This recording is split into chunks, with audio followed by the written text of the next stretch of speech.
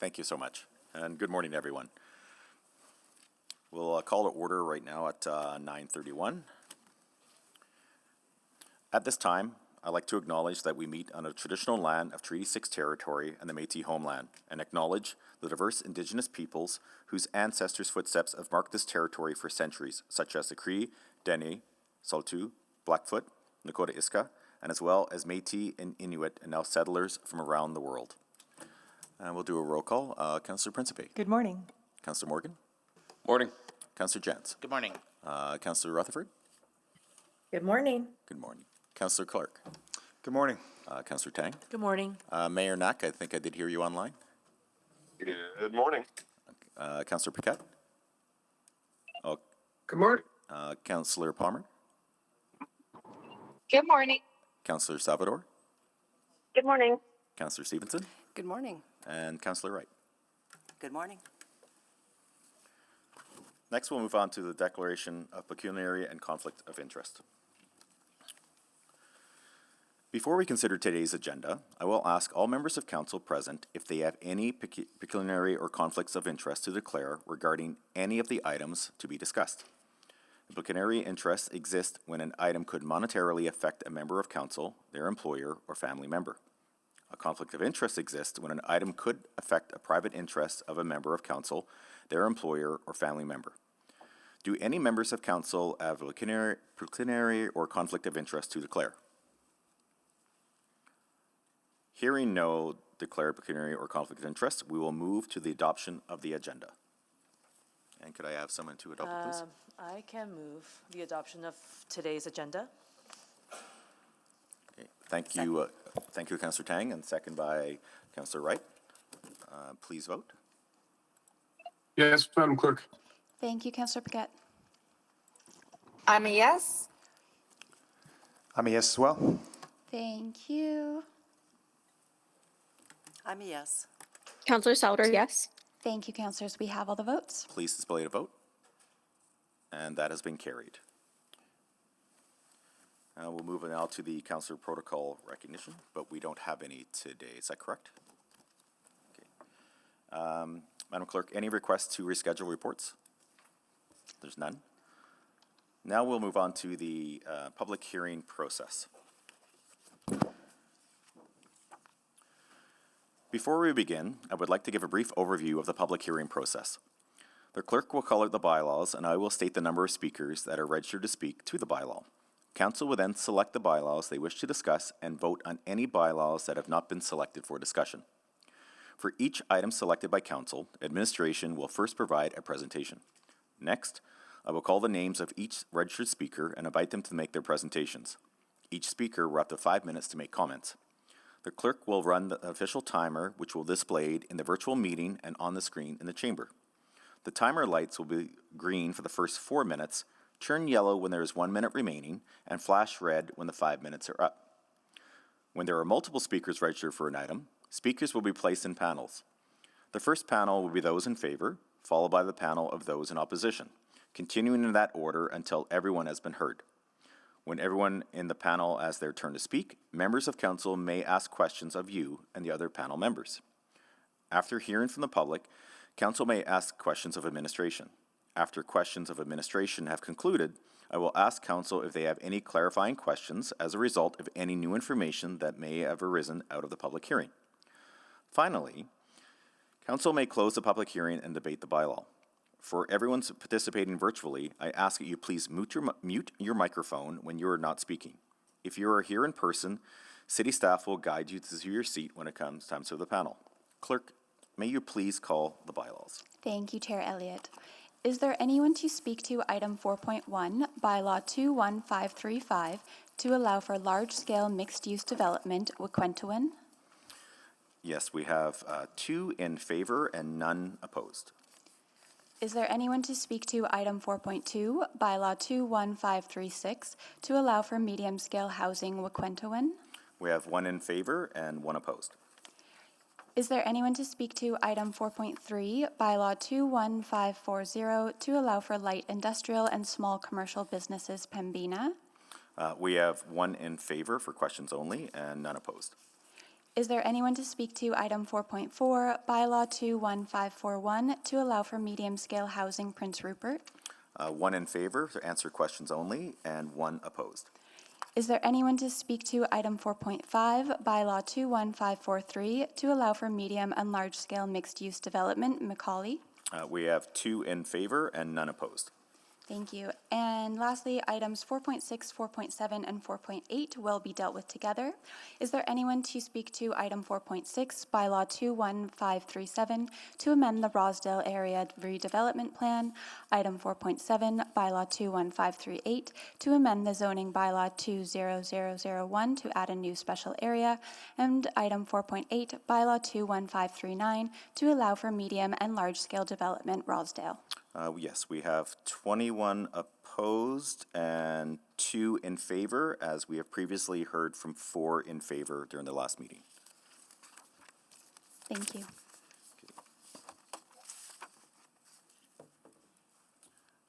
At this time now, we'll call for my colleagues to select.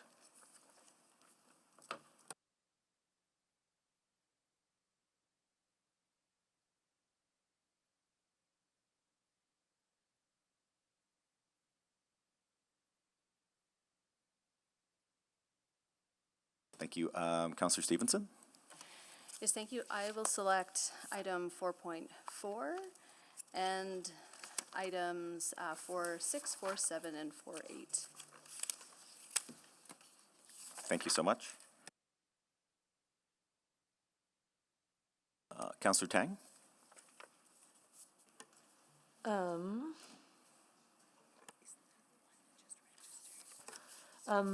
I just have some quick questions on 4.1.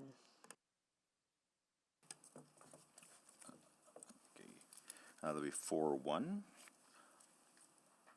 Anything else from my colleagues? Right now, we have 4-1, 4-4, 4-6, 4-7, and 4-8. Item 4.2 also had a speaker in opposition as well as one in favor. Apologies, I'll select 4.2.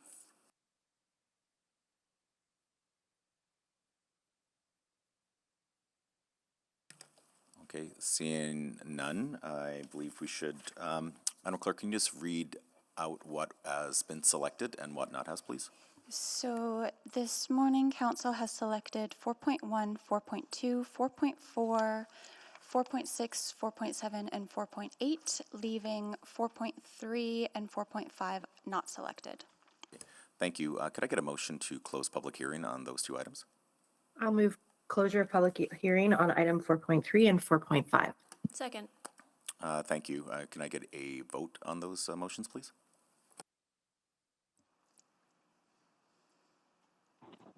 I'm a yes. Thank you, councillors. Please, oh, I'm a yes. Thank you, Councillor Wright. And Councillor Paquette, did it come up for you?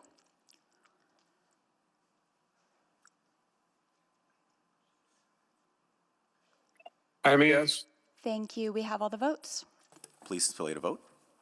And that is carried. And can we get one of my colleagues to, I think, first reading? Yeah, I'm happy to do all the readings, Chair. So I will move first reading on item 4.3 and 4.5. Second. Thank you. Please vote. I'm a yes, Madam Clerk. Thank you, Councillor Paquette. I'm a yes. Thank you, Councillor Stevenson. Oh, Parmar, sorry. We have all the votes. Please display to vote. And that is carried. I'll move second reading on the aforementioned items. Second. Please vote. Yes. I'm a yes. Thank you, councillors. We have all the votes. Please display to vote. And that has been carried. I'll move consideration of third reading on those aforementioned items. Second. Please vote. Yes. Thank you, Councillor Yes. Paquette. Thank you, Councillor Parmar.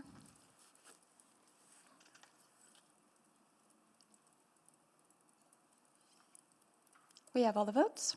Please display the vote. And that has been carried. And thank you, Chair. I will move third and final reading on bylaw 21540 and bylaw 21543. Thank you. Please vote. Oh, Second. Sorry. Yes. Thank you, Councillor Pickett. Yes for me. Thank you, Councillor Palmer. We have all the votes. Please display the vote. And that has been carried as well.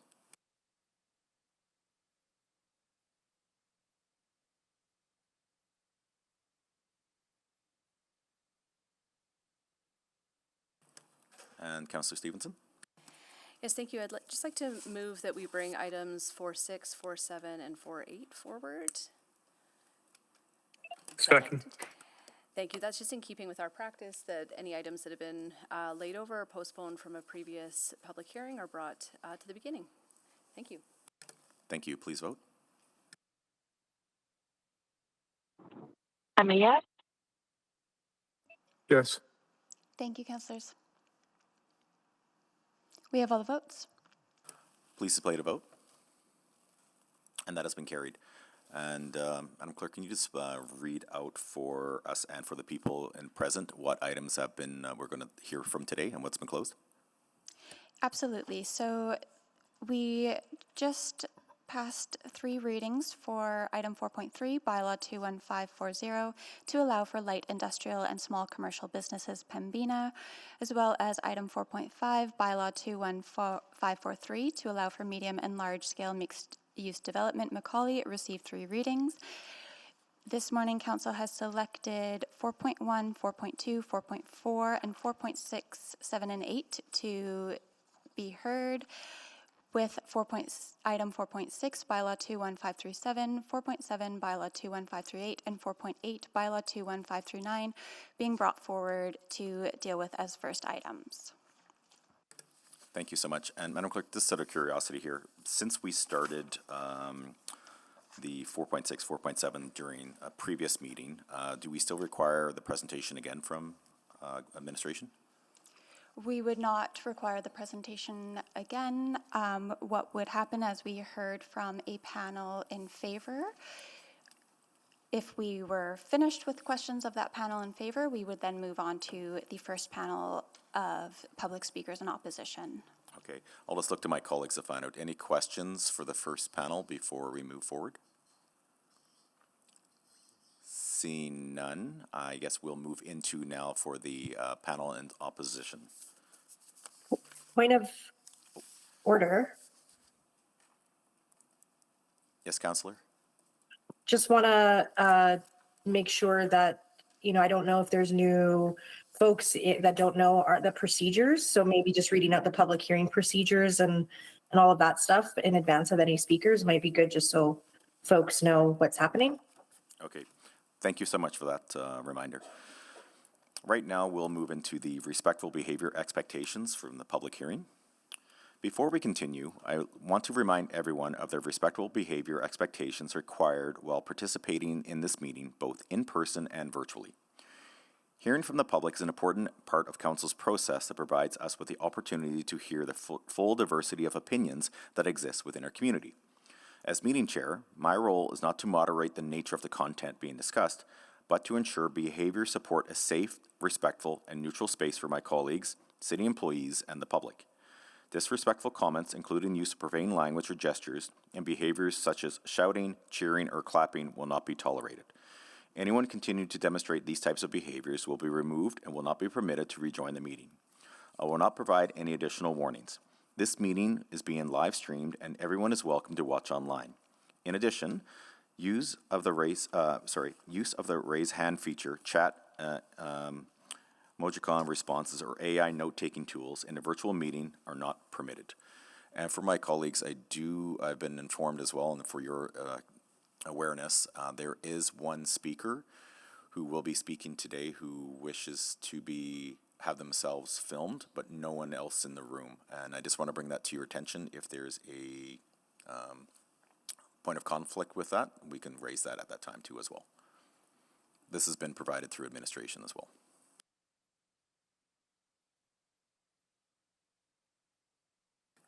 Do you have any questions on what has been provided? No. Okay. Madam Clerk. Councillor Elliott, may you read out the names of the public speakers in panel 1 for opposed? And if they are in person, I can guide them to their seat. And then if they're remote, we can just confirm that they're online. Okay. Thank you. Do we have Gerald Delorme in person? Yes.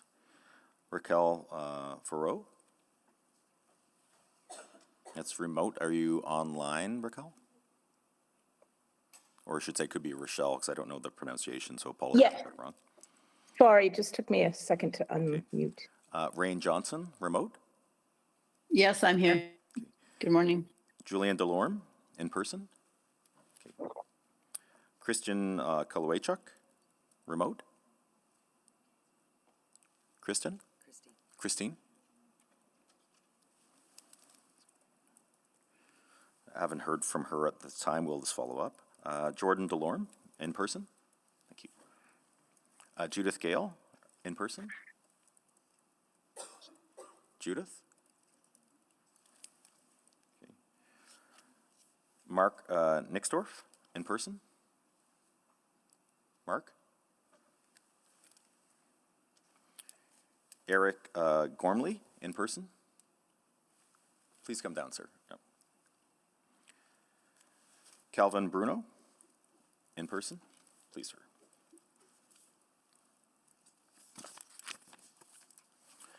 Catherine Cole, in person. Okay. Victoria Todhunter. Eric Baker. Albla Cassini.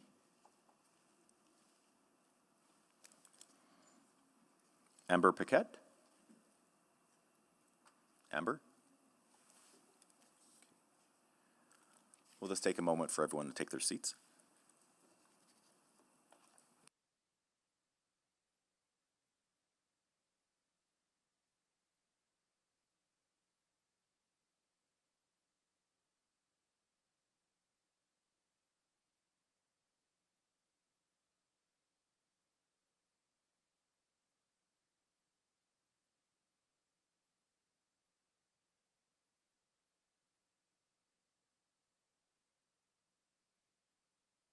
Okay, thank you, everyone. And just a reminder, we'll have the 5 minutes, and just notice the lights should be up on the screen or for your awareness.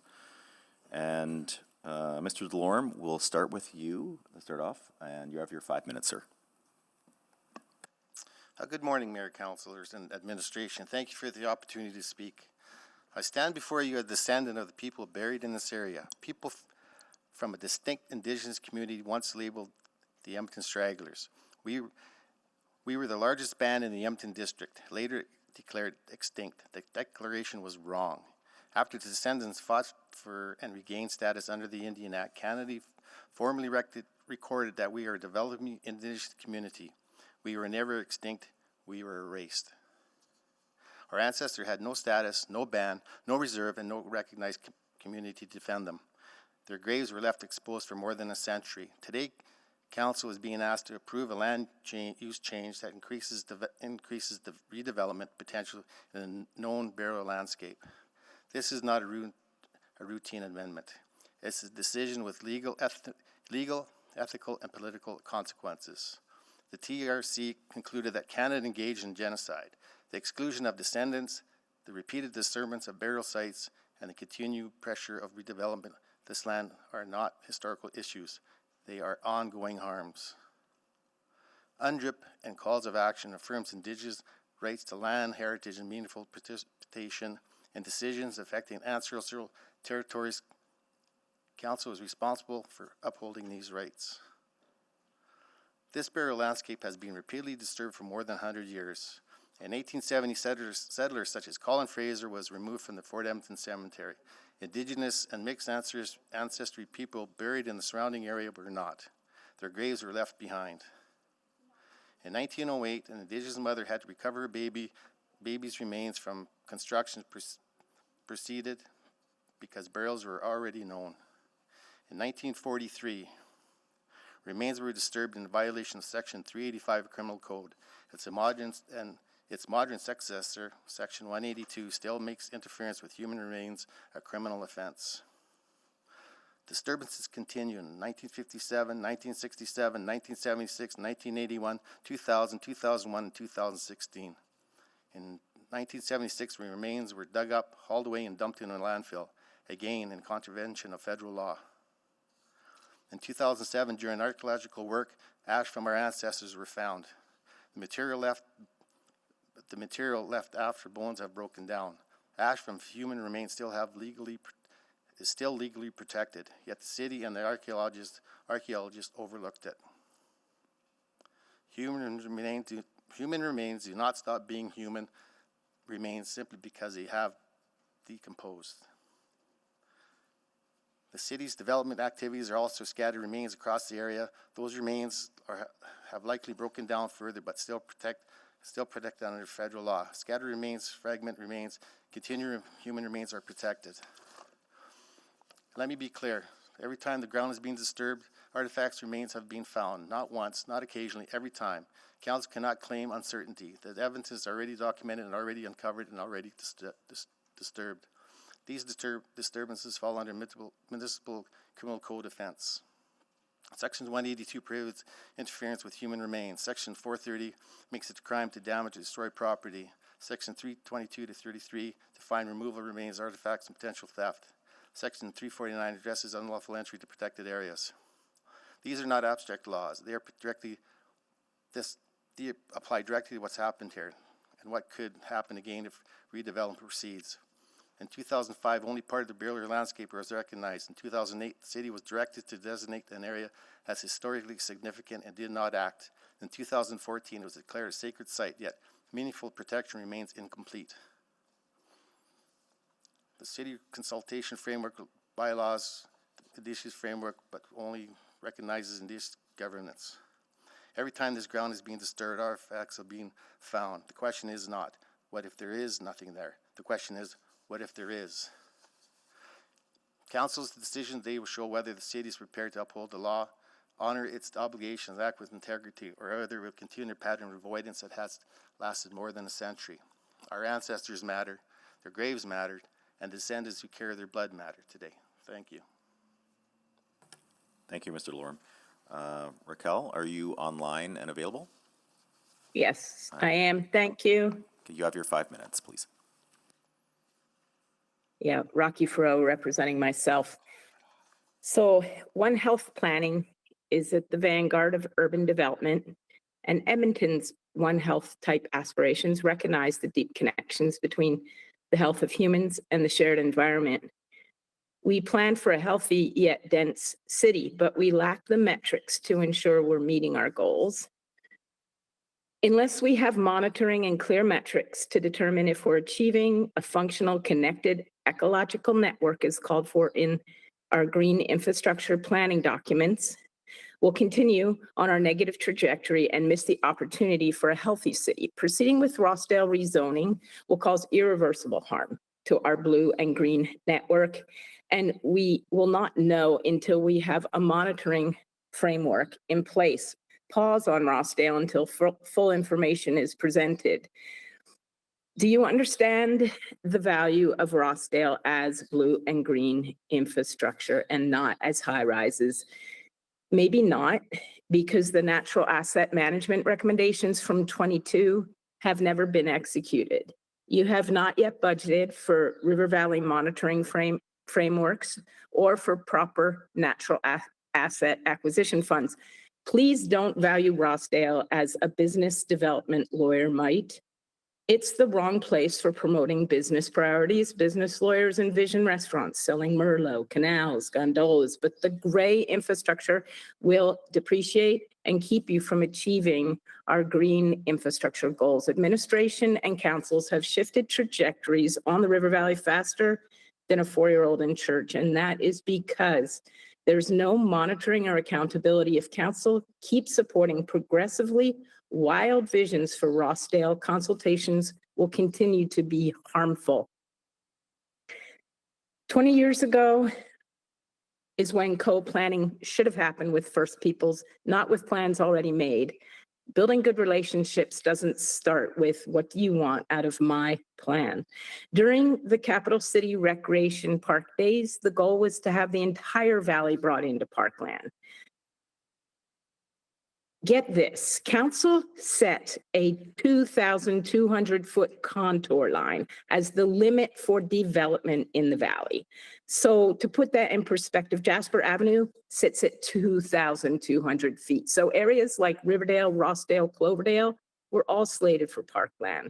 Later, the city shifted to allow homes to remain as villages in the park, but consistently since the flood of 1915, council has had the wisdom not to place high rises in floodways. Now we're incrementally planning and approving our way towards anything goes. Rossdale is an area which by all logic should be a historic and culturally protected resource. And that's consistent with parkland. Back up, make informed decisions, put this area under protection so it doesn't suffer from the impulsive visions that may not advance the goals of our high-level plans. From past surveys, I know most of council does not really want gondolas, climate costly cement, and more commercialization of our valley. Most of you wanted to keep it natural, so vote no. Ask administration to pause Rossdale or any new development in the valley until you have proper monitoring in place. Pause until we learn to engage earnestly and honestly. Thank you. Thank you so much. Rain Johnson, are you still available online? Yes, I am. Thank you. You have your 5 minutes. Yes, thank you. Yes, my name is Rain Johnson. I'm just on behalf of myself. So in the agenda package for today, it says that the Rossdale Area Redevelopment Plan was adopted by City Council in 1986 without specific direction regarding the area we are talking about today. Following studies, Council adopted the river crossing vision in 2015 that included the area for today and directed city administration to take actions to enact that vision. So then 11 years later, a lot has changed and the river crossing plan is out of date in relation to what is being learned by more and more people about the Indigenous diaspora that happened in this meeting place we call home. How city administration is laying out each separate decision for Rossdale while always mentioning how each one fits in the larger plan, including the ecologically disastrous Touch the Water Promenade, gives the whole river crossing plan a disturbing sense of entrapment. So also, let's not forget Gene Dubb's proposed super condo towers right along the river in Rossdale that were scheduled for a public hearing last August, but referred back to city administration to work with Dubb architects on changes to the application and return to a future public hearing. So I feel that to approve the rezoning today would mark the failing of another domino in what is administration's intention to develop heavily in Rossdale and west along the riverbank. To do this would be in direct contradiction to page 14 of the Ribbon of Green strategic plan, where it says one of the goals of the plan is identifying locations to improve wildlife connectivity while shaping, locating, and clustering development in the most appropriate and least impactful locations. This part of Edmonton is already a wildlife corridor pinch point. And if you've spent any time down there, you would realize how, there is quite a narrow area there, but when we need to protect it. So approving the rezoning today would also be choosing short-term economic gain at the cost of losing what is our greatest asset. Why not build on what makes Edmonton beautifully unique, which is the ecological connectivity and history of the river valley? There are currently 784 UNESCO biosphere reserves in the world, and Canada has 19 of them. Among them, Claycotte Sound and Georgian Bay. And these are defined as places where science, culture, and inclusive governance come together, showing how biodiversity, conservation, and sustainable development can successfully go hand in hand. Or consider a national historic site. As of March 2026, there were 1,004 national historic sites in Canada, with over 800 of them administered or owned by various levels of provincial and municipal governments or by private entities. By designation like this, or simply by our own self-designation in spirit and action, Edmonton could contribute this place to the world in a true act of reconciliation, growing and maintaining river valley connectivity, and showing respect for their burial sites. All citizens would benefit, and both Edmonton's burgeoning Indigenous tourist industry and the research draw in Edmonton would benefit. And, you know, on a real more personal note, I don't know about you, but when I ride my bike down in that area, or even drive, perhaps going through, I just have this sense of relief. Like there's not the big developments. It's just this expansive, really nice green that I get, and I feel my shoulders relax. So I feel like we can do better by not rezoning this area, by not putting high rises in there. Perhaps a little bit of a park space. It's in need of families that can walk from downtown to have a space to take their children. And I'm sure we can do better without the redevelopment and rezoning. And the choice seems obvious to me. Thank you. And thank you. And before we continue, I just want to remind speakers for 4.1 and 4.2, there's a high likelihood we will not get to you until after lunch. So I just want to let you know about that because it's 10 o'clock right now and we have a number of speakers to go through. You're more than welcome to stay, but I just want to let you know about that. Moving on, we'll move on to Julian DeLorme. Good morning, Mayor and members of Council. My name is Julian DeLorme. I stand before you today as a descendant of the Edmonton stragglers and as someone whose family has deep ancestral ties to Rossdale and the traditional burial grounds and Fort Edmonton Cemetery. Before I speak about zoning, development, or planning, I'd like to ask everyone in this room to think about one simple question. Where are your ancestors buried? Perhaps they're here in Edmonton, perhaps somewhere else in Alberta, perhaps in another province or another country. Wherever they are, I imagine you hope that this place will always be treated with dignity, respect, and care. That is all I'm asking for today. When I look at Rossdale, I don't see an empty parcel of land waiting for development. I see generations of people who came before us. I see First Nation families. I see Métis families. I see the people connected to the first Fort Edmonton. I see the Edmonton stragglers. I see one of the oldest chapters in Edmonton's history. Long before there were neighborhoods, roads, bridges, or zoning maps, there were people living beside this river. They gathered here, traded here, raised their children here, and buried their loved ones here. Rossdale is where Indigenous history, Métis history, and the earliest history of Edmonton come together. It makes it unlike anywhere else in our city. The Edmonton stragglers were not strangers to Edmonton. They were part of Edmonton. They lived along this river. They worked around the fort. They built homes. They raised families. They endured hardship. They witnessed the city grow around them. Many were eventually displaced as Edmonton expanded, but their story did not end. Their legacy remains woven into this place. Rossdale is not only where Edmonton's story began. In many ways, it is where Edmonton's story is remembered. I cannot introduce you to my ancestors. I cannot ask them to stand beside me. Time has taken that opportunity away. So today, I speak with the voice they no longer have. Today, you are being asked to make a planning decision, but I believe this decision is about something much larger than planning. It's about legacy. It's about every generation build something. Roads, neighborhoods, schools, businesses, but every generation is also remembered for what they choose to protect. Some places are replaceable. Rossdale is not. This is not an argument against housing. Edmonton needs housing. It needs investment. It needs thoughtful growth, but growth should never require us to forget where we came from. There are many places where a city can continue to grow. There is only one Rossdale. The Truth and Reconciliation Commission challenged governments and institutions across Canada to move beyond symbolic gestures and build relationships founded on respect.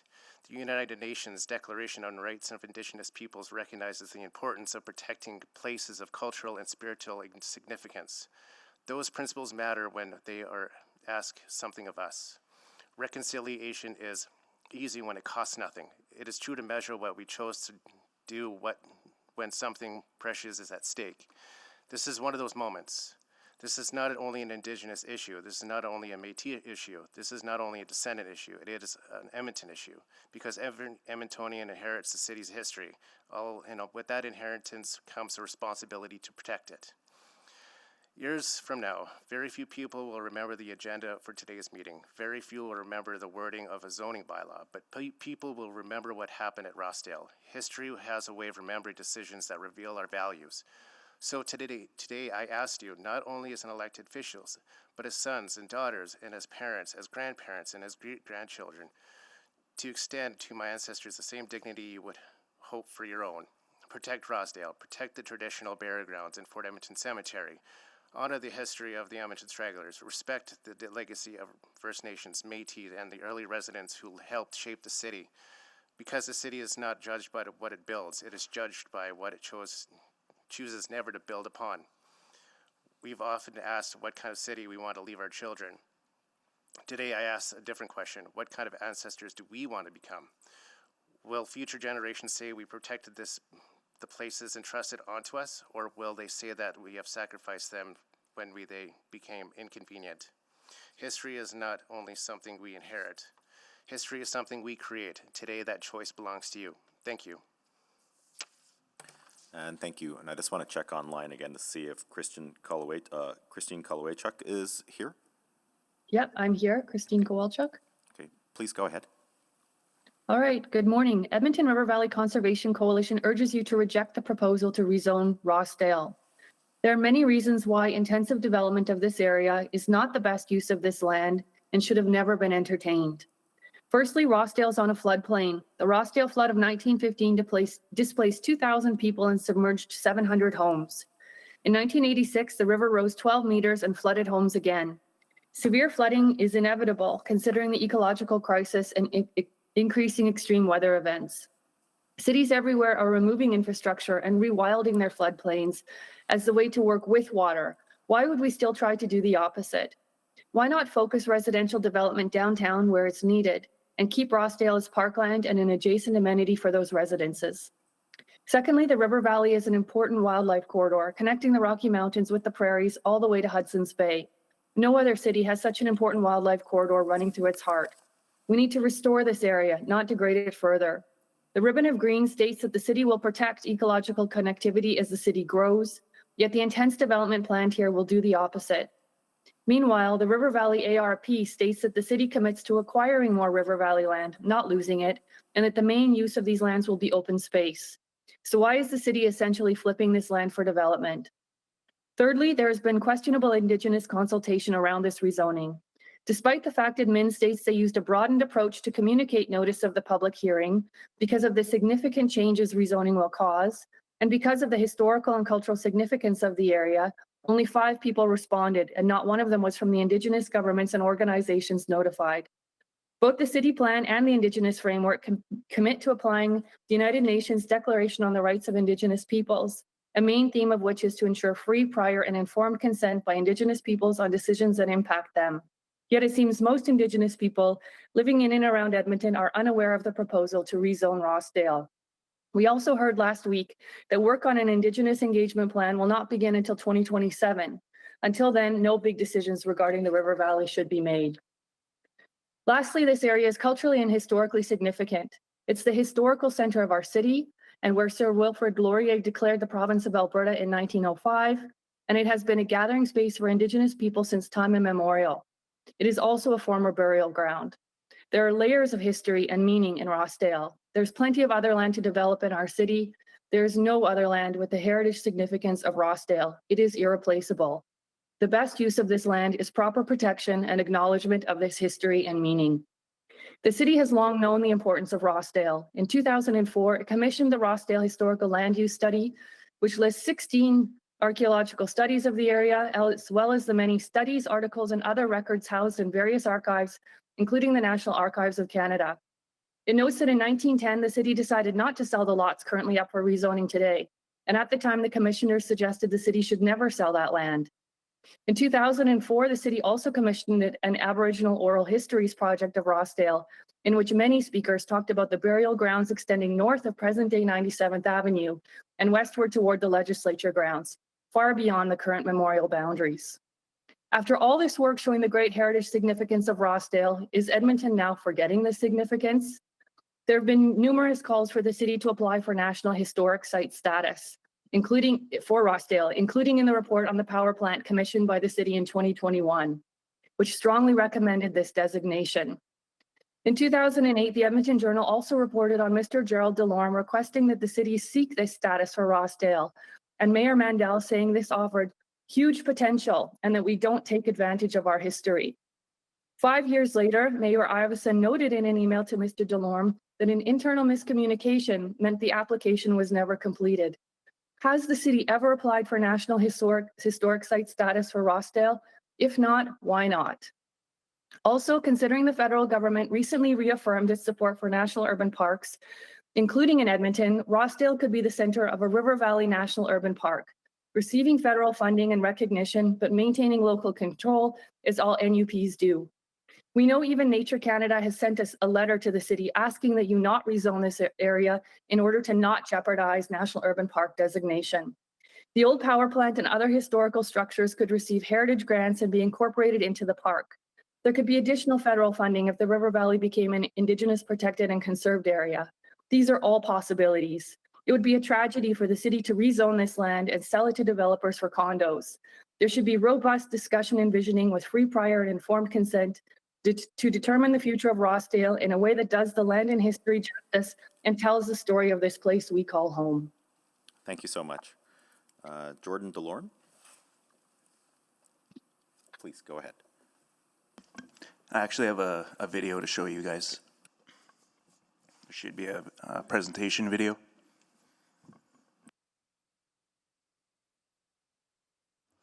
We are getting that loaded.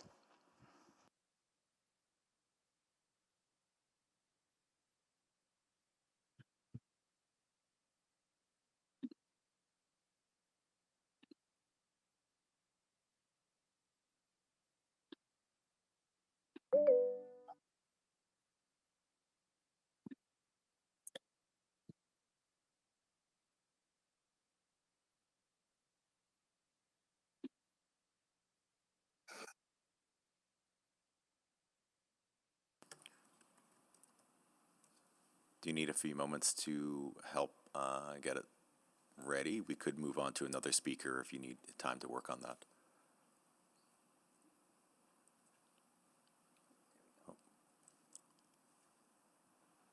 Rossdale, the place our great-grandparents were kids walking with their parents. This place where they'd meet other family and friends, eat, share stories, garden, fall in love, dance at the exhibition grounds, and have ceremonial funerals and create memories that would be passed down through generations. The people who shaped your family. They're gone, but the land legacy remains. Knowing beneath your feet are traces of all those lives over thousands of years. That is Rossdale. I'm a descendant of Pierre Lemay Delorme, who voyaged with Mackenzie to the Arctic Ocean in 1789. I represent the First Nations Beaver Hills Edmonton Stragglers status here on Turtle Island. Delorme has been on Rossdale Flats Edmonton census since at least 1899. My dad was a 60s scoop baby here in Edmonton who had to reclaim his identity. Rossdale Flats is not an empty piece of land. In fact, it is the most historically significant place in Edmonton. Before Edmonton was a city, that land was the connection point for everyone traveling. It is a crossing place, a gathering place, and a home for Indigenous camping. Dolly Ross, Donald Ross's daughter, noted remembering First Nations camping by the electric plant. The city's own Rossdale Historical Land Use Study documents thousands of years of human activity there. It identifies archaeological resources of provincial significance, the locations of early forts, and presence of burial grounds where human remains have been discovered repeatedly over the years. In Alberta, burial sites, human remains, archaeological resources, Indigenous traditional use sites, and historic resources are all subject to legal protections and oversight, like from us, because society recognizes that some places are too important to lose. The Constable's Manual of the Royal Northwest Mounted Police 1907 Indian Graves Section 385 quotes, "To steal or unlawfully injure or remove any image, bone article, or thing deposited in or near any Indian grave is an offense punishable on summary conviction by a penalty of $100, 1907 money, or 3 months imprisonment for the first offense, and to the same penalty and 6 months imprisonment with hard labor for a subsequent offense. The Administration of Indian Affairs in Canada says the same thing. However, in 1914, it jumps to $300. Sounds to me Edmonton has already committed this multiple times. What Edmonton wants and what is federal and international law don't go together. What happened to the historical designation that was asked in 2008? We all want to conserve our river valley, not structure it. Not everything needs development, especially more buildings. There are many parking lots downtown that deserve to be structured for homes for families, not a sacred historical site. Over 30 years of researching the city, laws, making connections with archaeologists, geological surveyors, scientists, historians, city workers, and documentarians, hundreds of documents, maps, news articles, surveys, piece it all together in weeks to distribute to the public. Edmonton, we know that this area and graveyard has been noted since the early 1800s. We have been here since before that time. The puzzle pieces come together. So, strike one, land and script negotiations. Google John A. McDougall and Richard Secord's script scam. Strike two, mass ethnic cleansing genocide and the 60s scoop. Google Camsell Hospital. Strike three, no consulting with the Indigenous, breaking the law and destroying Rosedale, a historical sacred site for the use of property, not to mention trying again with the gondola. Sometimes the city needs to be reminded of its atrocities, and Edmontonians deserve to know as well. The city thinks the longer it waits between time periods, the more we forget. On contrary, the internet has provided unlimited resources for us to use and laws to back up and to distribute to the public. Edmonton has this last opportunity to stop complete historic elimination. We're giving the city an opportunity to not break a massive law again. We have reached out to the city, and the silence back says a lot.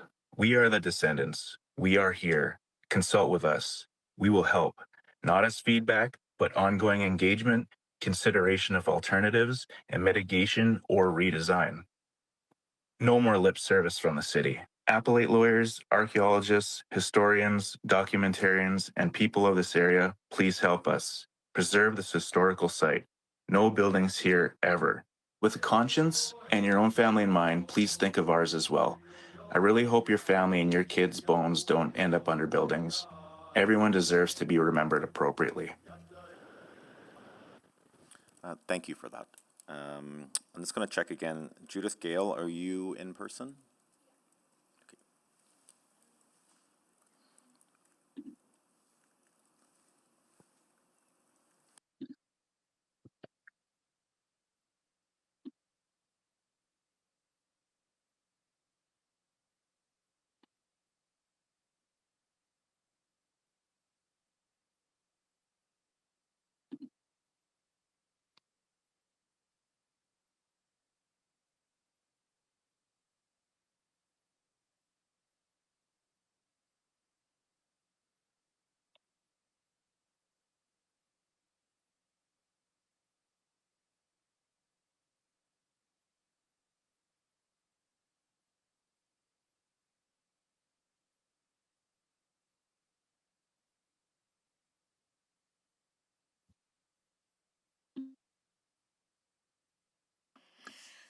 Okay. Hi, good afternoon, or good morning, everybody. Thank you for allowing me to speak today, as we didn't get a chance to speak the last time we were all together. And I just wanted to note that I was very disappointed the last time that we were all together, because not one of you human beings here in this forum uttered the words sacred burial grounds. And to me, that says a lot. That means that you don't even recognize our sacred burial grounds, and that's very hurtful, you know? We are people, we are human beings, and we've been on this Edmonton Our people have been here since time immemorial. I mean, I spent a week in the Alberta archives, and you can tell just from the earliest of written archival history that us Indigenous people have been here before you guys. You know? So for you guys not to even recognize and utter the words sacred burial grounds, I would like to hear each and every one of you say that word. It means a lot to us as human beings. A burial ground is the most sacred spot in a human's life. You know, if we don't get dignity in life, at least we can get dignity in death. You know, so say those words, sacred burial grounds. And please, I urge you today, I'm not going to talk long because I just want you to know that Dwayne Goodstriker has got some excellent ideas that have been overlooked for far too long. And I urge you to listen to him with both your ears and your heart today, please, and consider what he's saying. And yeah, I just say that it's indicative of this city to ignore our sacred burial grounds, just as you ignore our brothers and sisters living on the streets with nothing. But yet you guys seek the police on them every day to try to erase them. Well, they're not going anywhere, just as those bones buried on this continent aren't going anywhere. We're here to stay, so learn to work with us. Let's see, Joe. Hi. Thank you. We'll move now to Mark Nixdorf. Are you in person?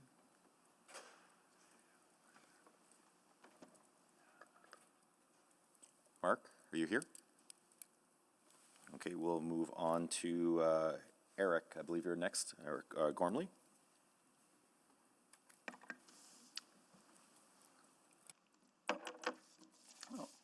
Good morning, City Council. My name is Eric Gormley. Back in 1974, City Council voted on whether to put a freeway up McKinnon Ravine. Had one more councillor voted for the freeway, today McKinnon Ravine would be viewed only from the inside of a car. In 2020, a council vote was just as close in determining the best use of land in a bend in the river below Cameron Heights. Like Rossdale, archaeologists had found this area to be rich in human history. Deer trails marked the ground that was rapidly reforesting. That land could have kept sustaining birds and animals. It could have sheltered the underground history dating back thousands of years, and could have been used as recreation grounds for a growing population in far west Edmonton. Today, that 50 acres of river flats is full of ground-mounted solar panels and is surrounded by a fence. Preserving River Valley land is never a bad decision. The valley is a complement to the bike-friendly vision Edmonton is trying to create. They both slow down city life and make it healthier. No one is far from the valley or ravine. Kept intact, they provide a bright future for the city. A decade ago, no one knew much about the riverlands below Cameron Heights. Rossdale's history has always been known. In 2022, Alberta archaeologists hosted their Canadian colleagues at the West Inn Hotel. The program for the event proudly states, below the hotel, toward the river flats, sits Rossdale. These river flats have been a gathering place for Indigenous peoples for thousands of years, the center of trade, celebration, and ceremony. When Europeans wanted to trade with the Indigenous people of the area, it said, these flats were the ideal location for fur trading posts. The land around these forts sustained all ethnicities and were used by all for burial grounds. That 2022 conference featured a guided walk of the flats, and it noted, recent impact assessments in these areas revealed new knowledge on activities within the river valley and the potential for intact cultural material beneath an extensively industrialized landscape. Here was a special place, a stone's throw from downtown. The Rossdale Land Use History of 2004 similarly concludes on the archaeological front. The scientific significance of West Rossdale is substantial. The prehistoric component is significant at the regional scale, and the historic component is significant at provincial and possibly national scales. Areas that remain intact are sufficiently important to warrant preservation or detailed study from a scientific perspective. The stadium parking lot, the subject of today's hearing, is mostly intact, as is the land next to Ortona. A partial assessment of this 3.6 acre parcel has turned up articulated bison bones, possibly a Northern Plains indigenous ceremonial offering. Another area of open space to the west of the parking lot that the city hopes to develop has possible human remains. We know there have been Sundance ceremonies on the flats. May I close with a comment from an Edmontonian who has led several tours of Rossdale. Besides the fact of subdividing a floodplain, he says, Indigenous sites is an important aspect for the city to slow down. Also, Rossdale has very important 19th and 20th century historical events. This is a rush job on an idea that has simmered since Lawrence Decore was mayor. That we are 4 decades after shows that there hasn't been a clamor for developing the valley in this way. It's time it was laid to rest. The Rossdale land going back 9,000 years is First Nations history, and it's our history too. Thank you. Thank you. Looking for Calvin Bruno.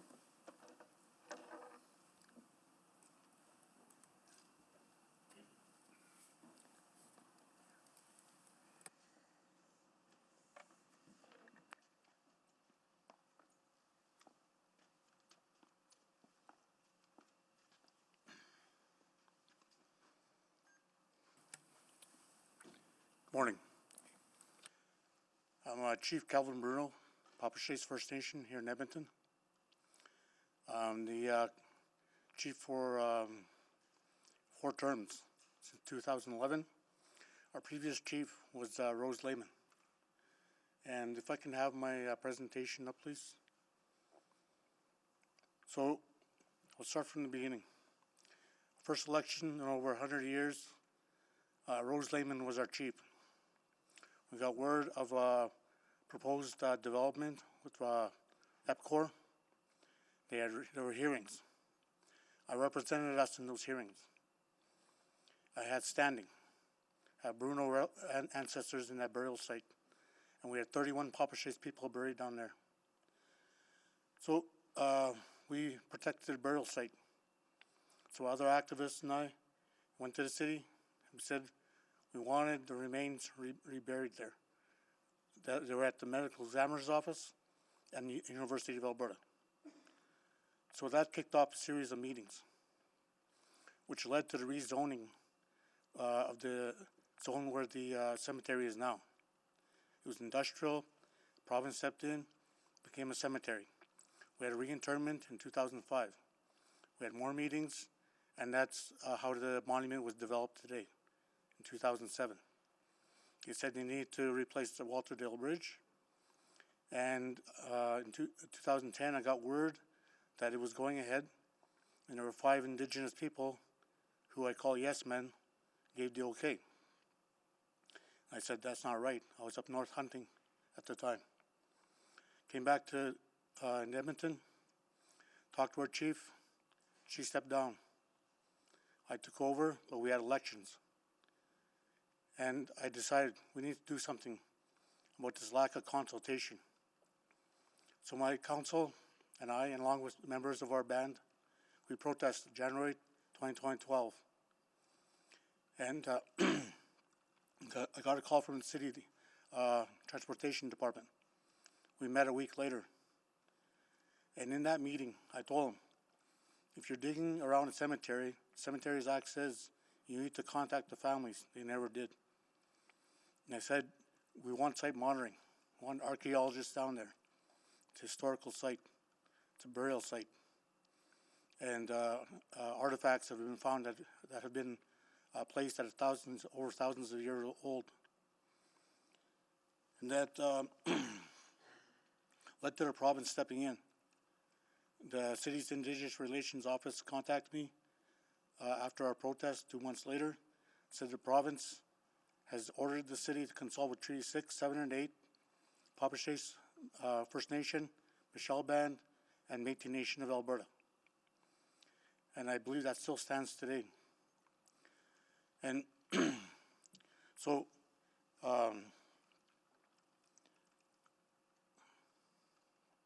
in 2004, we were asked by the city at the time, Bill Smith was mayor, and they actually asked the Indigenous community, what would you want down for Rossdale? So we came up with a plan, with our own ideas. We sent a letter in, and I'm continuing that vision today, and that's what that proposal is. So I want to say this development that is north of Remax Field, that's hundreds of meters away from the burial site. I'm hearing rumors that it was being built on the burial site, which is misinformation. And unless somebody has information indicating that there are burials there, then I think this proposal should proceed for redevelopment. And we have our own, which is nearby that area, and you will see that. So, so I think the city needs to continue with consultation with First Nations and Métis. Also, we need to have site monitoring there for any projects down there. And we were consulted on the upkeep of the burial site, the monument, and also for the Rossdale Community Revitalization Plan. So we have been consulted. I can't speak for other nations, and only the city can answer that. But that needs to continue. So that's what I'm in favor of. And these are my words. Thank you. Thank you, Chief. Catherine Cole, are you available? Yes, I'm here. Good morning. Thank you for the opportunity to speak to you today. I intend to argue for the use of the River Valley as light residential, recreational, and commemorative from the perspective of a historian, consultant, and River Valley resident who is writing a book about another community in Edmonton, Mill Woods. I'm immersed in the history of city planning and thinking about the consequences of decisions made by council over the years. The river is sacred. It is Edmonton's best feature and not to be destroyed, but to be protected for our children and grandchildren and their grandchildren. Any development should be on a human scale and continue to provide access to the river for all Edmontonians. The valley has been used recreationally since early settlement in the late 19th century and before by Indigenous people and fur traders. The river itself restricts access naturally, as do the bridge, road, power plant, burial ground, water treatment plant, downtown power grid, and baseball field. There's already a lot going on in the area. I oppose large-scale development for several reasons related to Indigenous history, natural fur trade and settlement history, and environmental vulnerability. The valley is not the place for densification. First, Indigenous history. This area is very meaningful to me personally. I've lived in the next dale over, Riverdale, for more than 40 years. I'm descended from Benjamin MacDonald, whose three closest playmates, his older brothers, 5-year-old twins, Donald and James, and his 2-year-old brother, Joseph, all died when Benjamin was just 3. I told their story to council 24 years ago, on July 9th, 2002, when council agreed to close Rossdale Road out of respect for those buried in the traditional burial ground and Fort Edmonton Cemetery. In the fall of 1844, my great-great-great-grandparents, Archibald and Jane Klein MacDonald, were retiring to St. Andrews, Quebec, when they had to overwinter at Fort Edmonton. The family contracted scarlet fever in the spring. We have Archie's letters to Sir George Simpson, dated May 12th and August 2nd, 1845, describing his heartbreak and inability to meet with Simpson in Red River that summer. I've written 2 articles about this connection, which I'm happy to share with you. The area has great potential to improve the relationship between Indigenous and non-Indigenous residents. Second, natural fur trade and settlement history. The river was recently recognized as a Canadian heritage river. This would be a logical place to commemorate the formation of the river valley. I was a consultant on several related projects, including heritage interpretation in Louise McKinney Park and the West Rossdale Urban Design Plan. Rossdale provides tangible evidence of Edmonton's early settlement, beginning with the First Peoples and the fur trade. Several Hudson Bay Company forts were located in the area from 1802 to 1831, when Fort Edmonton V was constructed on the present legislature grounds. Proximity to the transportation corridor for industry led to the settlement of Edmonton's first neighborhoods, and Rossdale was chosen as the site to commemorate provincehood in 1905. When I was working on the West Rossdale Urban Design Plan in 2010, the city wanted to commemorate the history of the area through the Historic Sites Monuments Board of Canada. Several significant heritage buildings and structures that predate the 1915 flood remain, and the city could create a self-guided walking tour using different techniques to interpret natural phenomenon, archaeological, and historic sites, both existing and lost. When working on the West Rossdale Plan, I also tried to argue to save a row of small heritage homes as a demonstration project for restoration of smaller homes rather than construction of monster homes, but was told not to include that. They're gone. The interpretation of the river as a natural force in shaping human events could be consistent throughout the valley, with a series of interpretive panels and ground marking about the river and about what is unique about each part of the valley, focusing on aspects that can be seen from each place. I've been involved as a heritage activist in several consultations about the future of the power plant, which has been waiting for its redevelopment for 25 years, since it was provincially designated in 2001. There has been talk of the power plant becoming a city museum and or Indigenous history museum or gallery, among other ideas, but there has been no commitment, or even in recent years, discussion. It seems the city is practicing demolition by neglect. Council needs to make a decision about the future of the power plant. Perhaps it could become a place to study and interpret the river. Third, the River Valley Park System. The city's early leaders understood the importance of the River Valley and began acquiring parkland in the 1890s. In 1907, Canada's first landscape architect, Frederick Todd, advised council to preserve parkland along the river. Rossdale Flats began to decline following the 1915 flood. The city began to acquire River Valley land for parks through non-payment of taxes in 1933. The 1949 Bland Spence Sales Report was Thank the you, first... Catherine. Sorry, your 5 minutes are up there. Okay, sorry. But thank you. We'll move on now to Victoria Todd-Hunter. Yes, thank you. Good morning, Mayor and Council members. My name is Victoria Todd-Hunter, and I am a settler on Treaty 6 territory. Like much of the city, Rossdale is located on a floodplain. The North Saskatchewan River famously flooded in 1915, leaving 2,000 people displaced. It flooded again in 1986 when 400 houses were damaged, and again reached flood conditions in 2005. Due to climate change and current conditions, 100 and 500-year floods are now commonplace. 100-year meaning they have a 1% chance of happening every year, not that they happen every 100 years, which means this type of flood can happen multiple years in a row or multiple times in a year. In fact, with climate change and rising sea levels, High Meadows Environmental Institute in Princeton estimates 100-year floods will happen every 1 to 30 years. The Alberta government shows that for a 30-year mortgage, the percentage of flooding in this area is anywhere from 5.8 to 26%. This number will only continue to grow. It is not a question of if this area will flood, but when. Why is the city investing $22 million into EPCOR's concrete barrier project instead of investing into its sponge city, building vegetation, soil, and waterways to work with the earth instead of against it? Rossdale Flats has also been a gathering place for Indigenous people for thousands of years. Philip Coutu of the Métis Nation of Alberta called it the richest historical site west of Winnipeg. In recent history, Indigenous activists have had to battle the EPCOR expansion and archaeologists excavating their ancestors in order to determine an arbitrary boundary for the Rossdale burial site to be created. However, as Blackfoot elder Dwayne Goodstriker noted in 2001, the burial site's boundaries are impossible to locate accurately as people are buried everywhere in the Rossdale area. It has been over 25 years since those excavations occurred, and countless desecrations have happened before them. The city is aware of what Indigenous people have known for years. This land is sacred. It is our duty, especially those of us who are settlers on their land, to honor it. Free, prior informed consent is a key value in the United Nations Declaration on the Rights of Indigenous Peoples Act. Yet, at the July 2nd Urban Planning Committee meeting and today, we heard from Indigenous, Métis, and Edmonton Straggler community members who felt their concerns were not being heard.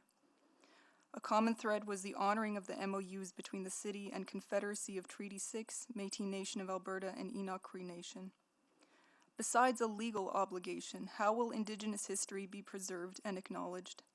How will these relationships be built to allow the history of this area to be preserved in a way that is both respectful and meaningful to these communities? Through all of these perspectives, one thing was clear. Work in this area cannot proceed without further dialogue with Indigenous communities. Especially in Rossdale, and especially in such a turbulent Alberta, we cannot afford to turn our back on the Indigenous communities any longer. There must be a process between the City and Indigenous communities that shows full transparency of how this land is to be used. All of this begs the question as to why the City feels the best use of this land is to build on it instead of building elsewhere. Rossdale is an area of great cultural and historic significance. We must treat it accordingly. Thank you. Thank you. Eric Baker. Good morning, Mayor and members of the Council. My name is Eric Baker, and I am a resident of Rossdale. I first really want to thank all of the speakers today. All of your voice is important, and I know it takes a lot of courage to come and talk to the city, so I appreciate that. I'm here today regarding the river crossing plan and the proposed rezoning. While the vision has merit, the current sequencing and density present severe unresolved risks. The business case introduces up to 4,000 new residents onto a 13-acre footprint. To put that into perspective, the neighborhood of Glenora has about 3,500 residents spread over 400 acres, with over 15 streets distributing traffic. The river crossing plan forces more than the entire population of Glenora into a footprint 30 times smaller, with only 3 main avenues in and out. Layering this intense density into an existing geographic pinch point is a recipe for permanent gridlock. Second, high-density living only works when it's balanced with immediate, high-quality public green space. A core promise of the river crossing plan is the Touch the Water promenade and the park area, but full capital funding for these assets has not yet been secured ahead of this housing development. If we build the housing first, we will overwhelm the fragile River Valley ecosystem before the protective park spaces even exist. Council, how can we approve thousands of new residents without securing the funding for the green space they require? Finally, we must address parking. River crossing residents, visitors, delivery vehicles, as well as the seasonal crowds at Remax Field will all need parking. As current parking lots are phased out for housing and commercial development, that pressure will spill directly onto the residential streets. For Rossdale, the residential street parking permit program is a lifeline, and I understand this is currently under review. We need a guarantee from Council today that our local residential permit programs will be safeguarded through this transition. We do want to collaborate. During the Rossdale Neighborhood Revitalization Project that's happening right now, administration held an open house at Remax Field. It was accessible, it was welcoming, and it was a true best practice. I strongly urge administration to replicate this exact engagement model for this redevelopment plan. Thank you for your time. Thank you. And I just want to check again, is Abla Kasimi remote? Okay, seeing not, we'll move on to Amber Paquette.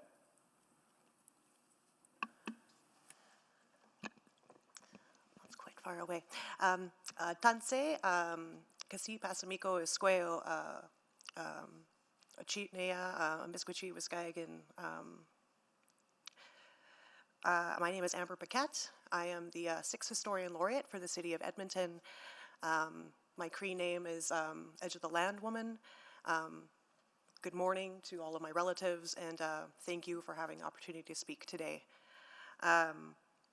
I just first wanted to say that there has been a lot spoken here, and I think there's been a lot of historical context given, and I don't need to speak too much more about that. I did want to just uncomplicate things a little bit and just speak to how special Rossdale is, that we have all of these people, this community that is willing to come here and speak for those who can no longer speak, to speak for the land, to speak for our future and our past and our present. And that is powerful, and it is unique, and it is special. And I want everyone to hold on to that, because that's not going to ever go away. We're going to be very, very persistent. I do also want to just clarify a little bit of what's down in Rossdale. There are 3 burial grounds. There is not just one. They have names. There is one that's the Hudson's Bay Company Cemetery, where of course we have First Nations and Métis, but also European individuals. David Thompson's son, Patrick Small, for example, he is buried down there. Quite a lot of people of historic significance, claim Rossdale as their final resting place.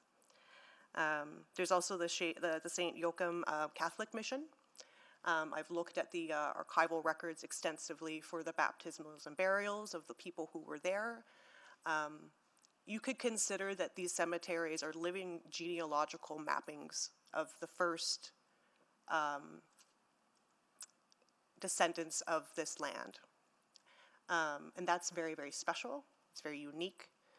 I again want to stress that you don't get this almost anywhere else. It has been noted that Rossdale there's nothing like it in all of Canada. And so when I was selected to be the ambassador of your city's history in 2020, I chose Rossdale to be the living, beating heart of that story. Rossdale's history is the city of Edmonton's history. There is no other place that is more paramount, more key, more critical in telling that story and all of the chapters in it. And then there's, of course, our traditional burial ground, which has interments that go underneath what we call the Mazama ash layer, which is over 8,000 years old. That's a lot of people, 600 generations of people. Beyond that, the proposed area is our Sundance grounds. That is not obscure, that's archivally documented. There are photographs of people outside the palisade walls, which would have been in Fort Edmonton at the time, conducting Cree thirst dances in that area. You can look at those photos for free online anytime, City Edmonton Archives. That was also the historic racetrack, where races were held by the residents of Fort Edmonton and the surrounding areas for decades. It was one of the most favorite of pastimes for the people here. So the Sundance grounds was surrounded by the racetrack. For context, if you can look at where the baseball field is today, that was where the horse guard was. My family was all a part of that horse guard. So you can start to look at this place a little bit differently when you take the time to know the people who were there. And I would like to see this reflected there. And to end, there is a heritage policy number 24, where First Nations, Métis, Inuit, the city must document, map, and all known First Nations, Métis, and Inuit sites, burial grounds, and areas of cultural significance and integration into the development decision-making process. you have that policy, it exists, feel free to amend it like I recommended, make it better, and act on it in the future. Hi. Thank you. That concludes for panel 1, and Madam Clerk, I believe is an opportunity now to provide questions to that panel before we move on to panel 2. Okay. And just to the speakers, thank you. And what we'll do now is open up to the floor for my colleagues to ask any questions of each and every one of you. Councillor Stevenson? Yeah, thank you very much. Really appreciated the feedback and insights shared. Maybe I'll go to our last speaker, so Speaker Paquette. Really appreciate the insights. Just wondering, so we do have the Heritage Interpretive Plan, I believe, in Rossdale. Just wondering if you could speak to that, because I think that desire to share stories, to reflect history is really present in the plans, but just wondering if you wanted to share any more on that about, yeah, maybe what else needs to be done or what's missing from that? I myself have never been consulted or spoken to about that plan, so I don't. I mean, I think at the last meeting, transparency was quite an issue, with certain individuals maybe not being spoken to or maybe included in some certain conversations that should have been included. So I personally, I don't know what the plan is for that interpretive plan. There has been many plans proposed over the decades that have never actually come to fruition. And that's my concern, is that this happens quite often. About every 6 to 8 years, a new development plan is proposed. When there were already really, really wonderful interpretive plans in place that weren't initiated. And I don't know why. I would maybe love a little further clarity on why. Great. I believe even the Umperville Interpretive Center was once proposed for that area by Philip Kotu. I'm not sure what happened to that. Okay. Yeah. Great. No, that's really helpful. So really that question around implementation, how that will be implemented moving forward, that's a great question. I'll take it forward to the applicants on the next panel. Yeah, and again, otherwise, lots of great questions that came out of those comments that I'll be bringing forward to our city staff. That's all for me. Thank you. Thank you. Councillor Jans? Thank you. May I ask Chief Bruno a question, if you're able to come down to the mic? Or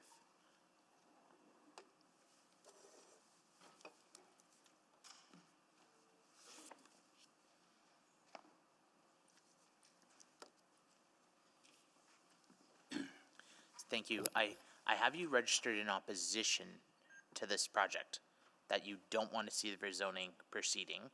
But then when I heard your remarks, I seemed to hear you indicating that you wanted this project to proceed. Am I misunderstanding? No. What I said was that that I was basically saying that there was no development planned on the burial site. That I wasn't in favor of. That was misinformation. And basically, to proceed with caution, have site monitoring archaeologists on site, because you never know with Rossdale about human remains or artifacts, and that just like the rezoning of the cemetery, that I agree with this rezoning. And if you look at my proposal, our proposal, that would have to be the same thing too. And in that proposal, it was partly in response to the city's RFI for the power generation station. So there's ideas in there about renovating the building and having partially a museum in there. But also with the other part of that is we want to have a cultural community center, cultural interpretive center, along with housing and along with a place to conduct business as well, but also with other First Nations. So we want to have the ability to tell the story of Rossdale and the Papachaise First Nation, but other nations as well. And that way, it would also help to attract tourists. It'd be great for tourism, but it also would create a lot of opportunity for housing, but also a lot of employment for First Nations and Métis people, Indigenous people, but also non-Indigenous. And to clarify, when you say, I've heard from, well, I just want to make sure we're talking about the same parcel. You're talking about the area north of the road, and if I understand you, you're saying you're being very clear that you do not want any developments south of the road, where the current burial site is marked east of the bridge. Is that correct? Yes, that's correct. Okay. Thank you for sharing. Thank you. Councillor Wright? Chief Bruno, please, can you come back? Thank you. So, so where the Ball Diamond parking lot is, you're not considering that sacred burial ground at all? Well, we've already established, and there's even a map that shows where the burial site was, and that's what we had rezoned. Okay. And but that area, but it's just, all I'm saying is proceed with caution. Have archaeologists and have site monitoring. Okay, because we've heard from other speakers that that is considered, and I think it was Ms. Paquette said that that could be the Hudson Bay or the St. Joachim. I'll check with her as to what area she's talking about. And then you also mentioned the RFI, and we aren't going to be getting any information on those proposals. And you're talking about using the power plant, but that's not in this one amendment here. So does this hinge, being able to use the power plant for the cultural center, does this hinge on the changes that are being requested today? Well, the way I see it, it's all comprehensive. You know, this plan, what we're talking about today, you know, that could open the door for our proposal, and also for the revitalization of the power plant. Okay, so but could the power plant proposal proceed without having to put in a 23-story tower to the north? Yes. Okay. Okay, thank you. That's all I have for you. Appreciate you coming out today. And then I guess I will then go to Ms. Paquette. The parking lot just to the north of the Ball Diamond? Yeah, yeah, the Ball Diamond itself, that area, there is a map. I didn't have the chance to prepare it, unfortunately, but there was a great map done by Philip Koto where he pretty much has reconstructed that whole area. All of Rossdale is an archaeological complex, just to be clear, the whole flats, the whole thing. Nothing is, that little area over there has nothing in it. The whole thing is. The Sundance grounds is where the parking lot, that parcel, that is where it's going to be rezoned. So there's not burials there. That does not mean it's not. It's still sacred. Yeah, okay, okay. Okay, thank you very much for that clarity. I think, Mr. Delorme, how much time do I have left? You had said that in 2008, the city received direction to designate that area as a historical site. Who was that direction from? The province? From me. Oh, from you, okay. From me personally. Okay, because, and then I think Chief Bruno then talked about in 2012, the province directed the city to consult with Papa's Chase Métis, Michelle Band, but not Edmonton Stragglers. That's right. Okay. Okay. For the simple reason that I understand that how it went through for them not to designate it, because we went through a couple of meetings and we overheard certain individuals from the city and planning with their conflict of interest that they wanted to build down at Rossdale. And this is one of the reasons why that was put to the side. And I actually forwarded my request to the Monument Boards of Canada, and I asked back then, did anybody within the city apply for designation? They said no. So that right away told me that they had plans for building there already, and I was a stickler to saying, okay, now into having that as a designated, we wouldn't be here today if it was designated as a historical site. That's the difference. Yeah. This would have been all taken care of. There would be no fighting, because I proceeded and looked further down the road of how this could be solved. But the salvation of it all is this. That's what people were ahead from. And knowing that the city of Edmonton has broken Criminal Code of Canada, that even makes it even a little bit tougher to swallow. And knowing and seeing the men I used to work with and still seeing the fear in their eyes and scared to go against the city because they were going to lose their job from what they've done. You know, it hurts. It hurts. And being that the parcel of land that there's developing right now, we went with a fella that grave divined, and he found the ash of our ancestors. It's there. Okay, thank you. I'm sorry, my time is up. Thank you very much for coming today. Councillor Clark.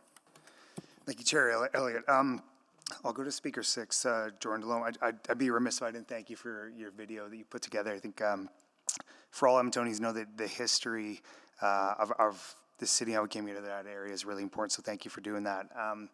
You mentioned the video to consult with us, and I guess I just kind of want maybe your ideas on what you would best like to see in this area to kind of represent the historical significance. Yeah, for sure. So in my video, there were a few slides of just some ideas of how it could look. Basically, just how we've been discussing, just make it a monumental place. Make it look like it's an actual historical site. Just keep it as it is. I don't see a purpose for anything that needs to even go there whatsoever. Just leave it open land. That's just me personally, though. I think it's beautiful down there the way it is. Great, thank you. I'm going to go to Speaker 13, Speaker Eric Baker. You kind of mentioned, you said like the consulting was good and the I guess the procedure of that, but you still, if I'm hearing you correctly, still have some serious concerns on proposed rezoning and what could come with that. Is that right? I would suggest that the consulting for this plan has not been good with the neighborhood. Now, I'll give you some context. My wife and I, we've lived in the neighborhood since 2023. We participated. Right now, Rossdale is going through a revitalization plan. The consultation with the revitalization was phenomenal. That administration that's managing the revitalization, they had an open house. There's been continued dialogue. The open house that they had at Remax Field, it was welcoming. There was tons of residents. The Across the River administration, they had a section there, but the community was there to talk about the revitalization. And my experience when people engaged with that one booth that they had there about Across the River, it was a surprise. That was the first time many of us understood that there was going to be this in particular redevelopment. I know that there's people in the community that have been there for a long time that understand and probably be part of the consultation. I think that the plans have evolved a little bit since some of those plans have taken place. I know that they have, but I'm not here to speak about that in particular. Hopefully that helps you, though. Yeah, it does. Thank you very much. That's good for me. Okay, thank you. Seeing no other questions from my colleagues, I'll just let you know we will switch now to the next panel. There may be an opportunity when we ask administration for new information that maybe have more questions for you. I just want to let you know that for the future. Now we'll move on to in favor for panel 2. So I'll just ask, we have Chris Hodgson in person. And Christine, my apologies, I'm going to probably mispronounce. Fleural? That's remote. Are you online? Yeah, I'm online, and you got it. Thank you. And I believe there's one addition as well for Roger Smith. Roger, are you in person or online? Oh, I see you. Okay, thank you.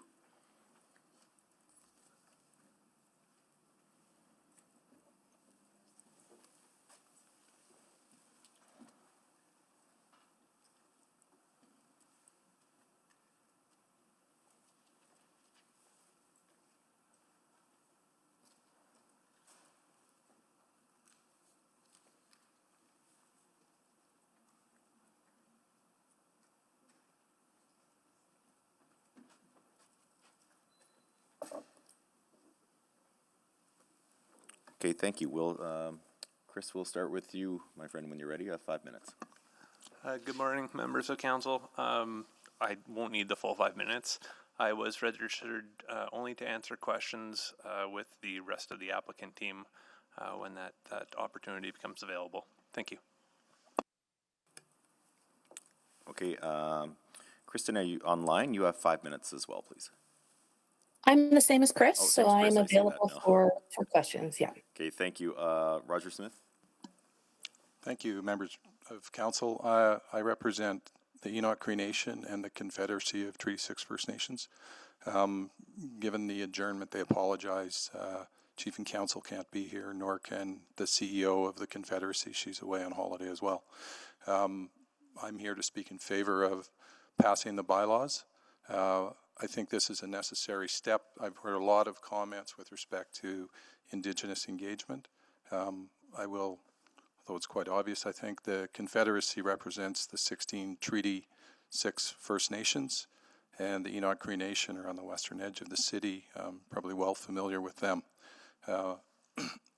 So we view this as a necessary step. We reviewed the bylaws. We don't have an issue with the bylaws. This is a next step in moving forward with discussions and engagement with First Nations on an orderly development and revitalization of the lands that are in question. Some of the reasons that we think that the natural voice of the First Nations in these discussions with the City of Edmonton would be formally restoring an Indigenous presence and leadership in those discussions, dealing with a group that can deal with the cultural and ceremonial heart of the region, economic reconciliation and shared prosperity, stewardship, protection of the land, and the model of the nation to city partnership, which is already in existence but can be further advanced. So a couple of the alignments that we see are the Indigenous framework, which call for shared decision-making relative to these sites, meeting the Truth and Reconciliation Committee Municipal Response Plan, and then the River Cree Indigenous Involvement Approach that was developed in 2024. The reasons that we feel that this doesn't really relate to the passing of the bylaws, but I think passing of these bylaw amendments opens the doors to that formal engagement with this group. We would speak on behalf of the rights holders, the Treaty 6 Nations of the Cultural Authority, to speak on behalf of the development of these lands. It would align with city policy, and the nation, in particular the Enoch Cree Nation, together with the Confederacy of Treaty 6 First Nations, have the capacity, the financial resources, and the authority to deal with the development of these lands eventually in a responsible manner. Speaking of other examples of this across the country, the Squamish Nation in Vancouver are currently developing lands in Vancouver on such a partnership. The Treaty 1 First Nations in Winnipeg are developing a 100-acre development in the city of Winnipeg along the same lines. And thirdly, there is a consortium of the Musqueam, Squamish, and Tsleil-Waututh Nations who are developing jointly the Jericho lands in Vancouver. So this is an example that does exist, and I had the opportunity to meet last week with the Treaty 1 nations in Winnipeg. I had a good long meeting with them, discussed with them the development, how it's going, how it's working, what they've done, and their vision. It's going very well. The 7 Treaty 1 First Nations who are a member of that are very happy with the development, how it's going, and answering all of the concerns, both in terms of responsible development and preservation of cultural sites.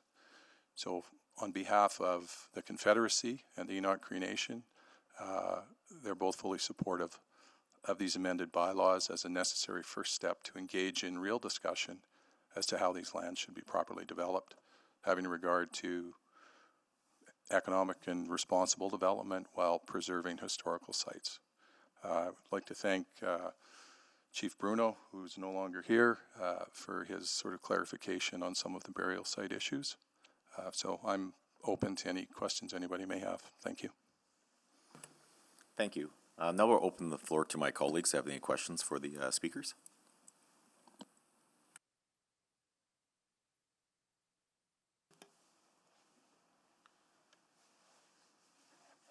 Councillor Jansen. Thank you. If I can go to guest Hodgson. Apologies, Councillor. I believe the mayor was on first and I did not see it and I jumped to you. Mayor Knack, please proceed. No problem. We're all going to ask the same questions, and I'll get an opportunity to ask questions rather. So maybe I'll go to our last speaker first, Mr. Roger Smith. Thank you for coming. I feel it was very thorough, but I just want to circle back to that one of your last points around the preservation of the important cultural areas. I think we heard from one of our earlier speakers about the sacred burial grounds. What I'm hearing from you, and so I just want to make sure I'm not misunderstanding, is that there is still a lot of important and critical work that has to be done on this entire area of land around preservation of historical and cultural areas. And what I'm hearing from you, and just tell me if I've interpreted correctly, is that you are comfortable with this very specific rezoning while recognizing there needs to be a significant body of work done in partnership or ideally led by Confederacy of Treaty 6, Enoch, and to ensure that that is being respected going forward. Is that a correct interpretation of what I heard in your remarks? Yeah, I would say that's a fair interpretation. There's, as I said, this is a necessary first step for the First Nations to develop those lands. There will be discussions with the City of Edmonton and negotiations relative to the development of an urban reserve and all of the things that go into that, followed by the responsible development of the lands. And neither the Confederacy nor the Enoch Cree Nation want to just plow ahead with commercial development. They want a very balanced and reasoned development of those lands, and feel that those First Nation groups are best positioned to deal in a business-like manner with the city to ensure that all of those boxes are checked. 100%. That's really helpful feedback. And I'll try to, Councillor Elliott can rule me out of order if we go too far, because the challenge, just so you have context, and we talked about this at the last public hearing, the challenge we're really facing today is that do we take the existing development rights, which are already on this place as approved in 2011, and update them to this new piece? But there is a much bigger conversation, and I think you would have heard it from many of the speakers in opposition. And I think from what I'm hearing from you, you would share many of the concerns of the speakers in opposition if you were not actively engaged and involved and potentially even leading that next phase of work. Correct? Yeah, I think you need to balance all of the people who are opposed, the people who are in favor, and the orderly development. I think you balance all of those things. But certainly the Confederacy of Treaty 6 First Nations and the Enoch Cree Nation are not oblivious or do not have regard to the concerns of the speakers who have been here today. But there's a process of balancing those discussions. And there would be a way, and I guess the question, or what I'm hearing from you is that you would be able to help, either help or potentially lead that next body of work to ensure all of that is being addressed in a responsible and careful and a thoughtful way so that there's nothing that is being disturbed, as an example. Yeah, I mean, that certainly is the intention of the Confederacy and the Enoch Cree Nation. And the process in creating an urban reserve to do this development, similar to the process that has been undertaken in Winnipeg and the two in Vancouver, that involves working with the city for the transfer of the land to create the urban reserve.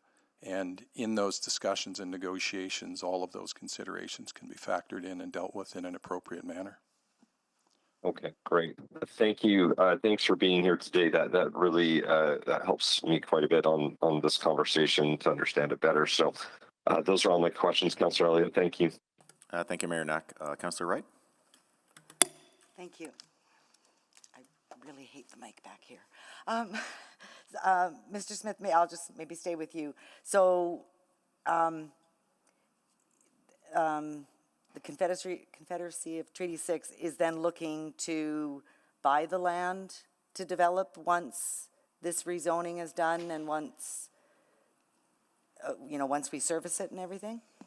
So, Councillor Wright, I just want to remind you, we are in a land use public hearing, so in terms of ownership and governance and so on and so forth, I would ask that you stick to the land use considerations, which can include consultation with communities, but in terms of ownership, I don't think that's relevant before you today. Okay, so right now with the current land use,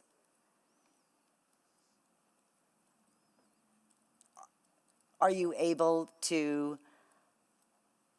continue that consultation? I mean, we could continue the consultation, but inevitably, I think that the amended bylaws proposed are what would be required, and so I think it would circle back to this kind of a discussion at a later date, and anything that was discussed. The first step, in my opinion, in the process is you've got to get the lands into a bylaw structure that can be used to develop the lands. And so I think to circle back at a later date, yeah, you could do that. But we're here; they've been developed. We have no opposition to them. So I think, practically speaking, it would be better to approve those bylaws than to defer this and have consultation and circle back again. That would be my. Okay. This ink pen is restricting me. So the three items that we're discussing today is not just for the just to change the scale of development or to increase the scale of development from the current, but it's also for the broader new special area. And so again, I'm just wondering why we're needing to expand this special area right now. Maybe I'll go ask Mr. Hodgson that. Councillor, probably a question that's best asked of the remainder of the applicant team, but my understanding right now is that the current zoning, while allowing for development, that there are some restrictions in place that don't allow for subdivision, and so the updated zoning will allow for us to proceed with development in due course. So what else needs to be subdivided? So we're going to be circling back to this again to do some more subdivisions, some more rezoning within that special area?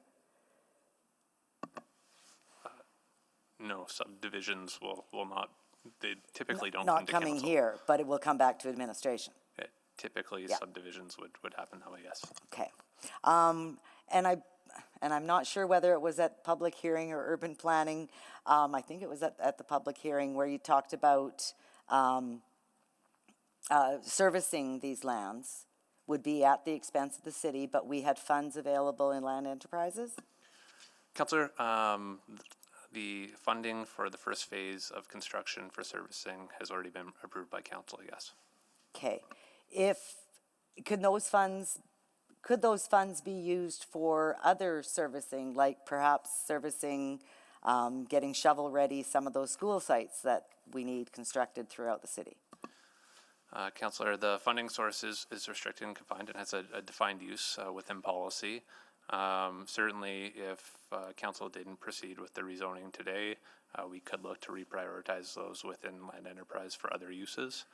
Would those school sites be a purpose within that policy? Councillor, it would, on the spot, I'm not really certain as to whether it would apply or not. Okay. It would depend on the use of the school site.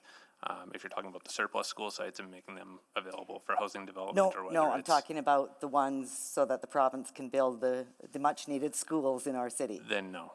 No? No, that isn't considered within the policy Okay. currently. Okay, thank you. But for affordable housing sites, it could be. For surplus school sites, there could be a potential use depending on council's direction in that regard. Okay, thank you. Thank you. Councillor Jans? If I may ask again, so guest Smith, who are you representing here today? The Confederacy of Treaty 6 First Nations, which comprise the 16 Treaty 6 First Nations, and specifically the Enoch Cree Nation. So are you not sure what the term would be. Are you you're delegated on behalf of the leadership to come and to share today? Yes, they've given me authority to speak on their behalf today. You're not a staff member or? No, I'm legal counsel to the Confederacy and the Enoch Cree Nation and several other First Nations in the Confederacy as well. Okay, and are you, it may be an unfair question, but are you able to speak to prior engagement in this process or other conversations to date on this initiative? I believe that the Confederacy, through their CEO, have been in direct discussions with the city. Enoch as well have been in direct discussions with the city relative to this potential opportunity. So both the parties who I'm speaking on behalf of have been engaged with the city on the potential for the lands and how one would move forward. Okay, all right. I think the rest of my questions were asked by others, so thank you very much. Thank you. Councillor Tang? Yeah, great, thank you. Maybe I'll stay with you, Mr. Smith. You referenced a few other cities, and I think you're implying that, you are supporting of this rezoning so we can move forward in a similar manner to some of those other jurisdictions, like Winnipeg and Vancouver and Jericho Land. Is that fair to say? Yeah, I think those are examples that the city of Edmonton could look to see that this sort of a relationship between either a single First Nation or a collective group of First Nations and the city for the development of certain lands within their city boundaries has taken place, and in my experience in discussions with those groups, very succurbly. Great. Just for some of those projects, I think you mentioned you spoke with Treaty 1 in Winnipeg. Is it an urban reserve agreement there that also included some medium and high density developments? Yeah, like it's community space, or I'm not very familiar what is happening there. Yeah, it's a 100-acre urban reserve, the redevelopment of former military barracks lands in Winnipeg. And if you were to go online and look at the Treaty 1 Development Corporation, it's a wide variety of mixed use housing, affordable housing, commercial development, office, retail, and First Nation businesses, traditional businesses. But if you go online and look up Treaty 1 Development Corporation, you'll see what their development is. And so my assumption is that's kind of the vision that Treaty 6, Confederacy, and Enoch would like to work with the city on, but you're not quite there yet. You're just more, Yeah, I think it's very conceptual at this point. yeah. And to trigger all of those developments requires meeting with the city to discuss the lands themselves. So some of that is underway, but it's still early stage. And, Yes. And this is a sort of a critical component of the next step. And if this doesn't move forward, what I heard you say earlier in response is that you could still continue to have these conversations, but it will just be a little bit circle. I think to me, the timing is right. I think as my friend from the city has said, these bylaw amendments make possible a more wholesome development of the lands, and this is a stepping stone to those broader discussions. Yeah. You have also referenced the Chief Bruno's comments around the burial sites. And feel free to stop me if this is not relevant to this conversation. But is it my understanding too, for example, Enoch has developed a pretty robust monitoring system, working with stakeholders like EPCOR, and if any future developments that will occur, such monitoring approach would be in place in a very robust way.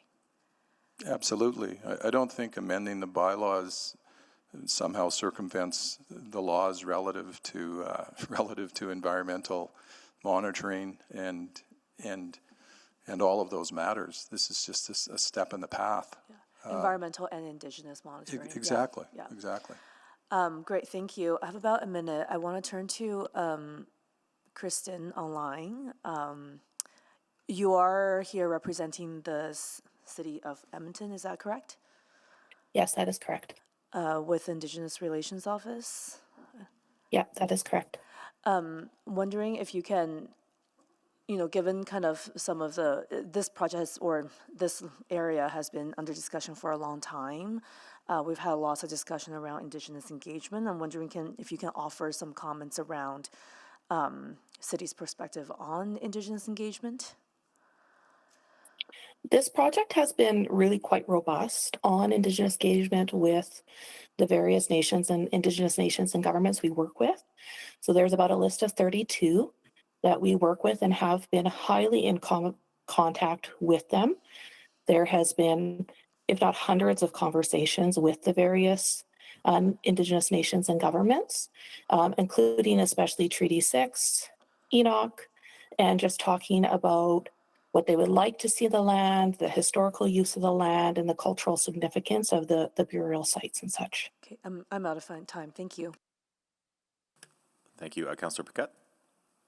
So thank you very much. Maybe back to Mr. Smith. I'm just curious, for Treaty 6, is this viewed as an opportunity for economic reconciliation and cultural reconciliation with their participation and stewardship over some of those facets that are relevant if this zoning goes forward? I would say yes on both counts. Okay. All right. And you referenced the Jericho model, which does not have an urban reserve, but then there's other models that do. Are we looking at sort of this as a developing concept or a hybrid, or what is what's your understanding of the potential for this site if it is rezoned? And I know that we can't really talk about that in a real way. It's got to be conceptual because it's just a zoning discussion, but I'd love to hear your thoughts. I think ultimately from a First Nation perspective, the best and highest use of the lands could be achieved through an urban reserve, the creation of an urban reserve. That's not to preclude the commercial development of the lands without an urban reserve. Although without an urban reserve, then the questions of economic reconciliation probably a little less achieved through that. I think But again, it always circles back to, you know, I think we need to engage in formal discussions and move this forward in a formal and orderly manner. I hope Right, that answers your question.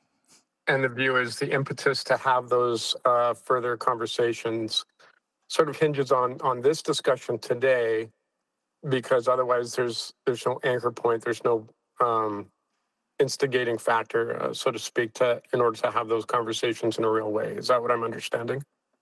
That would be my understanding, yep. Okay. All right. Thank you very much. Okay, thank you. Seeing no additional questions, we have time to move on to the next panel. And to my speakers, thank you. There may be an opportunity for more questions after we have questions for administration as well. Okay.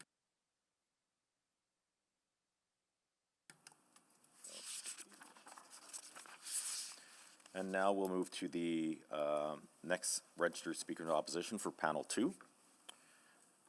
And do we have Eric Greer in person or online? Online. Okay. Juliette Champagne? Okay, please come on down. Philippe Coutu? Don Bootstra? Okay, thank you. Dwayne Goodstriker? Heather Boonstra? Please. Linda Baker? Chris Peak?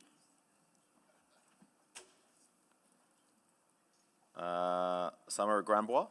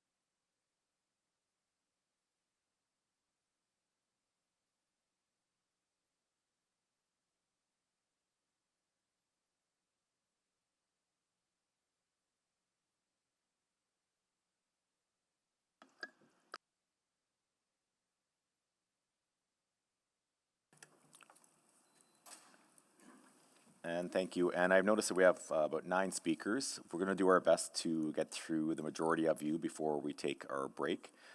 Just remind you to have 5 minutes, and please watch for the lights then below for your 5-minute time.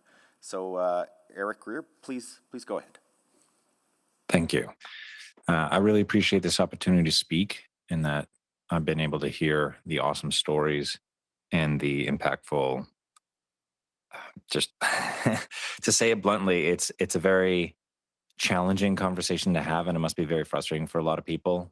Obviously, sacred burial grounds compared to high-rise buildings that might change the landscape of the city in a poster card. But I feel like this is a very important opportunity to really give space for these conversations and these feelings, especially this time that we are currently living in. The idea of environmentalism and appropriation of land and ignoring of cultural heritage and not approaching a challenging past with respect and collaboration.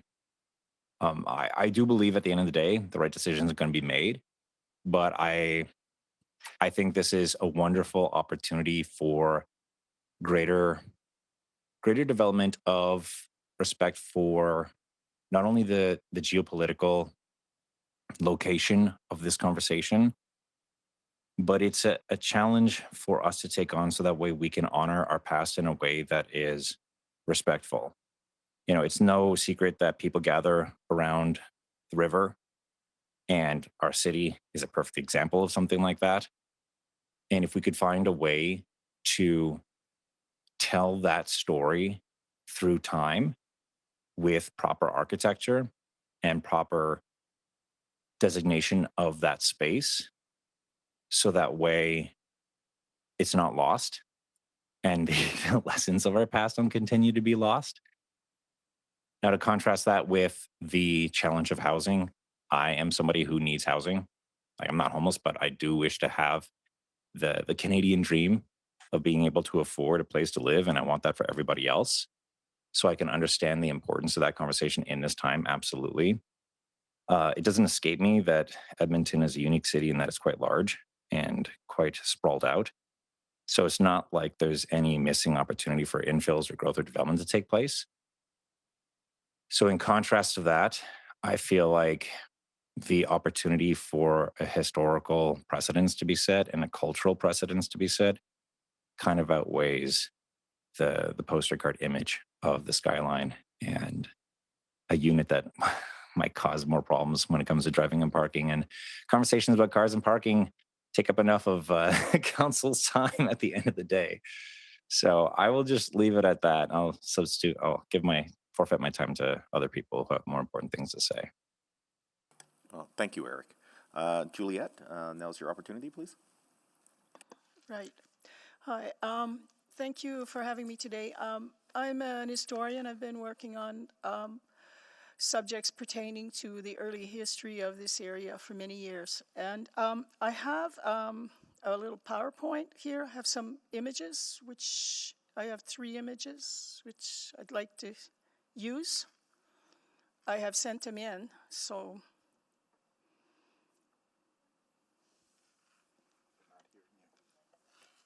Yes, okay, there.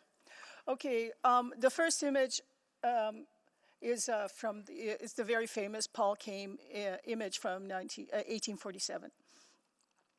So it's not exactly clear exactly when Kane did this image, and but when he arrived there in 1847, there were forest fires to the southeast, and here we see fires to the west. So there can be artistic license in this image.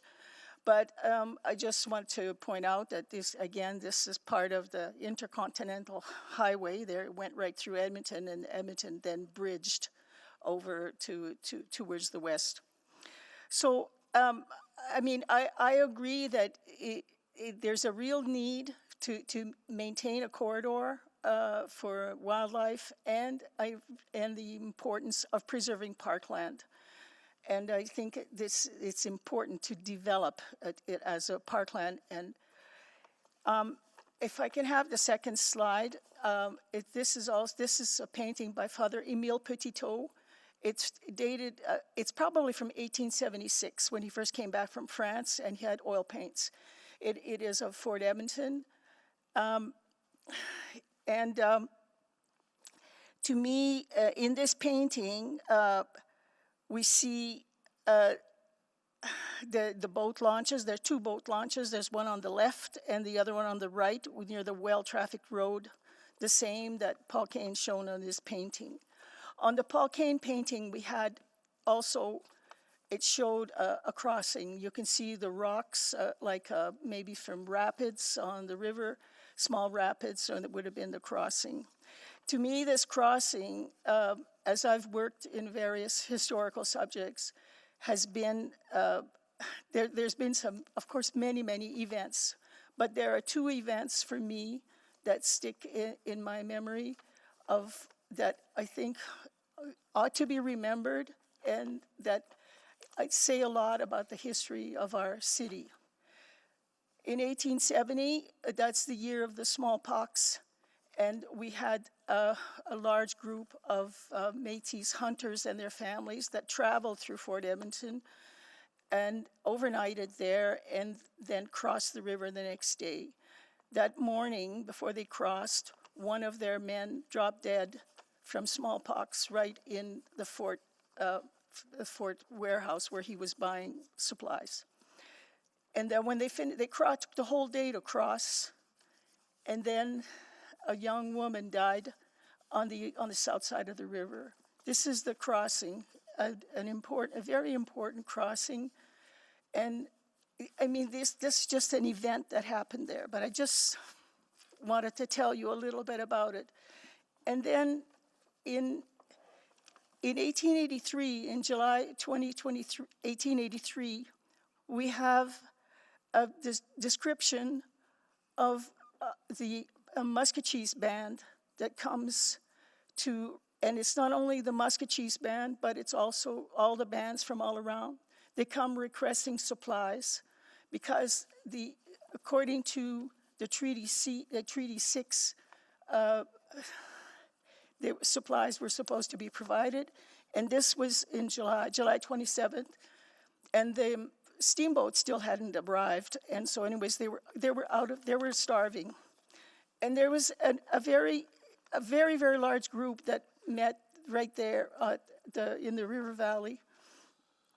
And one of the Indians, they were speaking to the Indian agent, and they said, there was the Indian agent's boy that was standing by. He was about 12 years old. And he said, the Indian fellow said, see there, your child is healthy. You're happy to have been able to raise him. He's your joy. But we too have children, and they crowd of hunger. We cannot satisfy their needs. How shall we raise them? Be kind. Give us food supplies. You are a father like us. What would you do if you were in our place? My apologies, Ms. Champagne. I have to end your 5 minutes there, but thank you. Okay. Philippe, please, you have your 5 minutes. I'm sorry. Just one moment. You said 5 minutes to speak, so I apologize. I had to cut you off there to be fair to everyone else here. That's fine. Okay. Thank you. Am I up? My name is Philip. Can you turn on your mic there, please? There should be a red button in front. Okay. My name is Philip Kutu. I'm a descendant of Fort Edmonton, and I represented the Métis Nation for 5 years down at the Rossdale Flats. A couple of things quickly I want to say with regards to where the burial grounds are. There are the cemetery mini. I have some documents I'd like to share to help you. There is a cemetery there, but there's also burials before the forts, Indigenous burials. They found a medicine man in right field of Telus Field there. With regards to, I'll start out with the history, I guess. Well, some legal issues, I guess. The first thing, I think you guys have a conflict of interest. As a Métis person, I've watched you profit from the park, and I read River Crossing, and it's an attempt to bury our history and confuse our history. You know, River Crossing, the river ford is beneath the high-level bridge. You confuse our history. We can't tell our history once you do those kind of things. With regards to legalities, you know, it's the Hudson Bay Reserve. The city got those lands because they promised to keep them for eternity as park lines. I have a letter, 1911, that says that. I also think you guys might not even own the lands because that was done in '67, and these are unceded lands. With regards to the history, you know, with respect, as a Métis, we've endured 120 years of white nationalist approach to our history. You guys pretended the cemetery didn't exist for a long time. And the sad part is that there is a wonderful history down there. It's an ancient gathering place. My great-great-great-grandmother said it's the meeting place of all the great nations of the prairies. The Sundance grounds, that's where you want to build the condos. They excavated Fort Cellars, great interpretation. You have a beautiful building and wonderful black and white photographs of Indigenous history and Métis history. That's what that building should be. With regards to consultation, I have to say it's the most abusive, traumatic process I endured. You know, the problem is I know who you guys are in history. I'm sorry, in consultation. The problem is the city doesn't know who they are. Who are you? 2014, I have a letter from Rachel Notley, my MLA and past premier, who basically says you unlawfully and secretly changed the zoning of the cemetery and you took back a third.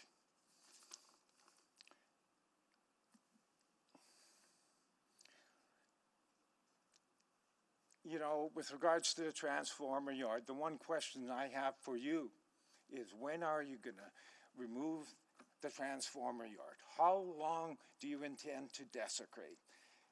1957, they found 4 burials underneath the transformer yard. Your river crossing acknowledges that the cemetery extends there. Then every time EPCOR has some problem, they excavate, you hydrovac our ancestors' bones to wherever, I don't know.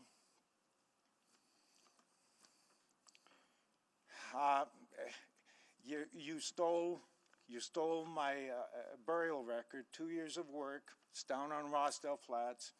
You won a national award, 2006, for what the descendants of Fort Edmonton did. You need to give that back to the people. There'd be nothing there if it wasn't for the descendants of Fort Edmonton. You need to acknowledge the people who gave you the dream you're talking about today.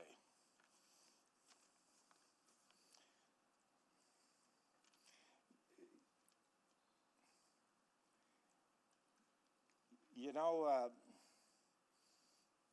the biggest scam in all this is talking with river crossing people. I apologize, sir, but I have to Can end your finish 5 my minutes, sentence? please. Unfortunately, we have to move on to the next speaker. I have to be reasonable and fair to each person to make sure they get the exact same amount, sir. We'll move on now to is Don Boostra? Just to make sure, I don't think he was available, correct? Okay. Dwayne Goodstriker, please.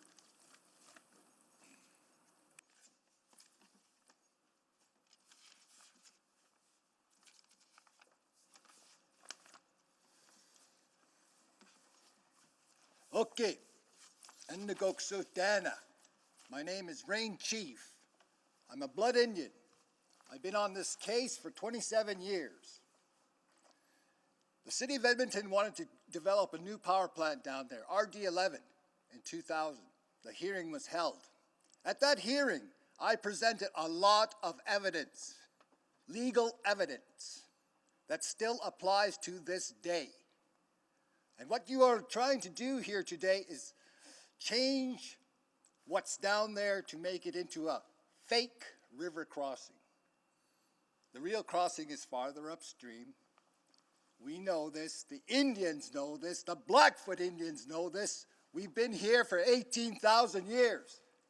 I own my house. I pay taxes to this city. I expect this process to respect a wreath for 200 people plus buried down there. I put wreaths down there all the time. And who takes them and destroys them? The city of Edmonton, who has no shame. Early 1900, it was a parkland. That's why the exhibition grounds were down there. And then you had your illegal switch for where Northlands is right now. That's a switch. Illegal switch.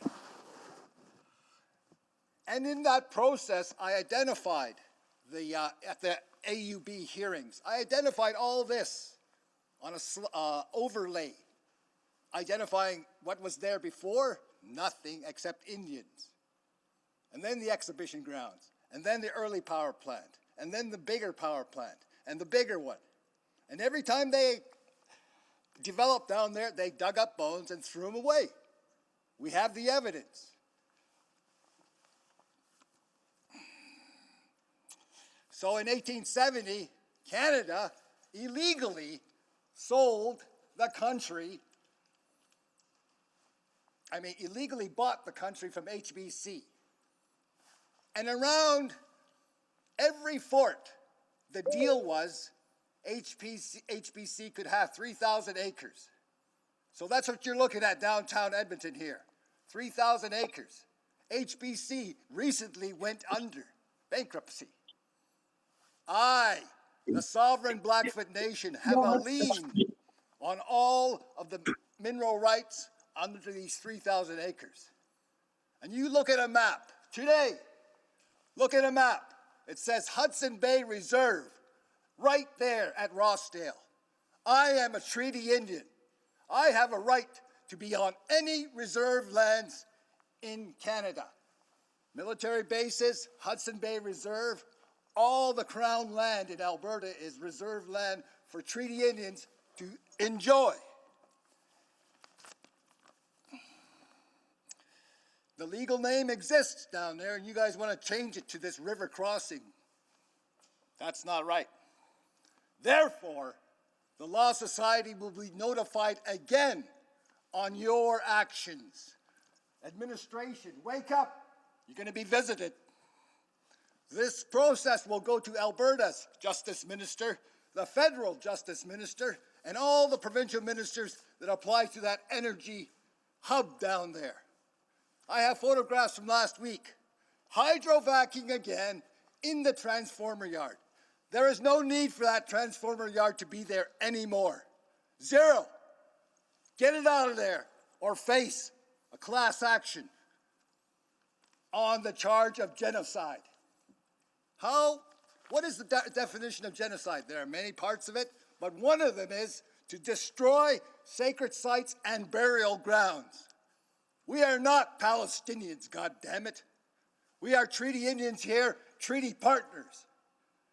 And if any of you here are separatists, I'm probably happy to tell you, God save the king. Act accordingly. You swore an oath to follow legal process. You're breaking it down there. You've been breaking it down there for 100 years. When I left here last time, some of you were laughing. And that's when you heard that death song. That's a death song I sung for you. All those people down there are now in your DNA because of that death song. So you can vote accordingly. Thank you, Mr. Goodstriker. We do have time to go. Heather Boonstra, please, you have your 5 minutes. Good morning, Your Worship and members of council and members of community. My name is Heather Boonstra. I'm a settler here on Treaty 6 territory and a resident of Rossdale along with my husband, Don. I want to echo Eric Baker, previous speaker's words of gratitude to the people who shared their voices and their stories before us today. I'm here to speak in opposition to the proposed amendment to the Rossdale Area Redevelopment Plan. The current redevelopment plan is a massive undertaking that will radically alter the fabric of our community. There are parts of the existing plan that I like and parts that I don't, but I had taken comfort in that it was arrived at by following a process that involved consultation and study. Although as I sit quietly in spaces like today, I wonder about what I do or don't know about that consultation, but it had purposeful maximum building heights, the plan that stepped down to maintain sight lines to key city visual landmarks. The current plan contains a design aesthetic to ensure that it complements the existing historical neighborhood. And the key is that there was a process, a thoughtful process followed. So I'm concerned that we're contemplating a very significant change by increasing building heights, leading to nearly 30% increase in square footage on that same footprint. This is being done without redoing some of that same work involved in the original plan, and I believe that's a slippery slope to do consultation and approve a bylaw and then go to rezone it without that same consultation that was done in the original plan. I'm concerned about sightlines. I'm concerned about the traffic flow.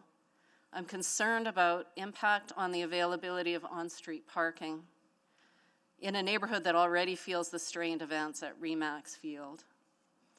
I'm concerned that by moving to a generic zoning in place of the guidelines set out in the existing ARP, that this new development will not complement the existing historic look and feel of Rossdale. I am concerned about what I'm hearing about the lack of meaningful Indigenous consultation.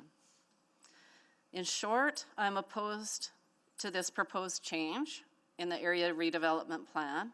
It is not a minor change. It is significantly altering, and it needs to undertake the same level of study and consultation, or more robust, as did the original plan. Thank you for your time. Thank you. It looks like if we're this short, 5 minutes to begin our next speaker. So I've got two options. We can pause right now, or if we want, we can extend by 2 minutes. But I'll make a decision here now that we will pause for the lunch hour right now. But as soon as we come back at 1:30, we'll continue on with the next speakers in line, because we do have 1, 2, 3, looks like 4 remaining in this panel. Okay, so right now we'll break for recess for lunch and back at 1:30, please.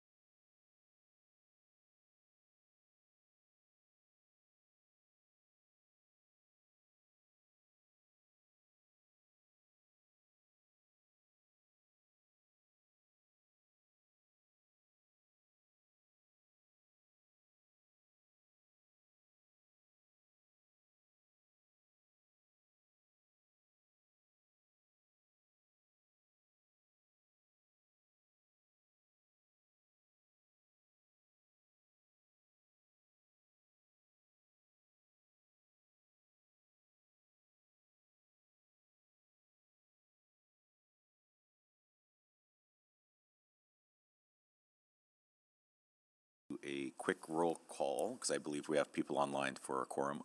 Councillor Principe. Hello. Hi. Councillor Morgan. Afternoon. Councillor Jans. Good afternoon. Councillor Rutherford. Hello. Councillor Clark. Good afternoon. Councillor Tang. Good afternoon. Mayor Knack, are you online? Good afternoon. Councillor Palmer. Good afternoon. Councillor Paquette. Good afternoon. Councillor Salvador. Good afternoon. Councillor Stevenson. Good afternoon. And Councillor Wright. Good afternoon. Okay. Thank you very much. And we're going to continue on. I think we still have our speakers in line. If I'm not mistaken, we will continue now with Linda Baker. And just as a reminder, you'll have 5 minutes for your time to speak. Perfect. Thank you. Thank you. Hello, Mayor and members of Council. My name is Linda Baker. I am a Rossdale resident, a Métis citizen, and a Kukum to 2 young grandsons. I am here today to respectfully but strongly oppose bylaws 21537, 38, and 39. While each bylaw serves a different purpose, together they establish the planning and zoning framework that would enable significantly more intensive redevelopment in West Rossdale. This is not simply a technical update. Bylaw 21537 would amend the Rossdale Area Redevelopment Plan by increasing building heights to 15 stories, introducing special area rezoning, and changing the long-term planning direction for Rossdale. Bylaw 21538 would create entirely new river crossing special area zones to implement that vision, and Bylaw 21539 would apply those new zones to the land. This package of bylaws is not approving a single building today. It is establishing the planning and zoning framework that future developments would rely on. That is precisely why this decision matters. Planning decisions are rarely made all at once. They happen incrementally. One amendment increases building heights, another creates new zoning districts, another rezones the land. Viewed individually, each may appear modest. Viewed together, they establish a fundamentally different version of Rossdale. Rossdale is not vacant land waiting for a new vision. It's one of the oldest continually inhabited places in Edmonton. Long before the city existed, this river valley was home, a gathering place, a transportation corridor for Indigenous peoples, including Métis families, whose connection to this land continues today. As a Métis citizen, I believe reconciliation is more than words. It is about how we care for places that carry Indigenous history, memory, and meaning. The proposed bylaws recognize Rossdale's archaeological and historical significance and speak about protecting key view corridors. I appreciate that acknowledgement, but Rossdale itself is the landmark. Acknowledging significance is not the same as protecting it. As redevelopment intensity increases, so does the pressure on this irreplaceable landscape. Archaeological resources are finite. Once they're disturbed, they cannot be replaced. For decades, Edmonton has proudly described the North Saskatchewan River Valley as our ribbon of green. Rossdale is one of the places that gives that ribbon of green its meaning. It is where Indigenous history, archaeology, the natural landscape, and community memory come together. If we diminish places like Rossdale, we diminish the ribbon of green itself. As a grandmother, I think about the city my grandsons will inherit. I want them to know a Rossdale that still tells the story of the people who came before us, not one that has been fundamentally changed because we failed to recognize what made it extraordinary. Today, you have the opportunity to show that reconciliation, heritage conservation, and stewardship are not simply values we speak about. They are principles that guide our decisions. I respectfully ask you to reject these bylaws and preserve Rossdale's unique character for future generations. Thank you. Thank you. We'll move now to Chris Pete. Hello, thank you for having me here. I'm Chris Pete. I'm a citizen of Edmonton. I'm a professor here, but I'm not speaking on behalf of any organization, just as a concerned citizen.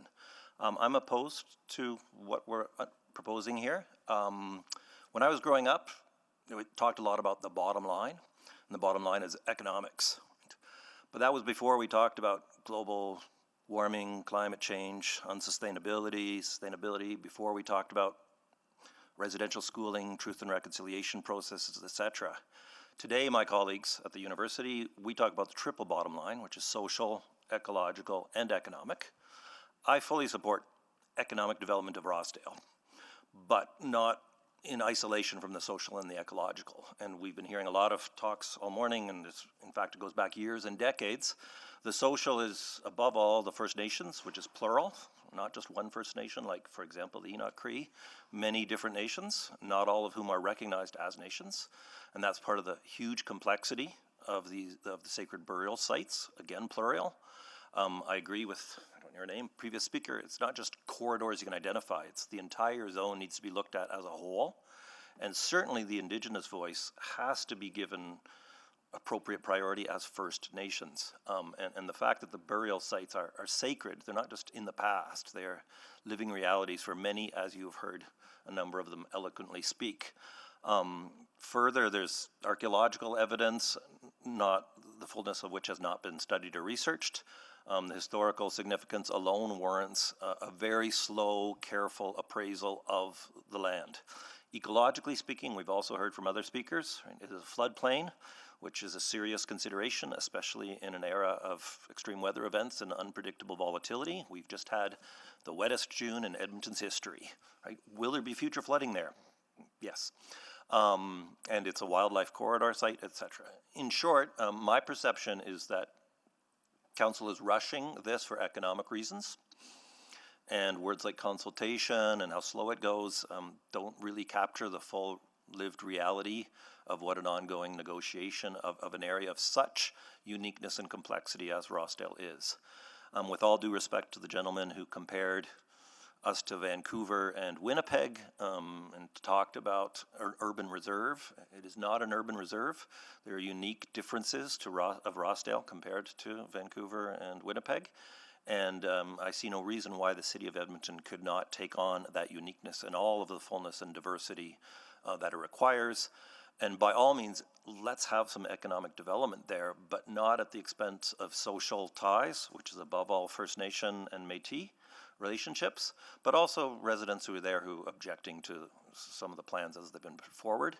And let's not disregard the ribbon of green. Like, of course, it should be parkland. Should it be all parkland and no economic development? Why not have parkland and economic development work together, but and consultation doesn't go deep enough, but in collaboration with the First Nations and Métis who are there, as well as Rossdale citizens. I support the economic development of Rossdale, but not at the expense of all of the rest of this. And we have to move much slower, which economic developers will hate to hear, but the city council should be listening to more than just the economics. You need to develop the economics in tandem with the social and the ecological. And as I hope it's been clear, as you've been hearing this morning and the previous hearings, right, there is a lot of unsettled perceptions around the sacred burial sites, plural, by the First Nations, plural, and the various individuals, plural, who make up those First Nations, as well as the Métis, who are many plural individuals. And therefore, it will be a slow and difficult process. And why not slow down and, yes, make a wonderful economic development of Rossdale, but it needs to be a fulsome process that's slow and holistic and fulsome and takes everyone into account. And therefore, I'm opposing the current bylaw proposal. It's too rushed. You've all heard the great differences and impassioned pleas of many who call Rossdale their home since time immemorial. We need to listen to that. Thank you. Thank you very much. Summer Granbois? Online or in person? Yeah, I'm here. Please go ahead. You have 5 minutes. Okay.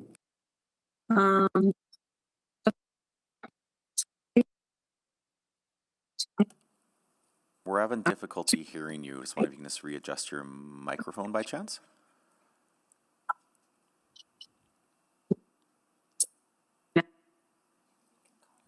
Are you able to potentially hang up and recall in to see if we can get a better connection?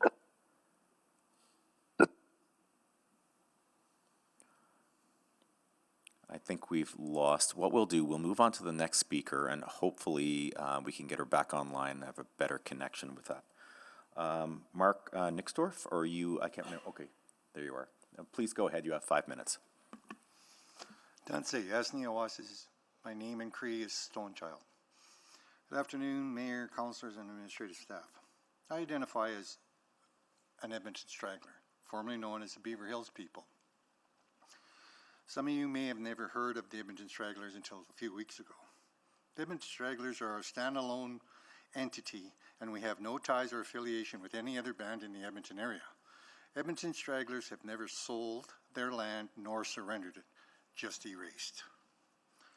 We are a small society which has only registered Indians, Perez INAC, which has a deep tie, both historical and cultural ties to the Edmonton area. I have direct connections, and I am a descendant of the people that resided and died in and around the Rossdale area. To hear the rezoning which would affect our ancestral and sacred burial grounds is very disturbing. I oppose. I oppose any and all development to one of the Edmonton's historical landmark at the Rossdale area. I speak for the people that can no longer speak for themselves, that came before me. Their voices still matter. I speak for the people that are around today. I speak for the next generation yet to come. To erase or affect our ancestral and sacred burial ground will have a profound effect on our story and our ties to the community where we once called home. We are a peaceful and honorable people, but not to be included in any formal conversations regarding our sacred burial ground is disrespectful and heartbreaking. I ask you to ask yourself again, how would you feel if the rezoning was on your family burial grounds without any formal consultation? Would you not want to have your concerns heard and addressed? Our people are in their final resting spot. They deserve to be treated with dignity, respect, and with peace. Let them rest in peace. Mayor and Councillor, I ask you to look deep into the history and the vital support that our people provided in the Edmonton area. Indigenous connections that ties run deep in Edmonton. It is a huge part of the Edmonton history and story of Edmonton. Thank you. Thank you, and Madam Clerk, I'm just going to see, do you know if we have Ms. Grambois back online by chance? I don't see them back online. No, not at this time. Okay, we'll just try to acquire a connection again, but we'll just move forward now with potential questions for our speakers. And if so, please sign up. Oh, shoot, I just lost my...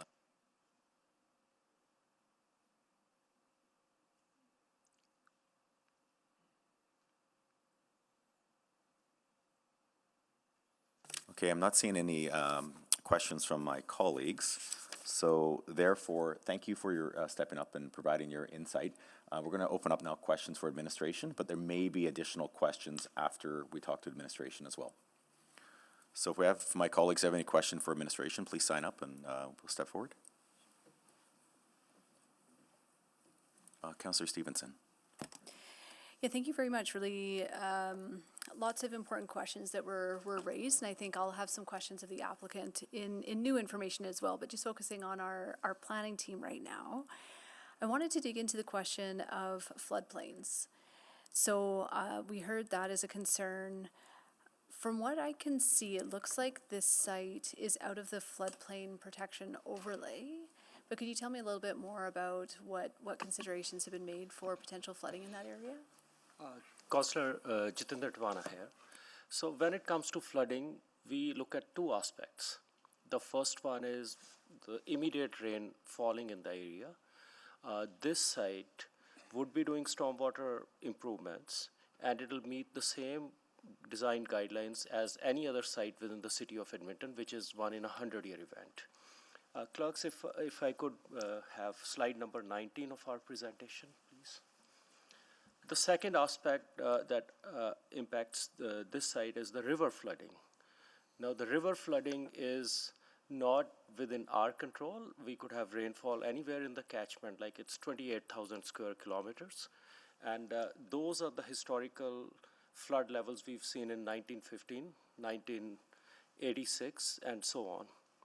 So if you look at the slide, the site may be impacted in 1 in a 500-year event.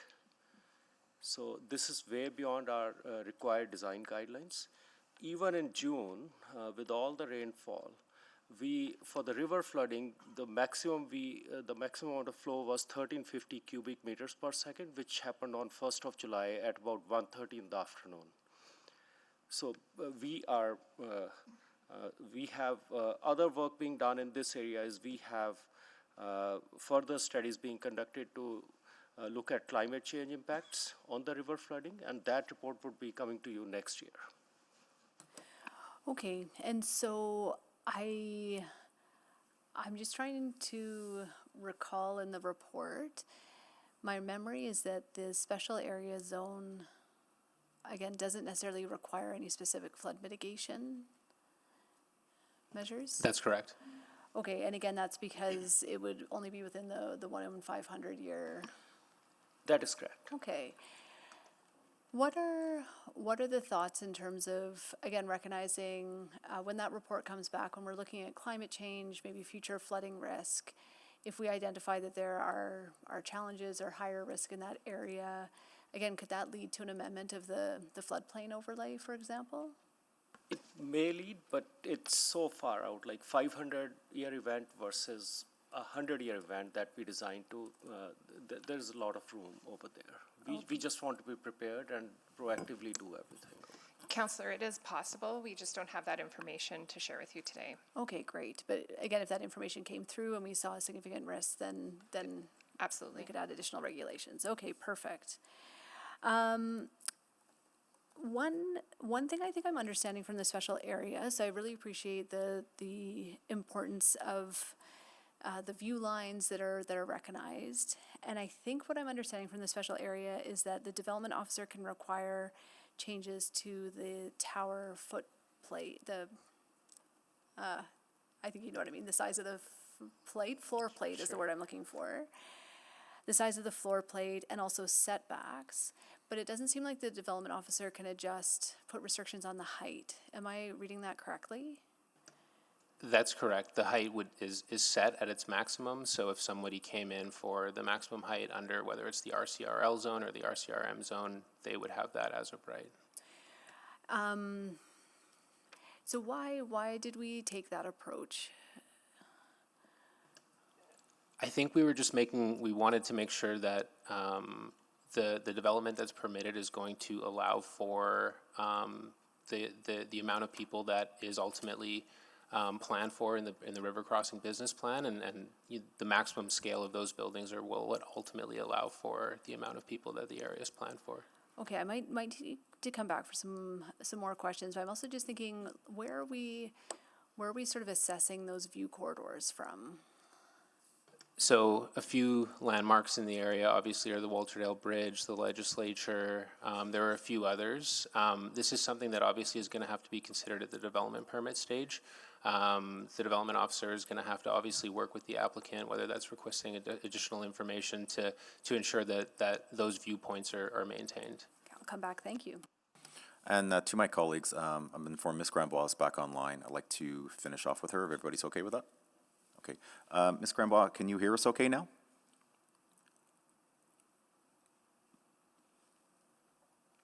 Summer Grambois, can you hear us? Yes, I can. Sorry, can you hear me? Yes, yes, we can. Thank you. You have 5 minutes. Please proceed. Thank you.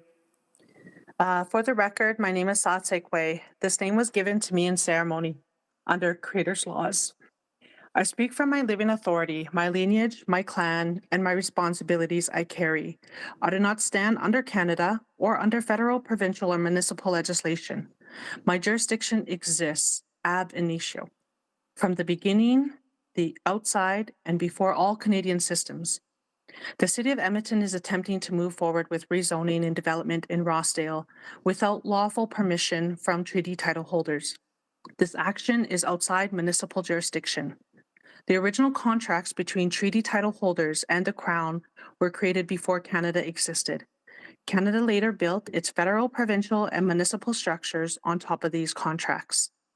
Because the original contracts predate Canada, Canada cannot redefine them, replace them, or legislate over them. No Canadian statute overrides them. Treaty title holders govern ourselves under Clan law given by Creator. Clan law predates Canada. Clan law is recognized and fulfilled in the earliest treaties on this land, including the treaties of 1613, as recognized in the articles of the treaties. Clan law is principal authority when written directly into those articles. Clan law cannot be replaced by the Indian Act, provincial statutes, or municipal bylaws. International law recognizes pre-existing legal orders and original contracts. Clan law given by Creator predates Canada and continues regardless of Canadian legislation. International law binds Canada. Canada does not bind international law. The authority of treaty title holders exists independently and is carried by living men and living women under Clan law and the articles of the treaties. The highest law of the land is where the land is situated. Lex loci rea siti. This land is governed by Creator's law. Let it be known, Creator's law governs this land. Enoch and the Confederation of Treaty 6 chiefs cannot give lawful permission from treaty title holders. Their positions were created under the Indian Act, a federal statute. Their administrative powers come from provincial statutory law. These systems were created by Canada, not by treaty title holders, not by Clan law, and not by Creator's law. Therefore, they cannot authorize development in Rochdale. Lobby groups, political organizations, and administrative bodies also operate inside Canadian statutory systems. They have no authority over Clan law. The original contracts and the responsibilities carried by living men and living women. They cannot speak for treaty title holders and cannot grant lawful permission. When the city relies on the Indian Act structures or provincial statutory bodies for permission, when it ignores the original contract and when it proceeds without rezoning on lands carrying ceremonial ancestral responsibilities, the city is acting on ultra vires outside its lawful jurisdiction and without lawful permission from treaty title holders. Rochdale carries responsibilities older than Canada. These responsibilities are held through lineage, ceremony, Clan law, and Creator's laws. They cannot be legislated, delegated, or replaced. For the record, under my living authority as Satsekwe, given in ceremony under Creator's laws and Clan law, I state that all work planning, consultation, rezoning, and development in the Rochdale area is happening without lawful permission from treaty title holders and will stop immediately. I am following up with this in a written form for your administrative record. All treaty titles, authorities, responsibilities, and rights recognized in the Articles of Treaties are fully reserved out of this communication. Must see. And thank you. And before we continue, does any of my colleagues have questions for the last speaker? Okay, seeing none. Councillor Wright? Thank you. Ms. Inkpen, I just want to double check with you. When we're looking at land use, it's not just sort of, when we're looking at best land use, it's not just economical, correct? Correct, yes. Yep. There's a plethora of items that you can look at, economical, beneficial, patterns of human settlement. That's sort of what the MGA sort of lays down as the backdrop for these types of decisions. Okay, thank you very much for that. And I guess then to administration, so on, I guess for bylaw 21538, which is designating it as a special area zone, going from, what is it, 105th Street all the way to 101 Street. And I'm just wondering, what's the current land use for that? What's that? It's currently a direct control zone that applies to the whole thing? Yes. Okay. Yeah, there's currently a direct control zone that applies to those lands. And what the direct control zone does is it facilitates mostly medium and large scale housing. Not almost at the scale that we're proposing here today. There are a few adjustments to things like floor area ratio, and there's an increase in height for the areas that are designated for large scale housing by an additional 3 stories approximately. Apart from that, though, these zones, in terms of their key characteristics, are quite similar. Okay, but we're still looking at increasing height. In some In the cases, river yes, yes. Okay. I mean, to me, that is concerning. The other questions that I have, and I was hoping that we would have gotten more information on sort of a framework for our Indigenous consultation at urban planning last week, but didn't get much of that. And these, the requests for, what is it, information? When are we getting those? The RFIs that I heard a few of the speakers speak about. And I see Ms. Inkpen going for her microphone. Yeah, so I just want to be clear, just about the ownership, governance structure, that's not on the table today, Councillor, right? We are talking about the land use, so absolutely talk about heights, floodplain, those sorts of things, but who ultimately owns or governs this would be an appropriate discussion for another council discussion, or if it's something that you wanted to move as a subsequent motion, I invite you to do that. Okay, so. I would just add that the RFI is for the power plant, not these lands. Okay, and the power plant is outside the special area, correct? Okay. Correct. So, but in the special area then, for the residential, that can include lodging house? It can, yes. Okay, and then commercial uses, food and drink service, health services, indoor sales, minor indoor entertainment, would that include a casino? No, that would not. No, okay. And office residential sales center, okay. Okay, I think that's all the questions that I have. Thank you. Oh, I'm sorry, sorry. Going back to the casino, is that something that could be approved within the development officer's ability? Not if it's not a listed use in the zone. No, okay. Okay, thank you, that's all I had. Councillor Tang, are you able to take the chair? Just have one question. Oh, my apologies, I didn't see those names pop up.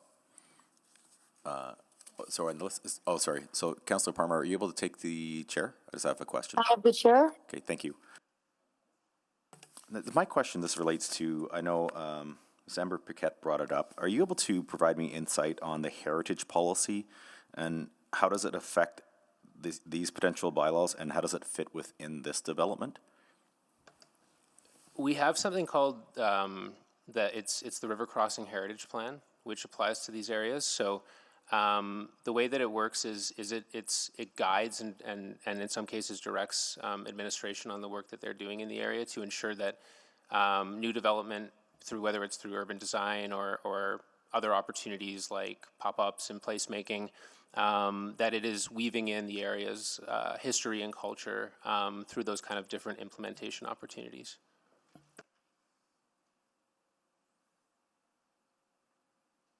Okay, I may ask for more clarification on that later, but thank you so much. That's the end for my questions. And I guess Chair returns. Thank you. And I believe Councillor Clark. Great, thank you. I think kind of, the big question I want to ask is, why are we looking at this rezoning now, right? And kind of my 2 points on that is, one, we just had a presentation or planning last week about, that we need to kind of do a more enhanced job of consultation and engagement with Indigenous groups. And then two, kind of hypothetically speaking, if we're looking at partners, we have a zone right now that doesn't prohibit having partners involved in this, right? So I guess I'm just trying to understand with those two pieces, why are we looking at it today? In terms of now, that might be a better question for the applicant in terms of how this is aligning with their scheduling for all the other phases that have come to where we are today versus everything that has to happen after this. And I'm sorry, I forget the other part of your question. It was just about like the consultation framework and looking at that. I think we were saying he's coming back in 27, if I'm correct on it. So I was just saying there was more work to done and kind of enhance that. So should we not be looking at that first before we're doing this? In terms of what's before you here today, it still is a land use question. Obviously, because this is within the boundaries of the River Valley ARP, our consultation goes further than what we would typically do. We're provided a list of nations and organizations from the Indigenous Relations Office. So in addition to soliciting feedback from the public, we also solicit feedback from those groups as well. But recognizing that obviously there are other conversations, and this is going to be an ongoing and evolving conversation, as we go forward. But I think in terms of us before you here today, that's the extent of what we can kind of speak to on that matter. And Councillor, I'll just add in terms of the why now. So there's been work in this area going on for decades in terms of planning for the redevelopment. So the Heritage Interpretive Plan was before council or received by council in 2017. The River Crossing Business Plan was received by council in 2019, and subsequent amendments were done in 2021. So this is a next step in terms of that redevelopment plan that's been in front of council, and these zonings align with the business plan and the area redevelopment plan. So we're not changing the intent or what is expected in terms of redevelopment. It's one of the next steps. And then kind of last question I have, I guess it's sort of a general thing. If we're looking to redevelop this area, do we feel confident from a city administration perspective that we can, develop here and develop, Blatchford, Northlands, downtown, Stony Point, like is that, is this too much to add to that for the supply? I think, Councillor, that's probably a question that would operate outside of the public hearing context in terms of funding and availability. Like, I get the idea that you're looking at, the capability of being able to develop and the possibility of developing, but that sort of funding conversation to me belongs outside of the public hearing person. Yeah. Okay, gotcha. That's it. Yeah, thank you, Councillor Salvador. Thank you. I had similar questions around the Heritage Interpretive Plan and just looking for a little bit more detail on how exactly that plan intersects with the land use decision that's in front of us today, and whether it provides, I think you mentioned there's both guidance but also requirements within that plan. I'm looking for more information on that. I should be careful with my language. It's not a statutory plan, so it would be more of the guidance on the guidance side.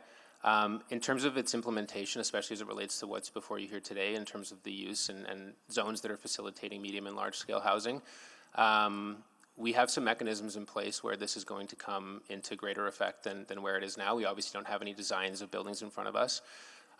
This is within the Edmonton Design Committee boundary, so that's something that they will be looking at very closely when, if and when, assuming this goes forward here today, if and when future development permits come in, they'll have to go through that process and they'll have to prepare packages and show how they are aligning with the Heritage Interpretive Plan. Okay, so that's the Heritage Interpretive Plan. What more can you share around other protections that are in place just to ensure that the historical, cultural, and archaeological significance of this area is recognized and protected beyond the interpretive plan? So we touched a little bit on the viewpoints of some of the key landmarks in the area. In addition to that, we do have a regulation that is a reference to the Historical Resources Act, which is in effect for this area. Rossdale is obviously a known area for very key archaeological and cultural sensitivities. It's designated that way by the province, and so before any ground disturbances can occur, for example, for a new residential building, they're going to have to go through the protocols of that act, and that includes, paleontological considerations, archaeological considerations, and Indigenous monitoring. As well, I think you heard from a little bit last week in terms of what our own city protocols are, which of course is that if anything is discovered, there is a stoppage of work. Okay, just coming back to how the Edmonton Design Committee fits into this, sorry, can you just help me understand what? Yeah, absolutely. So there are boundaries established within the Edmonton Design Committee bylaws. So these are areas of the city that are considered to be more prominent and important in terms of making sure that there's a certain quality of urban design being achieved, or where there are needed special considerations for urban design. Rossdale is one of those areas. So before any development permit can be issued, the applicant is going to have to go through a presentation and review process by that committee. They are going to look at how drawings that are coming before them are aligning or not aligning with plans that are in effect for the area. So that includes the Rossdale Area Redevelopment Plan and also includes its companion documents, one of which is that Heritage Interpretive Plan. So it's going to go through that design process, and there's going to be that extra oversight on development permits as a result to make sure that they are sort of celebrating where there's opportunities. They are sort of, the design is celebrating the area's history. Okay, and so all the things that you just shared would also be applicable today under the current zoning, correct?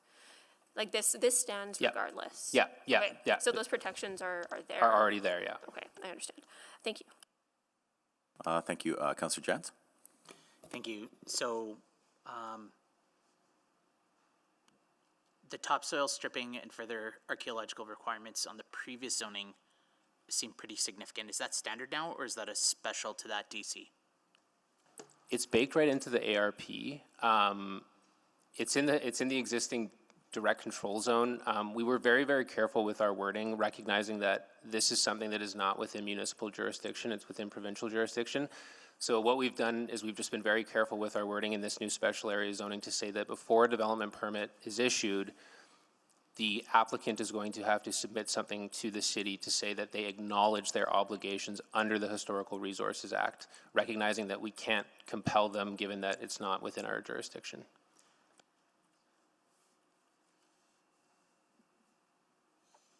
So this is running up to the line in terms of as stringent as we can be without crossing into Correct. Best to think about it maybe as like a reinforcing mechanism. It's the Okay. best reinforcing All right. mechanism we can have. Okay, so I think I heard earlier, if there's flood risk, that's borne by the applicant. They need to figure that out, how they do their design, et cetera, if they were to build something, whether it's the current zoning or something different. That's I think what I heard, and I also heard some context about risk mitigation around flooding.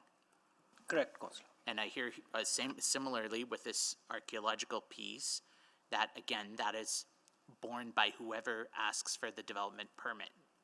Correct. Whoever's going to be doing the subsurface work, that's their responsibility. And is that standard? Like if anybody does a development permit anywhere in the city of Edmonton, they are responsible for basically what, or if they unearth something in the process, that's not borne by the city? Correct. That's within provincial jurisdiction. Okay. And to be clear, this development doesn't exceed out of that special area into the Rivers Crossing piece south, where the ball diamond is or anything currently? No, Okay. it does not cross Rossdale Road. But I recall, and in the river crossing plan, there were upgrades and changes to the transportation network, both for people and for wildlife. I believe there's still actually enhancements around the corridor, the wildlife corridor? Or is that separate to this? I think that would maybe be separate to this. There certainly are improvements that are happening to the transportation network. Those are certainly things that are obviously necessary to accommodate the significant changes in terms of all the people that we are currently planning for. But that being said, perhaps the applicant can elaborate if they get an opportunity on what kind of additional landscaping features might be considered. And if I recall, there's also, EPCOR had flagged allowing public access to the reservoir, like the field between the plant and the ballpark, as part of the river crossing plan. Is that still on the table, or has that been? Still on the table, should be coming online pretty soon here. There's a public access easement for that, so that is a key new open space for the area. So in terms of wildlife considerations for the site, river crossing has considerations there? Correct, yes. And in terms of people transportation questions, I see the BRT plan looks at a public transit connection here. Are there other public transit considerations for that volume of people, or what are we going to look at for potential enhancements? Yeah, Or is that we'll literally cross that hill when we get there? Yeah, that's correct. Overall, there's the Rossdale Transportation Network Concept Plan that's been approved, and they are designing towards that. This rezoning would enable the first phase of that, so 96th Avenue reconstruction and the extension of 102 Street on the east side. In terms of transit, things like the existing parking lot being used for Remax Field, there's some consideration for that in that the shuttle service between Churchill Square is operating when there are ball games out there. Okay, so does, just going back to Councillor Salvador's questions about the design committee, what controls or enhancements are there around here to make sure that, you know, whatever's considered fits the context of the community as well as the broader downtown skyline and everything else? That's primarily driven by the Heritage Interpretive Plan in terms of the history of the area. In terms of the skyline and those effects, like a lot of what's being driven here is twofold. Number one, the direction that comes from the River Valley, the Rossdale ARP, which currently already permits up to 12 stories in some areas. I apologize, I have to cut you off there for the time. But I move on to Councillor Stevenson. But we need, actually, can we get a vote for? I'll move. Second. Please vote. Yes. I'm a yes. Thank you, Councillor Paquette and Mayor Knack.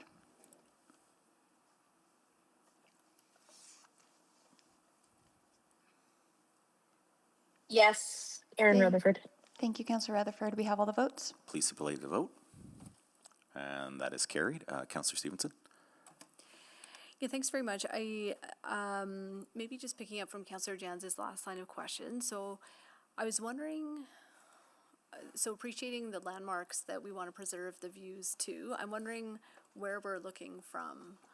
So I'm thinking about McDonald Drive, for example, in downtown that has the view corridor to the bridge, for example. How do we interpret those requirements? So what the ARP talks to is when it makes these recommendations and provides this direction, it's talking about Rossdale as kind of like the entrance piece into into our downtown. And so as you're coming across, like this would be Walterdale Bridge, and this would be I forget the name of the bridge, but the 97th Avenue Bridge.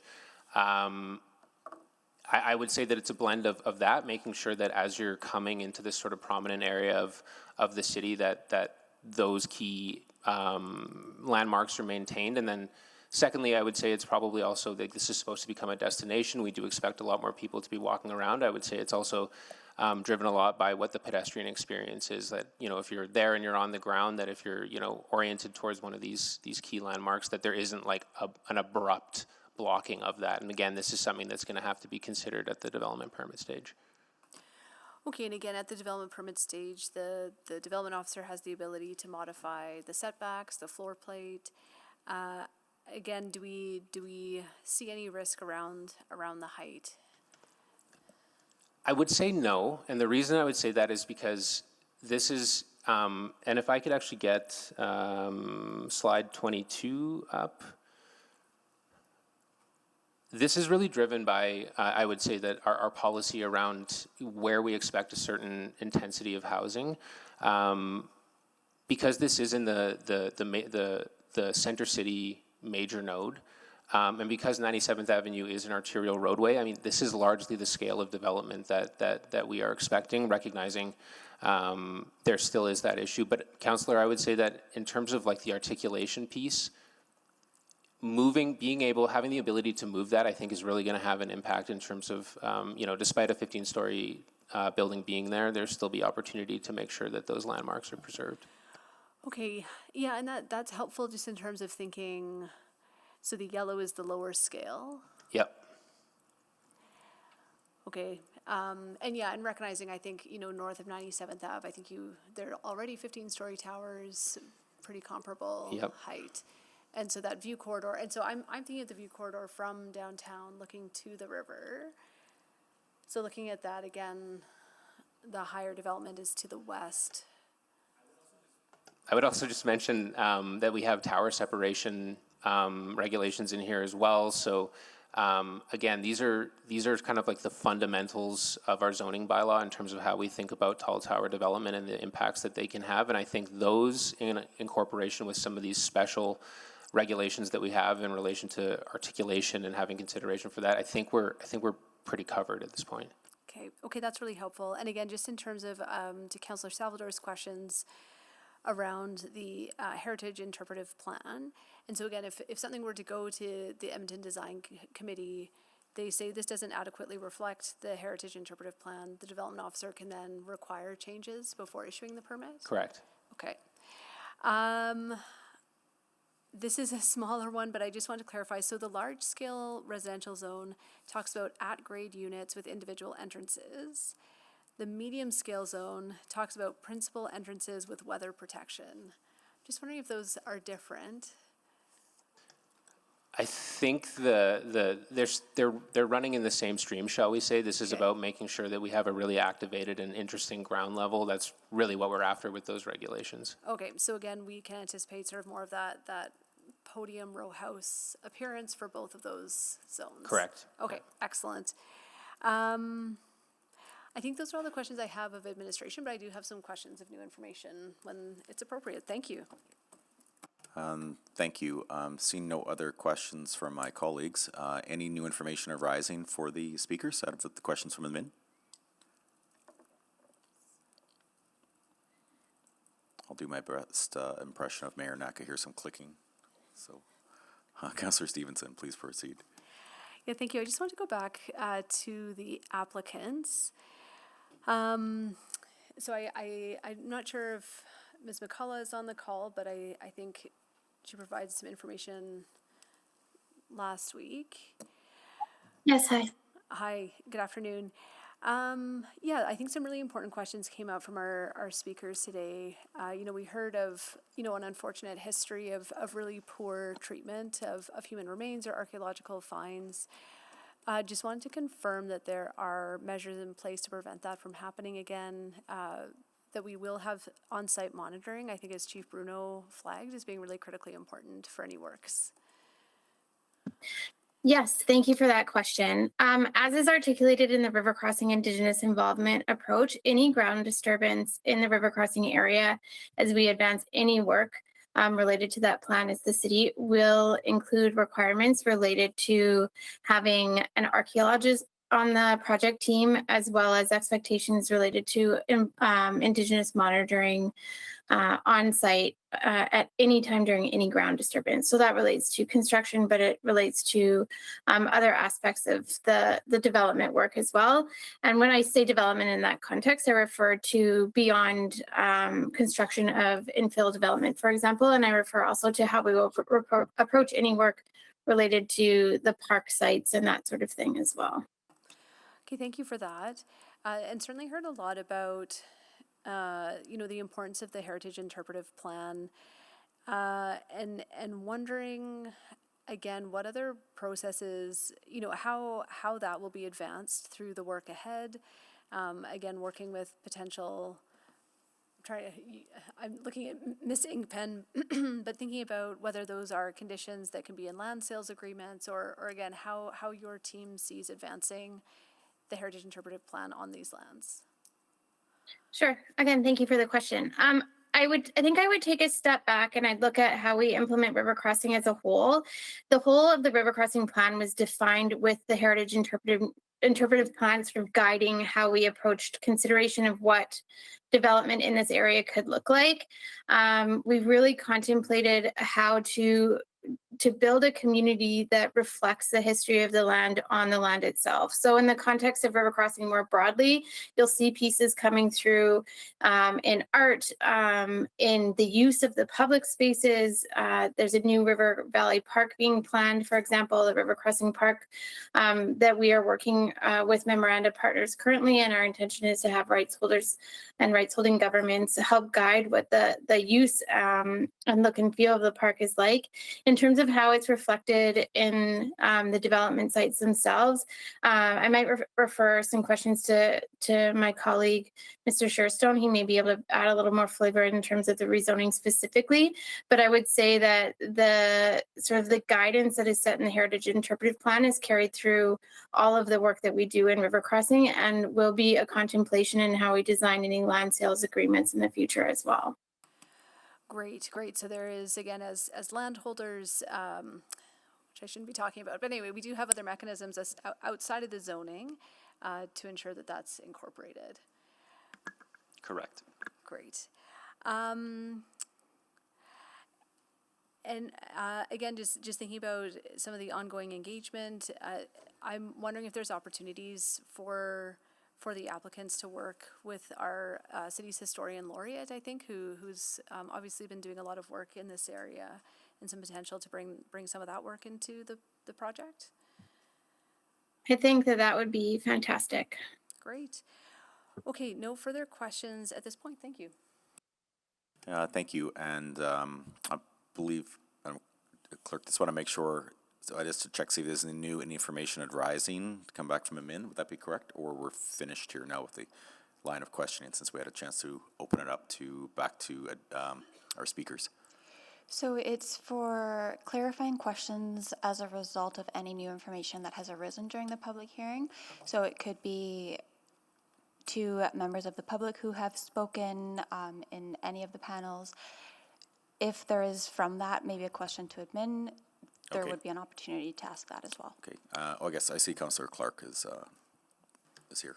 Yeah, thank you. Just a couple, I guess, clarifying information just based on some of the new info we heard just to the applicants. So if I heard correctly, so we already approved the infrastructure costs for this. And I guess if we don't approve this, what happens to that? Just to clarify it. So yes, the budget for this work is approved.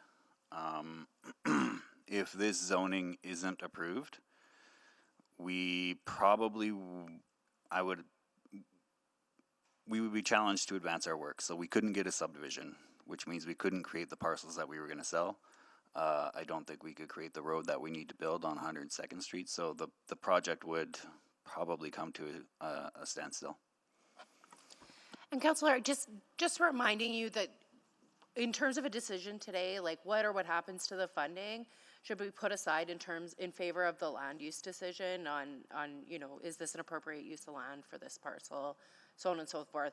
I understand that you wear many hats. I can appreciate that, and the law does as well, but I just want to have that reminder that sort of that funding discussion is a bit of a different one than this one today. Okay, and another question, I don't think I can ask this, but I guess if we approve this decision just from your team, where the next steps look like? Is this? So if the zoning is approved here today, we'll continue with our subdivision application. This zoning is a condition that we have to satisfy before we can get our subdivision. And then we'll move on with design and construction and ultimately sale of the parcels that we create. Okay, thank you. Could I get a motion for another round, please? Or I just have a question. Stand by. And then I'll motion. Councillor Wright, please go ahead. Oh, now the question escaped me. Oh, okay. So you have to get it ready for sale. Could you not sell the land before getting subdivision? Sorry, Ms. Ingpen. Unfortunately, I think I'm looking at... Yeah, you folks have my advice on this one. Okay. Do as you will, but that's my advice with respect to the sale and ownership and so on and so forth. Okay, I will move another round. Second. Please vote. Yes.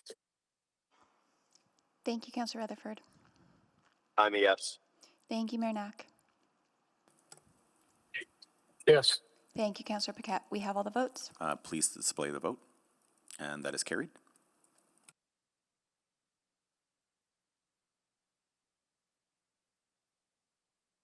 Councillor Stevenson, please. Yeah, thank you so much, and apologies. So I was just thinking a bit more about the Heritage Interpretive Plan. So am I correct that that's not a statutory plan? It's not statutory, no. And so, again, can the Edmonton Design Committee, like, can the development officer require changes based on that, given that it's not a statutory plan?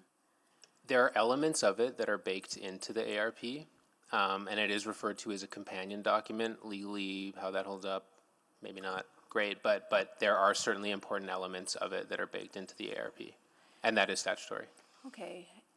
So I think what I've heard as a consistent theme in a number of recent conversations is just the importance of clarity of intent, and just for folks being able to kind of follow the thread. So again, the area redevelopment plan includes an explicit reference to the heritage interpretive plan? It does, yeah. It does. I'm just wondering if, as a subsequent motion, amending the special area zone to make an explicit reference to the heritage interpretive plan? I think we have to be careful here with these non-statutory plans, Councillor. Just in terms of our hierarchy and how everything works, we have to be careful about incorporating documents that are non-statutory in nature into our statutory documents, because those can go and change without a public hearing, without the public having an opportunity to come and speak to it. And so, although I can appreciate your intent with this, I think if the desire was to have more of that heritage interpretive type idea in, I would say bake it into the zone, bake it into the ARP. Don't just refer to the document outside, because it's quite watered down at that point. And I would argue it's very difficult because there is no public hearing process. So that could substantially change your rights under a zone without due process. Okay, that's really helpful context. And so again, I think we heard that elements of the interpretive plan are baked into the area redevelopment plan? Yes, I would, yes. Okay, and that's what gives the development officer the standing to... Yeah, so insofar as it's in the statutory plan, they will consider it as they would any statutory plan in their decision-making process. So they would have regard for it in that decision-making process. Yeah. Okay, great. And then the Edmonton Design Committee process has a bit more fluidity to it, I guess. They can consider non-statutory plans in their review and assessment and provide advice through the ARP. Through the ARP. Yeah, okay. And I just remind you that any of those conditions that may be placed through the Edmonton Design Committee would all be subject to appeal, Councillor. So just noting the full continuum there. Yeah. Okay, well, I think that really helps me better understand why there isn't that explicit language, but understanding that there is that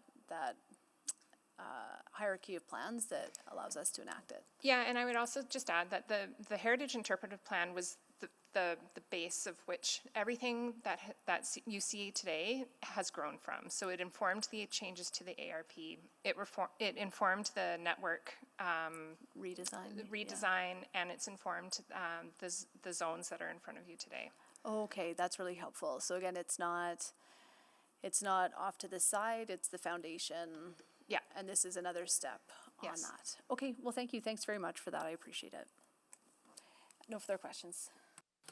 Okay, seeing no further questions from my colleagues, I believe there may be a motion pending from one of my colleagues, and I just want to find out, does that motion go on the floor now, or do we close public hearing? I'm just looking for Madam Clerk for some direction on this. I'll move to close public hearing. Okay. Yes, can I get a second then, please? Second?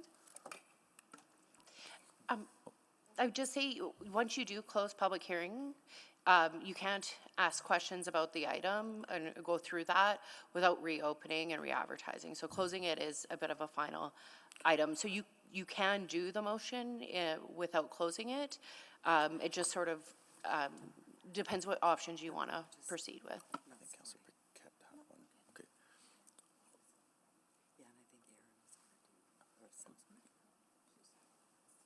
I guess I'm just looking at Madam Clerk for clarification, because I believe one of my colleagues does have a motion in regards to this, and I'm just looking for clarity on. Yes. A subsequent, okay. We have a motion to close public hearing. And a second was by me. Okay, please vote. I'm a yes. Thank you, Councillor. I'm a yes. Thank you. Yes. Thank you. We have all the votes. Please display the vote. And that is carried. Please, Thank you. I'll move first reading. Second. please vote. Oh, yes, sorry. Anyone wish to speak to the motion?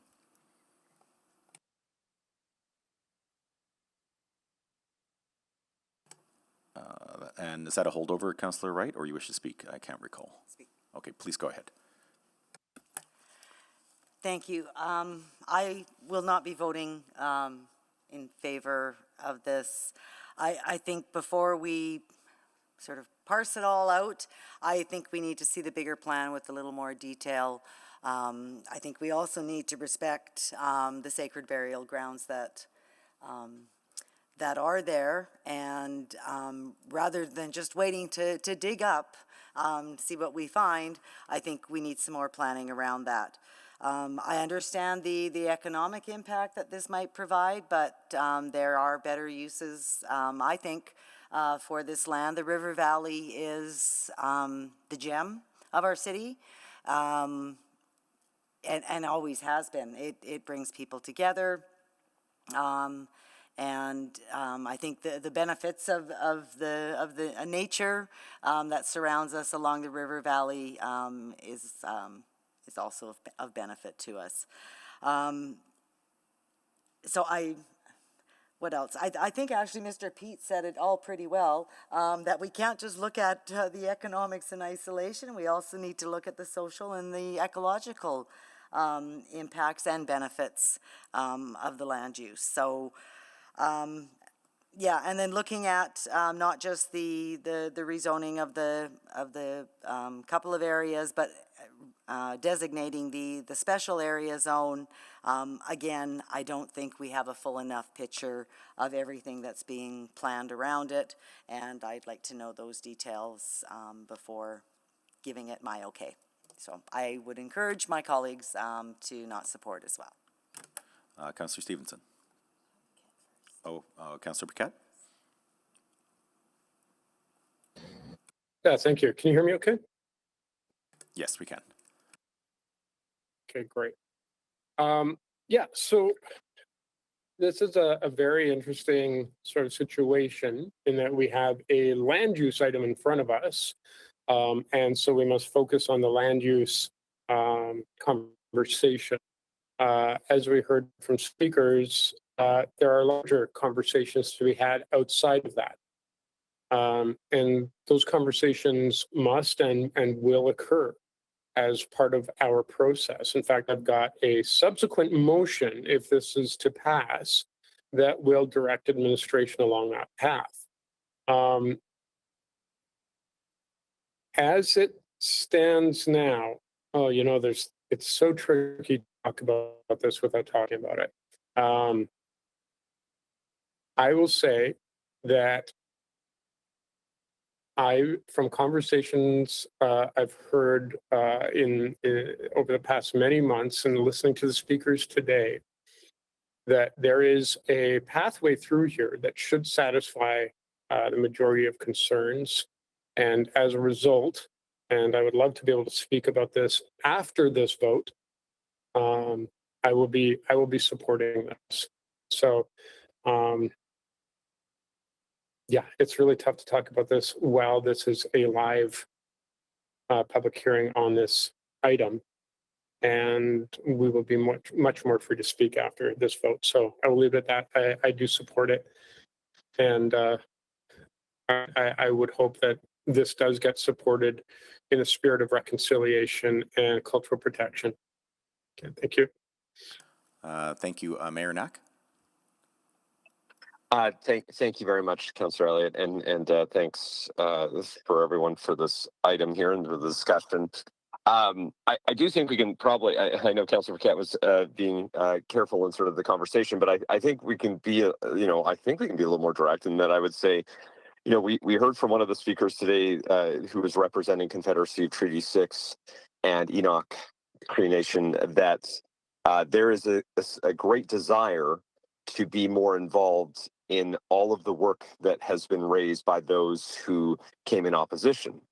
And I think that's critical because I would echo the piece, what Councillor Paquette has said, and I think what others will say, which is that if that wasn't to happen, if there was no way to ensure that groups like the Confederacy, Enoch, were not actively involved in anything going forward, that would be the difference for me. But we've heard, including in today's presentation, that desire to be there and ideally to help lead a lot of that work, because I do have a lot of discomfort for some other pieces, but separating out this piece, this is a land use public hearing, as we described a couple of weeks ago and today, that changes the existing zoning to something that looks very, very similar in terms of the zoning that's being proposed, with a little bit of additional height in a few areas. But I think the big concerns that most people have, and the same ones that I would share, including from some of the speakers in opposition, need to be addressed through a separate body of work independent of a land use public hearing. So very eager to see Councillor Paquette's subsequent motion, because I believe that will provide very clear direction about what has to happen before anything could occur in those spaces. So it's with that in mind, noting that we're dealing with a land use public hearing today that has very minor changes, that I'll support this with a great desire to see and support a subsequent motion that provides the necessary direction from council about how to ensure preservation on heritage and cultural protection and burial sites and everything that we've heard throughout today's public hearing. So I'll be supporting this. Thank you. Thank you, Mayor. Okay, seeing no other people on the board, please vote.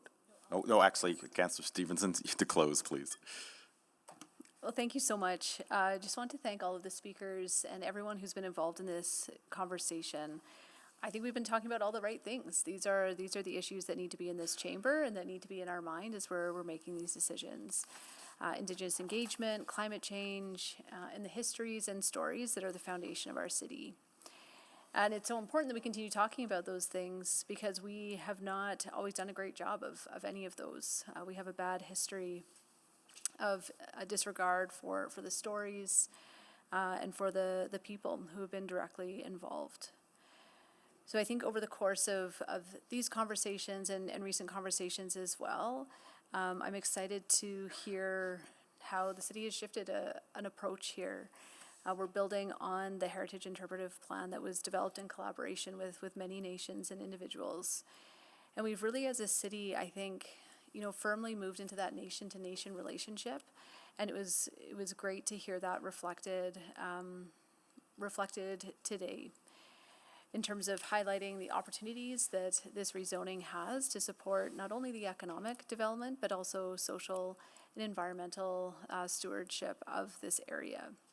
So this is what makes me so excited for this development. I'm also excited for the subsequent motion that my colleague will be putting on the floor, but do encourage my colleagues to support this and support a more vibrant future for Rossdale that is also reflective of its past.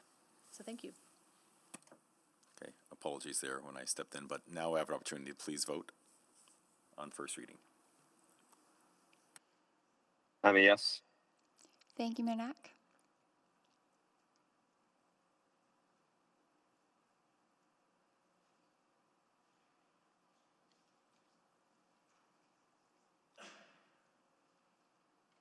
Just waiting for one vote. Councillor Rutherford, did it come through for you?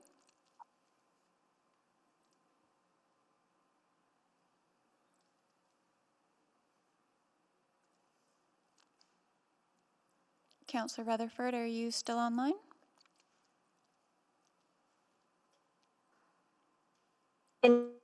Hello?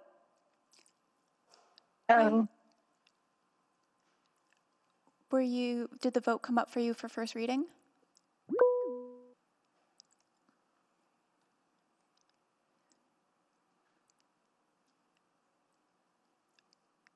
Can we take your hand raised as a yes?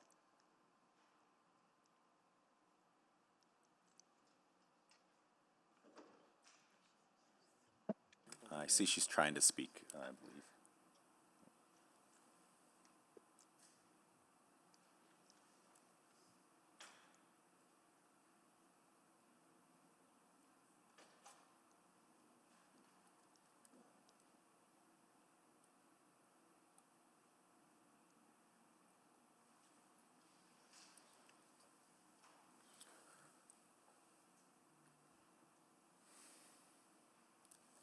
Madam Clerk, how much time should we provide to the councillor before we move on? I guess consider her, absent. What would be the terminology to use for her? Yes, we can mark her absent as we weren't able to get a verbal confirmation. We'll just give a few more moments, see if she can connect.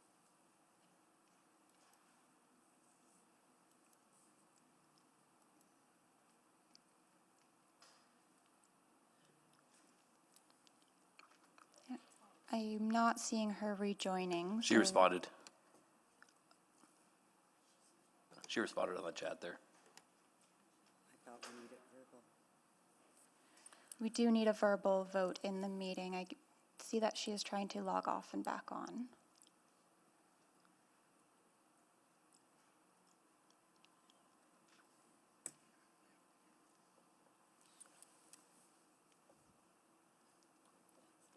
It's up to you, I'm Chair. willing to give a moment. I know my colleague's trying to get through to her on the phone. Hello?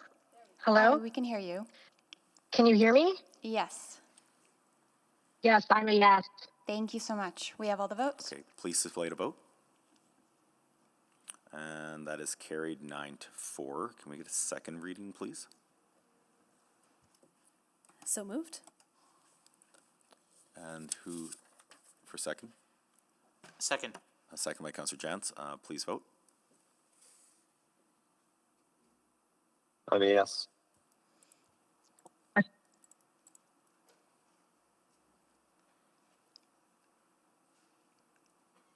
Councillor Rutherford, we're still not able to hear. Hello? You are breaking up, so I have not received your vote yet.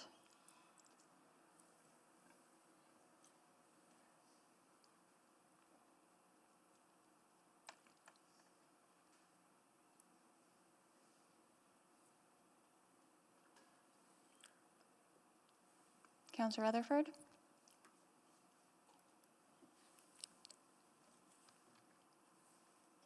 Councillor Jantz, can I trouble you to try to get through to her? Thank you.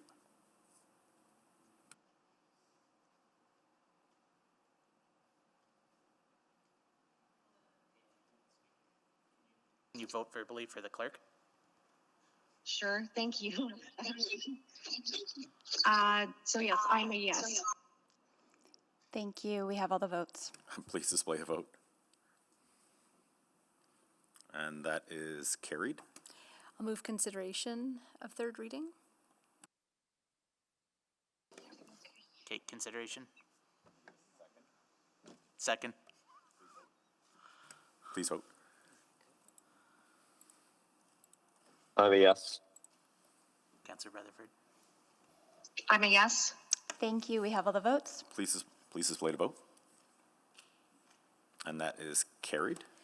Thank you. I'll move third and final reading of bylaw 21537, bylaw 21538, and bylaw 21539. Thank you. Thank you. Please vote. I'm a yes.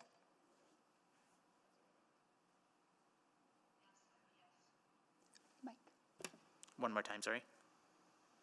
I'm a yes. Thank you. We have all the votes. Please display the vote.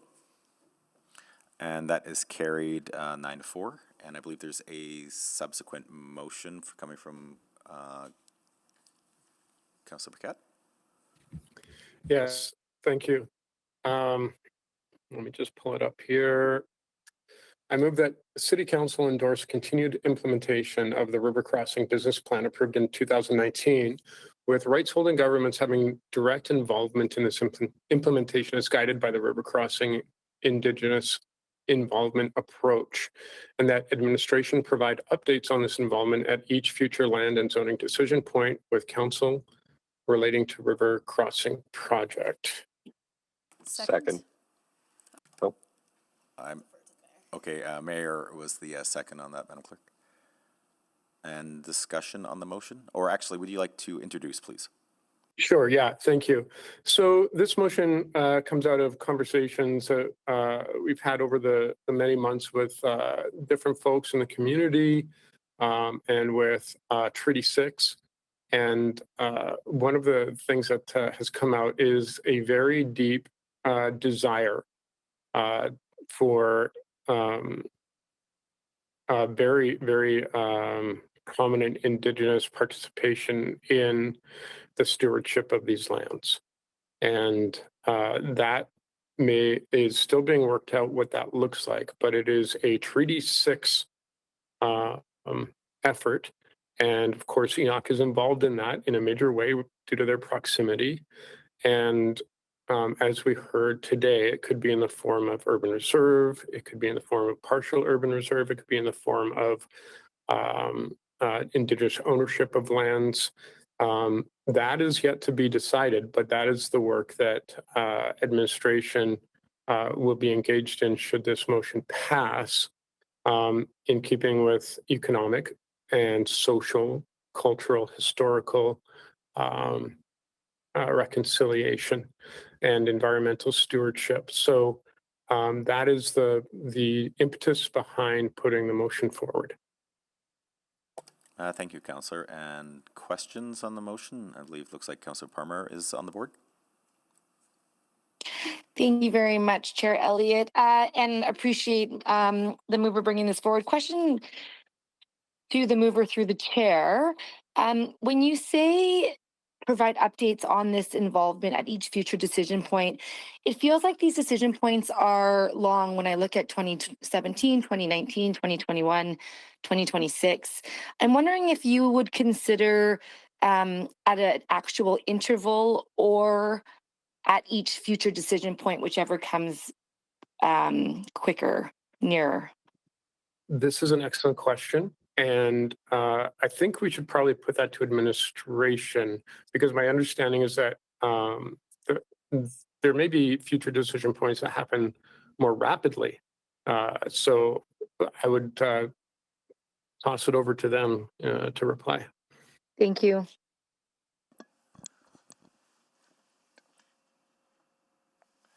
Yes, Councillor, I think that we understand that the intent is to receive updates on that work at a greater cadence.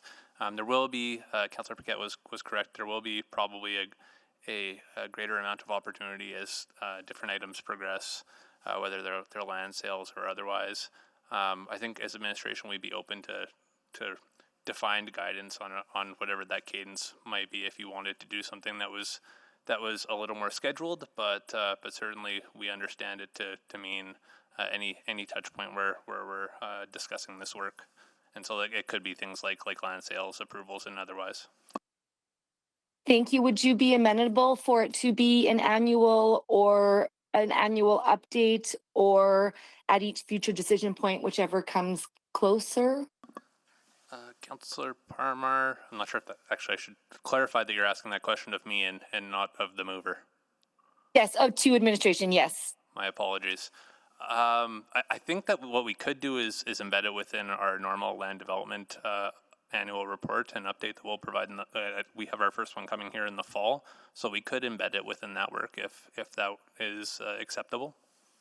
Yeah, that would be acceptable. Thank you. No further questions or changes to the motion. Okay, thank you, Councillor Wright. To the mover, to me, a business plan sounds very financial focused and sort of and more focusing on the economical aspect of this. I guess what in the business plan relates to that social and ecological side of things? Well, we've also got the Indigenous involvement approach and the North Saskatchewan River policy as well for engagement. So those things layer up together automatically. And so this is, the focus is specifically for the river crossing, but those other components are automatically connected here. And so that's why I didn't put them in, but if it's of comfort to council, they can obviously be layered in the wording. Okay, and only with the rights holding governments, so that would be Treaty 6, 7, and 8, Métis. It wouldn't include the majority of the people that came here today to speak?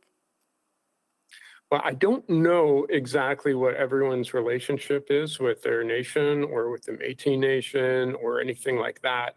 But at some point, we have to be able to weigh out, you know, how we proceed with that sort of engagement as far as like moving forward. So I guess an example would be that if council were doing, involved in some sort of negotiation with the federal government, of course, individuals in Edmonton can speak to that.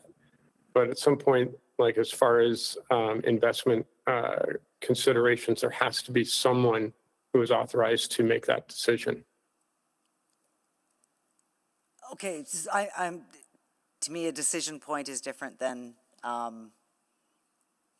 getting public input and feedback. So, but you're only talking here for decision points.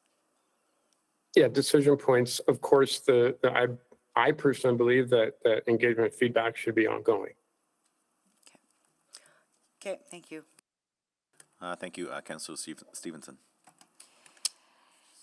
Yeah, maybe just to administration to maybe get some clarity on the river crossing business plan. So I think from what I'm seeing, there are 7 objectives in the plan, which do include economics, also environmental stewardship, community, and heritage as well, among others. Is that the case? Maybe to Mr. Hutchison? I can actually pass that one off to Ms. McCullough. Sure. Hi, yes, that's correct. Okay, so then to the mover, so in referencing the river crossing business plan, again, that's really looking at that holistic approach that's intended in as a foundation of the development concept? Yes, of course. So like there is the river crossing business plan that has all of those things embedded. And then, and then, as I mentioned, layered on top of that is our other policies and procedures as far as engagement. So I think it's fairly robust. Mm-hmm. Yeah, and so again, like the decision points may be around, for example, maybe concept designs for the interpretive park, for example.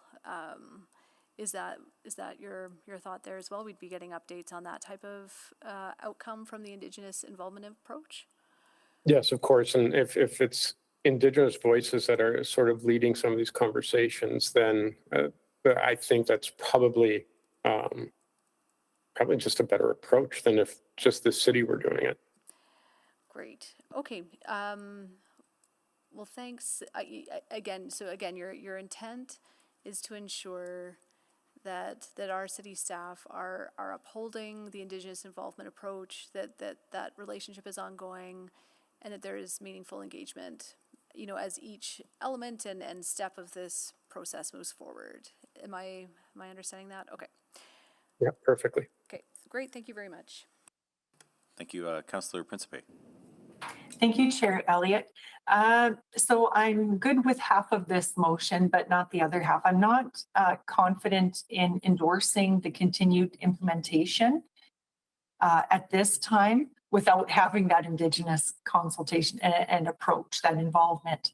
So I'm not comfortable with supporting the endorsement of it. So I'm not sure if the mover would be willing to somehow separate the two, like the endorsement from the, I would still like to have updates to see how that engagement is going. I would love to hear about that, but I'm not prepared to endorse the continued implementation of the business plan.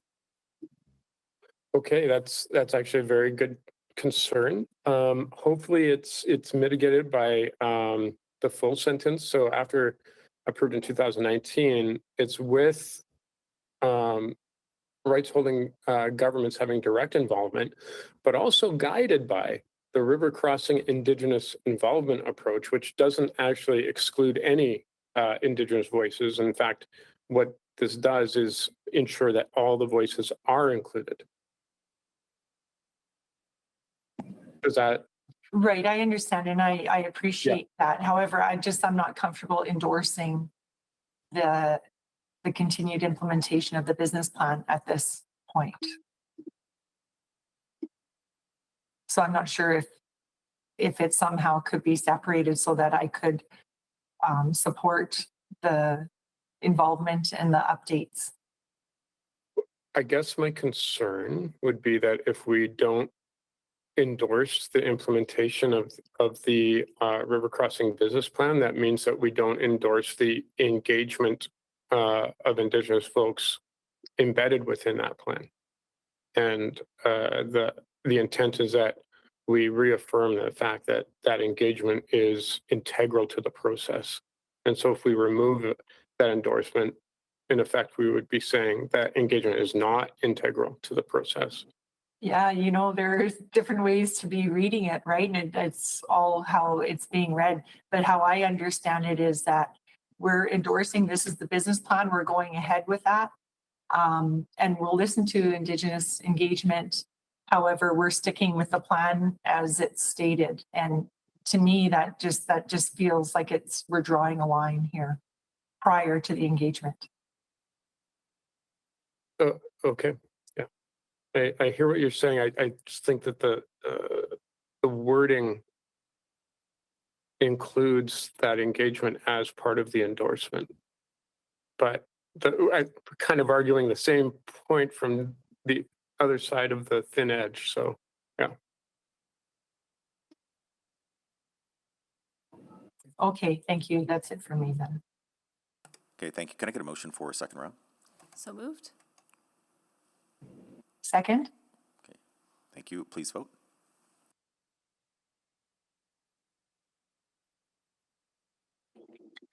Yes. Thank you, Mayor Knack. I'm a yes as well. Thank you, Councillor Stevenson.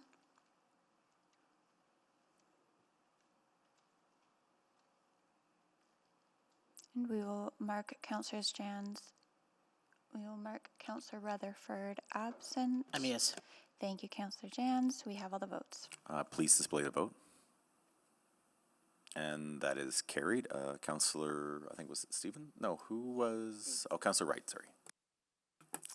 Hi, just in the river crossing plan, it does state that it's imperative for engagement with the public and local community as well as with Indigenous communities and related organizations. Can I suggest that we delete the with rights holding governments having direct involvement in the implementation? And just to be guided by the river crossing Indigenous involvement approach. And then I think that aligns with the river crossing plan, and perhaps we could get more people on side with the endorsement. I know that would make me feel better about it, that we are aligning it with what's being said in the river crossing business plan. Can I put forward that amendment, or to the mover? Well, yeah, you can put forward any amendment you like. Okay, but Yeah. you wouldn't consider that a friendly amendment to remove that? No. Okay, so then, Clerk, I guess I would like to put forward an amendment to delete with rights holding governments having direct involvement in this implementation. Is there a seconder? Thank you. Second. Okay, second by Councillor Principe. And please introduce. Just again, to align it with the actual river crossing plan, which is looking to get engagement from the broader community, not just the rights holding governments. Okay, thank you. Any questions for the motion? I guess subsequent motion. Oh, Councillor Burkett? Yeah, just to administration. In the original wording of the motion, is there anything in there that you feel would preclude you from including everyone in those conversations? Sorry.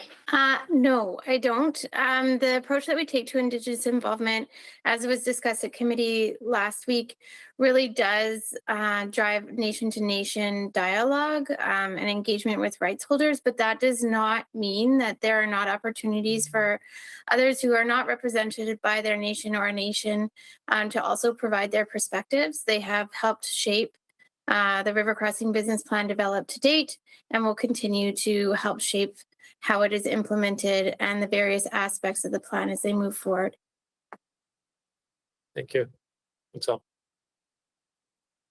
Okay, thank you. Councillor Stevenson. Actually, sorry, I think just to speak at the appropriate time. Thank you. Councillor Principe. Just to administration then, with this wording being removed, is there any complications that you might see with this wording being removed? I'm guessing this came from recommendation, the wording from administration. I don't contemplate it will impact our approach specifically. The work that we do in River Crossing and how we seek to include Indigenous peoples is guided by the Indigenous involvement approach. It is an evolution in our work and how we approach involvement since the business plan was completed. So it's a more recent reflection with input from rights holding governments on how they wish to be involved. And we're trying to meet rights holders and our partners where they're at, and we'll continue to strive to do that. Okay, thank you. Councillor Stevenson. Just to speak us right. To the clerk, do we need another round since Councillor Wright? She has one more question though. Yes, I believe because Councillor Wright, you asked questions first on the amendment. Oh, yes. Yeah, can we get a motion then for another round? This is in relation to my amendment. I'll move another round. Okay. Oh, it's not required? No. It is if she's already asked questions regarding the amendment. No. You just introduced? Okay, yeah, correct. Please proceed. Okay. Yeah. Okay, so Avril, I just want to double check because to me, by specifying the rights holding governments seems to contradict then what's in the plan itself. I know you said you can go beyond, but if we are directing administration to only deal with rights holding governments, you're not obligated then to doesn't that restrict you? No, I don't believe so. Kristen is on the call with the IRO. She might be able to add a little more clarity to my comments. Thank you. I think considering the cultural sensitivity to this area, removing specifically speaking about rights holding governments will potentially cause some relationship issues. So I would recommend keeping it. What would those issues be and for who? I think rights holding governments, or I think we need to make sure that they are highly considered in this, and I think removing it gives the feeling that they're not being as highly considered. But I think it's then discounting all the others. So I will leave it as is. Vote how you wish, and yeah, thank you. Okay, can we open the floor now, I guess, to speak to the motion? Councillor Stevenson. Yeah, thank you very much. I will not be supporting this amendment. I appreciate the spirit in which it's made, and I think we want all of our processes to be as inclusive as possible and to hear as many voices as we can. I don't think that the original wording precludes that. What I do think it does is it affirms our nation-to-nation relationship, which I think is a really foundational part of the commitments we've made to reconciliation.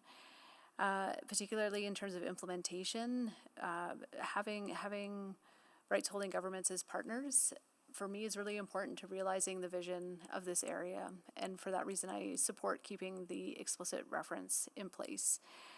Again, I don't think this precludes ongoing public engagement that happens on a regular basis to hear from all voices as well.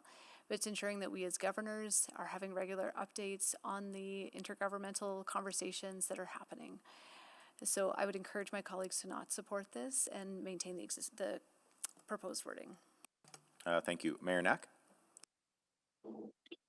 Thank you, Councillor Elliott. I guess not much more to add. I just really want to echo Councillor Stevenson's comments and the guidance we heard from our city administration. I think it is incredibly important for us as a council to acknowledge the position of rights holders when we're doing our engagement on all issues. And so I think it's very important for us to be very deliberate about acknowledging that, identifying that.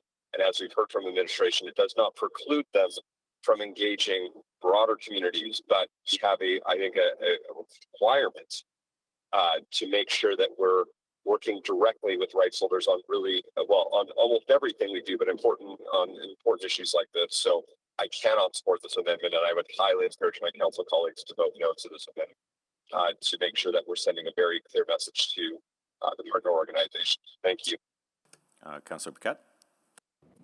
Yeah, thank you. I do appreciate the thinking behind removing this, but just to be clear, rights holding governments in Indigenous nations when it comes to municipalities and municipal relationships has often been extremely poor and has resulted in really fraught and damaged relationships.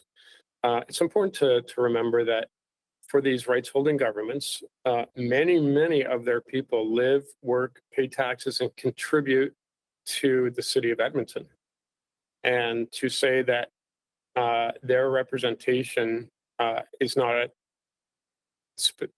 very specifically stated to be at the table, and instead to remove that and say we are not going to specifically state that you're at the table can be, kick in the face. And as far as the relationship with our neighbors are concerned with Treaty 6, we have memorandums of cooperation. We've got memorandums of understanding. We've got all of these efforts to reach out our hand and say, we can do this together. And then to say, well, except when we stated explicitly that you do have a voice here, we'll remove that. We're not going to stand up and honor that. I think just sends a really poor message. Obviously everyone is going to be included in these conversations. And so one of the intentions behind that wording was to ensure that our partners who have often felt excluded from city decisions now feel included, as though they are actual partners in building a better city going forward for all of our people together. So while I do understand that concern, I do believe that concern is mitigated by the fact that we are obviously already going to be and already have been engaging with everyone involved, but now we are also sending a signal to those who would invest in this area and those who would actually take the responsibility for the cultural and economic and environmental concerns in the area, that we value them as partners and say, yeah, your voice is important too here, quite obviously. So I will just leave it at that. Thank you. Thank you. Councillor Wright to close. Well, I recognize the government to government relationship with, with our Treaty 6 and 7 and 8 partners and those rights holders. I do, and the importance of those relationships and those MOUs that are in place.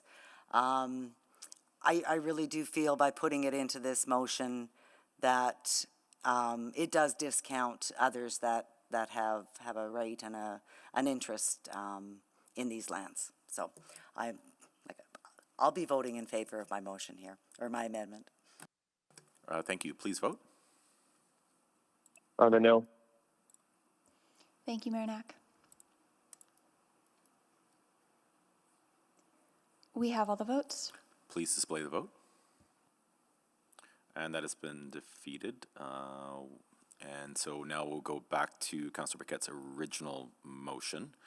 And we can continue on, I believe, with questions. And I believe that's where we left off, Madam Chair.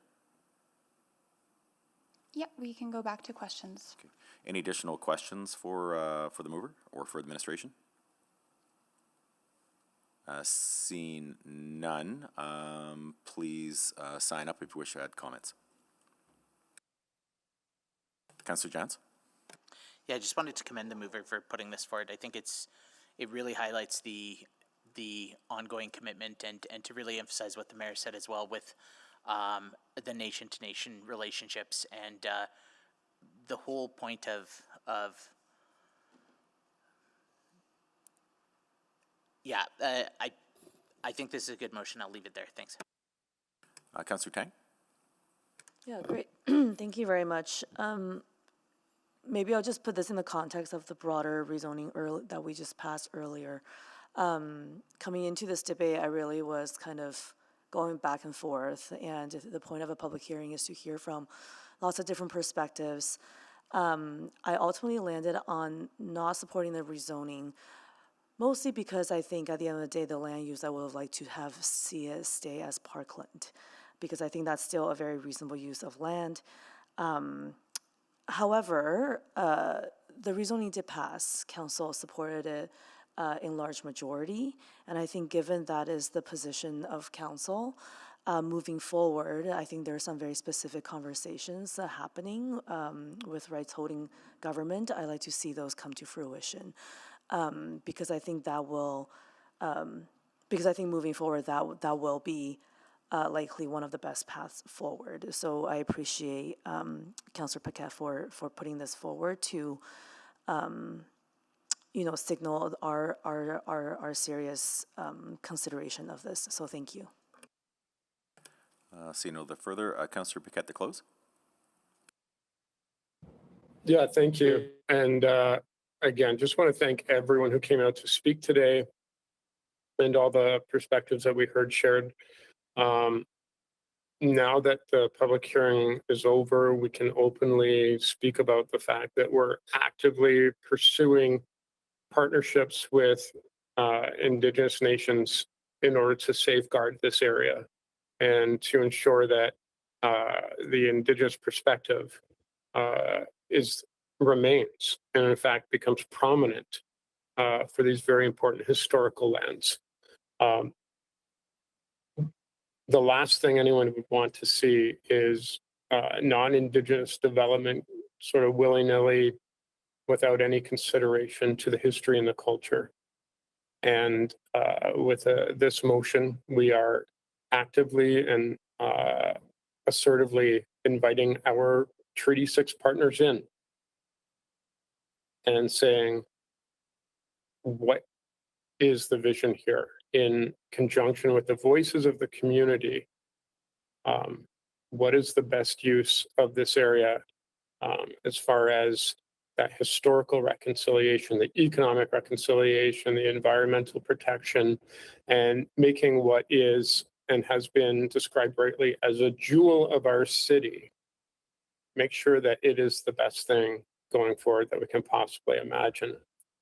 Now, my fear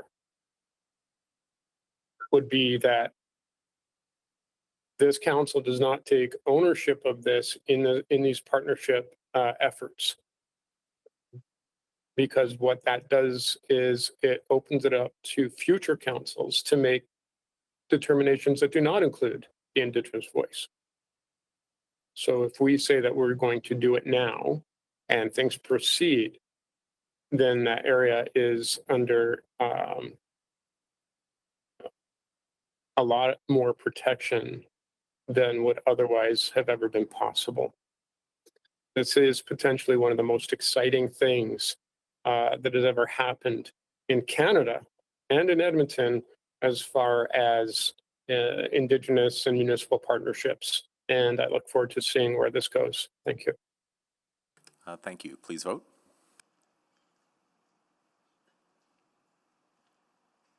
I'm a yes. Thank you, Murnak. We have all the votes. Please display to vote. And that is carried 11 to 1. Okay, thank you. That will move on to item 4.1, which is bylaw 21535. And I believe I'll ask administration to prepare for that presentation.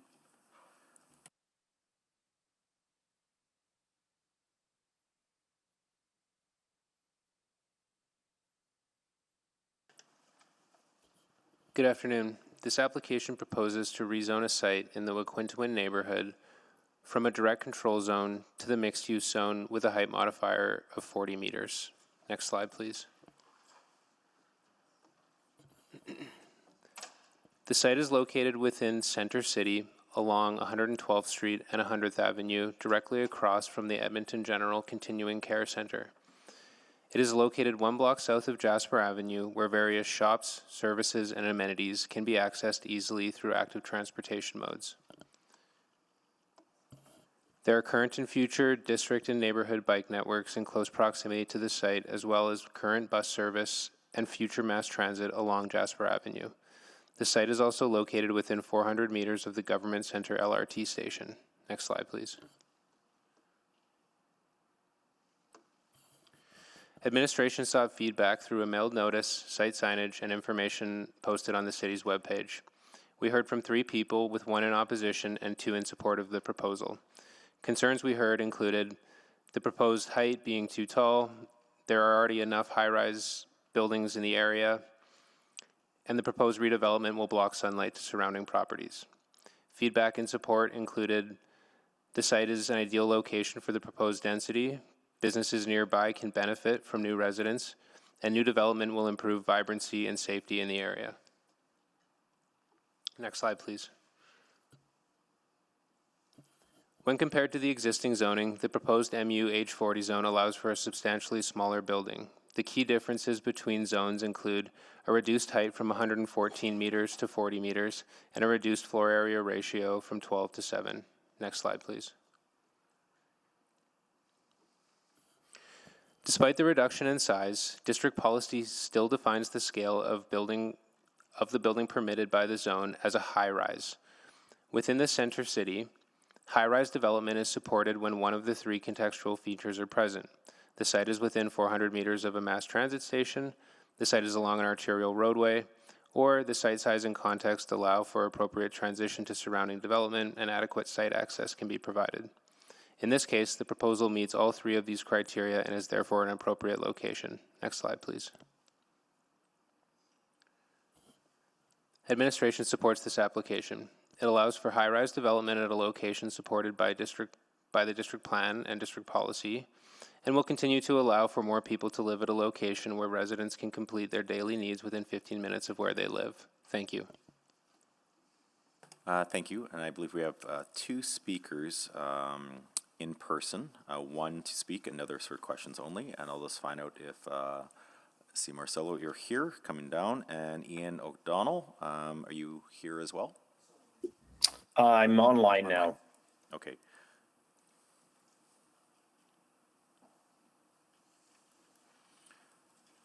And sir, when you get settled in, please let us know, and you'll have 5 minutes to provide.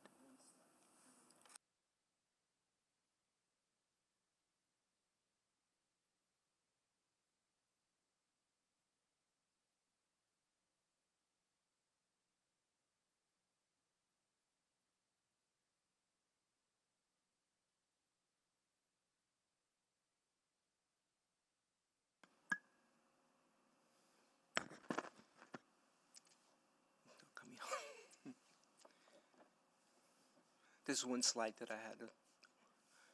You're just waiting for there's your slide. Oh, there you go. There you are, sir. Thank you. Good afternoon, Deputy Mayor Elliott, Mayor Knack, and councillors. Thank you for the opportunity to present today. I'll focus on my comments on the planning judgment behind this rezoning.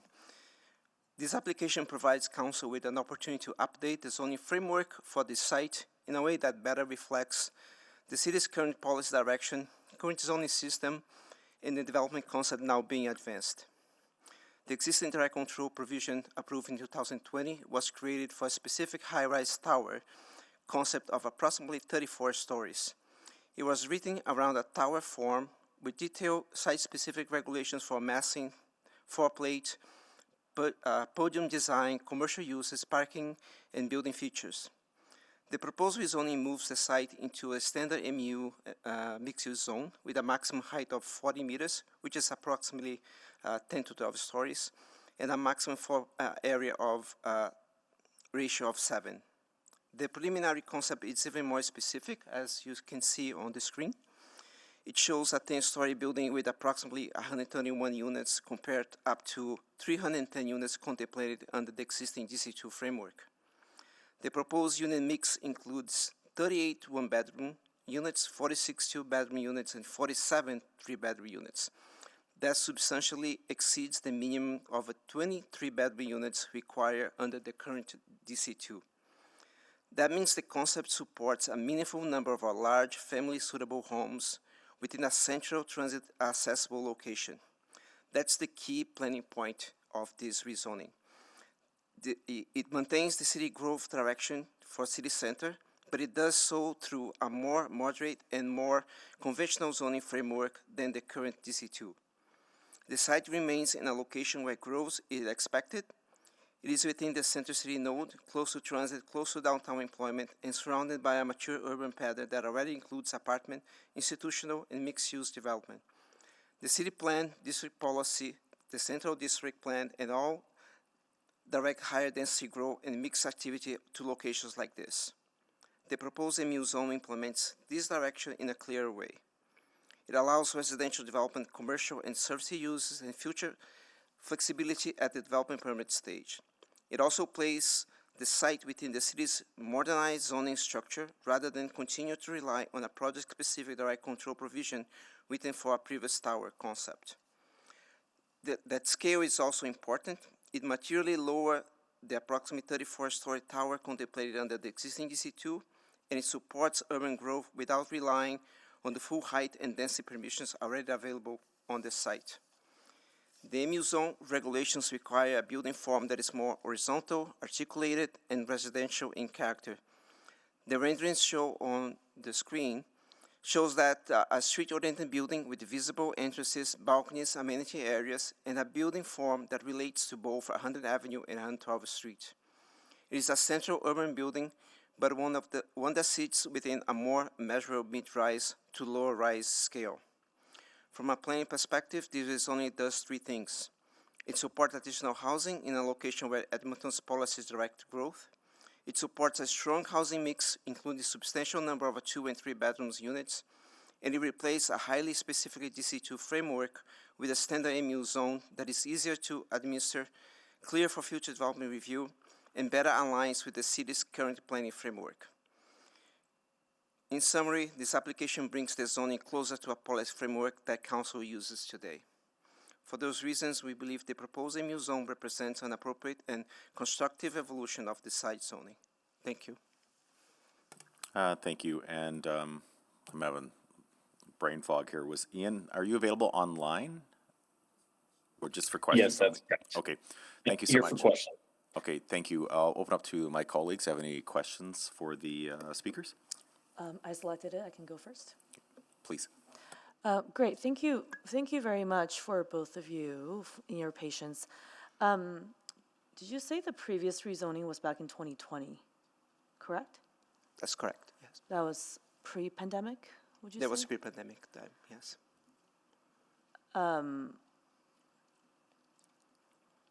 Why are we seeing the reduction now? Well, thank you for the question. So between 2017 and 2020, there were 4 towers approved in this area, very close to each other. And one of them was built, I believe, before the pandemic, actually. And then during the pandemic, we changed one of the sites to a mid-rise, which is already built. It's just west of this site. And now I think the market has shifted, and this area is evolving in a different way. We've seen things moving more closer to Jasper Avenue, where there are several towers actually approved and not built yet, but commercial is trying to pick up where it left off before the pandemic. So we see this area being more like catered to residential rather than that tower format that was pre-pandemic. So the change is largely driven by market condition. Yeah, it is by market conditions, but also in the area of, let's say, those direct control zonings, they were very stringent and geared to one type of design, which is not the design that is being forwarded today. So it's not just like the market conditions, but aesthetics and constructability. Yeah, I think, I mean, this is one of, I think, 3 applications today that are seeing some significant reduction in unit. This is like 60%. I think last year we approved another one that was in my ward that was also a significant downzoning. There are others that I'm aware of that haven't come forward yet, but I'm anticipating soon. I feel like in the last year or so, I've heard a lot about we haven't approved enough towers in the last few years. And yet here we are, lots of towers are downzoning. I just find the trend very intriguing. That's why I selected it. I could have selected any one of them. I hadn't realized 4.2 was selected. I would have asked the same questions. Anyway, so that's why I just kind of want to understand that trend, because for all those criteria, I would have expected the original number of units, near mass transit, near arterial road, all of those. But I'm wondering, is this a missed opportunity here? Yeah, if I may add then, Please. It's not only, let's say, the market the conditions that change, but also in terms of design and the regulations that you see in the new zoning bylaw, being a lot more open to different types of design. So like say, I mentioned in my presentation. With the zoning bylaw? With the zoning bylaw. That came into effect in 2024? Yes. Okay. Yeah. No, keep going, sorry. No, I was going to say, like in this right control from 2020, there was a fixed number of parking, fixed number of bicycle parking, which is half of what's actually is in the new zoning bylaw. So it's an improvement in terms of promoting other modes of transportation. Mm-hmm. It's also had like a fixed number of 2 bedrooms, 3 bedrooms, and now because we don't have those thresholds, we are able to design something that is, we feel the unit mix, it's more appropriate for what the community and the market is asking for today. Yeah, and I can appreciate just looking at the comments from the public that, of course, people will always offer lower stories, right? I think I just... But when you see like the reduction in the number of units, it's because the units were too small at that time.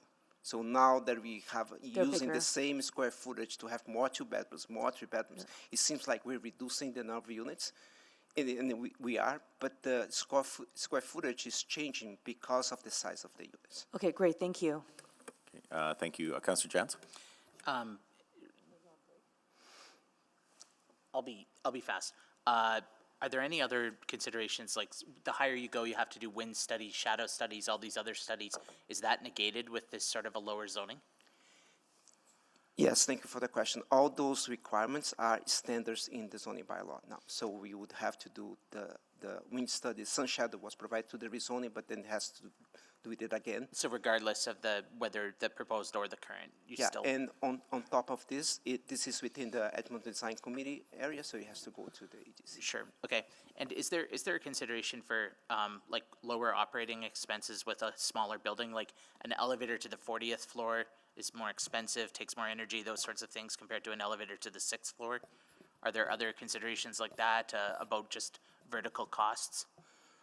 Well, like pumping water at some point, getting it up to the 23rd floor is going to be a lot more intensive. Yeah, and I think Ian's online, he can talk more about the development costs. Of course, this building, it's not completely designed yet, so what we see is that in terms of performance in past design buildings, those are features that come to play on the costed side. Yeah, okay, I'm good, thanks. Okay, thank you. Seeing that it's 3:29, we will do our 15-minute break and, okay, yeah, and just questions for administration? Good for that? Okay, thank you so much.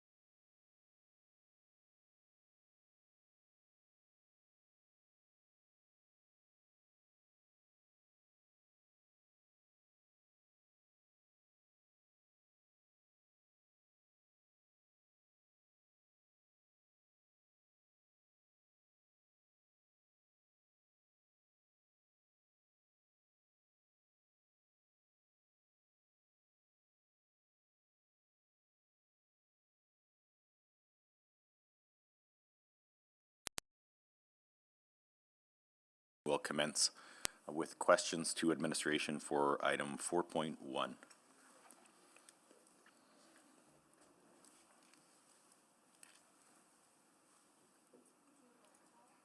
We do have quorum now, I believe, correct? With roll call, certainly. Karen Principe. Hello. Councillor Morgan. Good afternoon. Councillor Jantz. Here. Councillor Rutherford. Hello, hope you can hear me. Yes, we can. Councillor Clark. Councillor Clark. No. Oh, in the back. Okay. Councillor Tang. Hello. Mayor Knack. Do we still have the mayor online? Okay. Councillor Palmer. Good afternoon. Councillor Paquette. Councillor Salvador. Good afternoon. Councillor Principe. Oh, God. Good afternoon. Stevenson, sorry. You both have long hair. And Councillor Wright. Good afternoon. I don't think I missed Sorry, anyone. I'm Councillor Elliott. Oh, thank you, Mayor Knack. And I see Councillor Clark is walking in now. Any questions for administration on item 4.1? Okay, thank you. Yeah, I guess like when I was looking at the agenda with like kind of these multiple applications around downzoning, I was just a bit concerned about loss of housing supply. And I'm just wanted to check first, Jess, Ms. Incapen, that I can ask questions about The that. supply of a particular type of development, more grocery stores, more housing, more or less, is all relevant. Yeah, and then as related to affordability? I think affordability on a general sense, I Yeah. think we can have that discussion. Yeah. Yeah, so I guess just from an administration perspective, is that trend concerning? Do you anticipate a loss of housing supply to shake that affordability advantage that we currently hold? I think first and foremost, just from a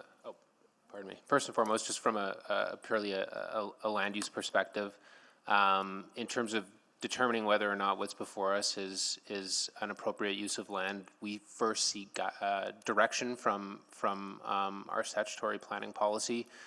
And although this is a downzoning, as you put it, it's still going to yield relatively substantial housing. Sure. 40 meters is still quite substantial and still considered by district policy to be a high rise.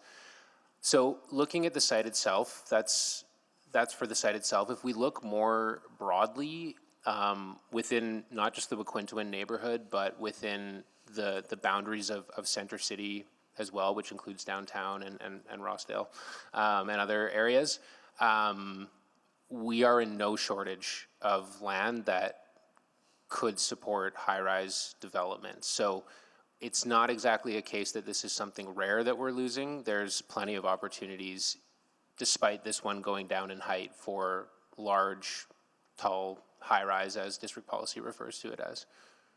And I'll just add that May of last year, we did the priority growth area rezoning, and there were a significant number of parcels along Jasper that go to the, Jasper that go to the MUH 85. And as well, north of that, we have the large-scale residential up to 65. So there's plenty that council has supported in terms of that capacity for housing, and then that capacity contributing to the overall affordability. Yeah, I hope so. I guess I'm feeling just even since last year onwards, I'm seeing a number of parcels kind of moving towards this trend. And while we still have parcels left, I'm not confident that those will be fulfilling their full potential. And that's why even from a land use perspective, yes, this is I think one of the things also, Councillor, to consider. Oh, okay, it's okay. Sorry, go ahead. One of the things to also consider with this, Councillor, is that more buildable projects will also be And there's a lot of background noise.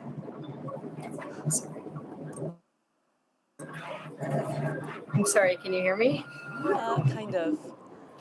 Okay, sorry, I was just saying that I think one of the things to consider right now is that more buildable projects will also result in more of that population uptake and more of those units actually coming online while we still have that capacity. And the anticipated build form does vary quite significantly in terms of what we would allow in these areas. So there's quite a large variety in the types of applications we can support in these kinds of situations.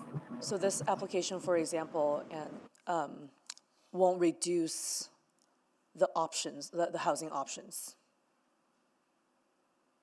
right? No, we will not have a reduction at all in any kind of housing options. Okay. Okay. Anyways, I'm happy to leave it to the ward council. Anyways, I'm done with my questions. Okay, thank you. Any other questions? I don't see any. Any new information arising out of lead to questions for our speakers? Okay, and that's the case, then we'll have a motion to, I guess, close public hearing. Sure, happy to move closure of the public hearing. Second. Please vote. I'm a yes. Thank you, Mayor Knack.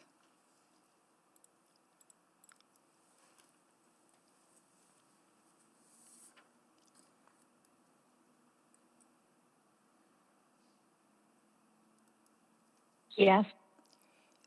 Thank you, Councillor Yes. Rutherford. Thank you, Councillor Jens. We have all the votes. Please display the vote. And that is carried, and we look for first reading. So moved. Second. Please vote. Oh, actually speak to the motion. Yeah, just very briefly. Anyways, I think I could have selected any one of the three today. I think it's just something I hadn't really thought much about previously until all of a sudden we're like gonna have three today. Probably something will come up in the future as well. You know, I think a big part of, earlier the speaker mentioned with the new zoning bylaw, there was a lot of, positives that came out of it. And I think a big part of that is increase in housing supply that has contributed to maintaining affordability advantage. And so something like this that I am seeing as a significant decrease in supply, I will worry about shaking that confidence. However, I also heard that this will contribute to bigger units, more family-friendly units, which I think it's all positive. And I appreciate the response. I think for a while, I've been hearing a lot about we need diversity of housing forms. I just don't want any of this to change that.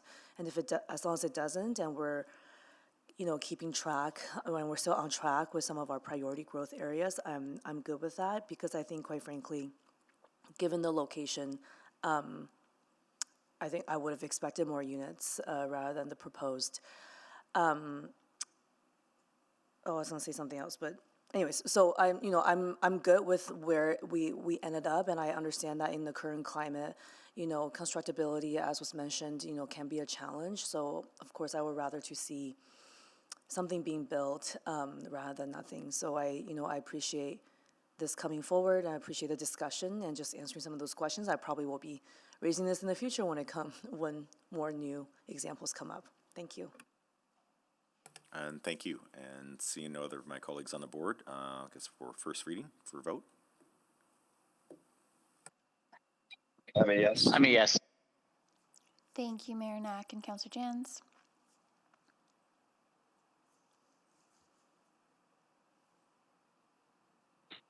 Yes. Thank you, Councillor Rutherford. We have all the votes. Please display the vote. And that has been carried, 12-0. And so second reading, So moved. Second. please vote. I'm a yes. I'm a yes.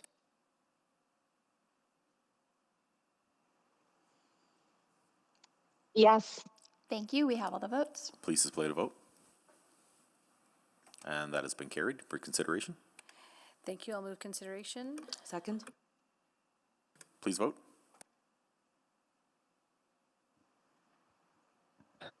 I'm a yes. Yes. I'm a yes. Thank you. We have all the votes. Please display the vote. And that has been carried.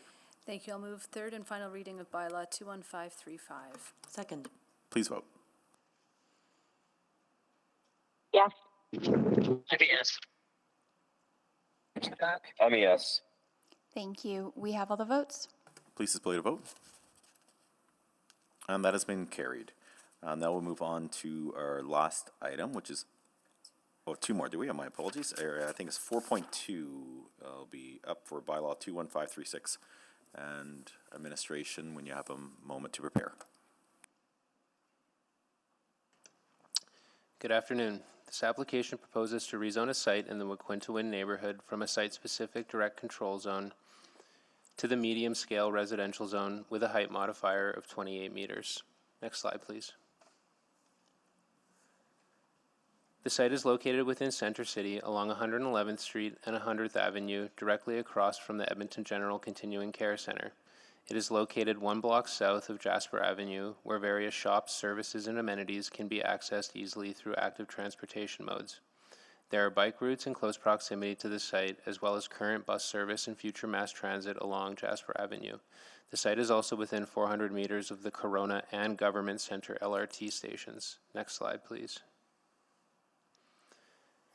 Administration engaged with the public using a mailed notice to 685 recipients. We heard from 4 residents with 2 in opposition.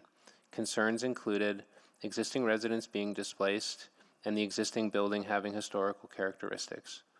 We also heard from 2 residents who had questions related to whether or not there are sustainable housing provisions in the proposed zone and whether or not there are mechanisms to suggest design elements. Next slide, please. When compared to the existing zoning, the proposed RMH28 zone allows for a smaller building and a larger footprint. The key differences between zones include reduced building height from 60 meters to 28 meters, reduced floor area ratio from 5.2 to 3.8, no maximum dwelling regulations, and smaller east and west setbacks. Next slide, please. At 28 meters in height, the scale of the proposed zone would be considered mid-rise. The site is within Center City, where mid-rise development is supported throughout. Next slide, please. Administration recommends that City Council approve this bylaw. It proposes a mid-rise building at a location supported by the Central District Plan and will allow future residents convenient access to transit, employment, and services. Thank you. Thank you so much. And we have 1 speaker in favor. Marcelo, I'm going to ask you to come down again, please. And we have 1 speaker in opposition. And Mandel will have you come down after Marcelo is finished.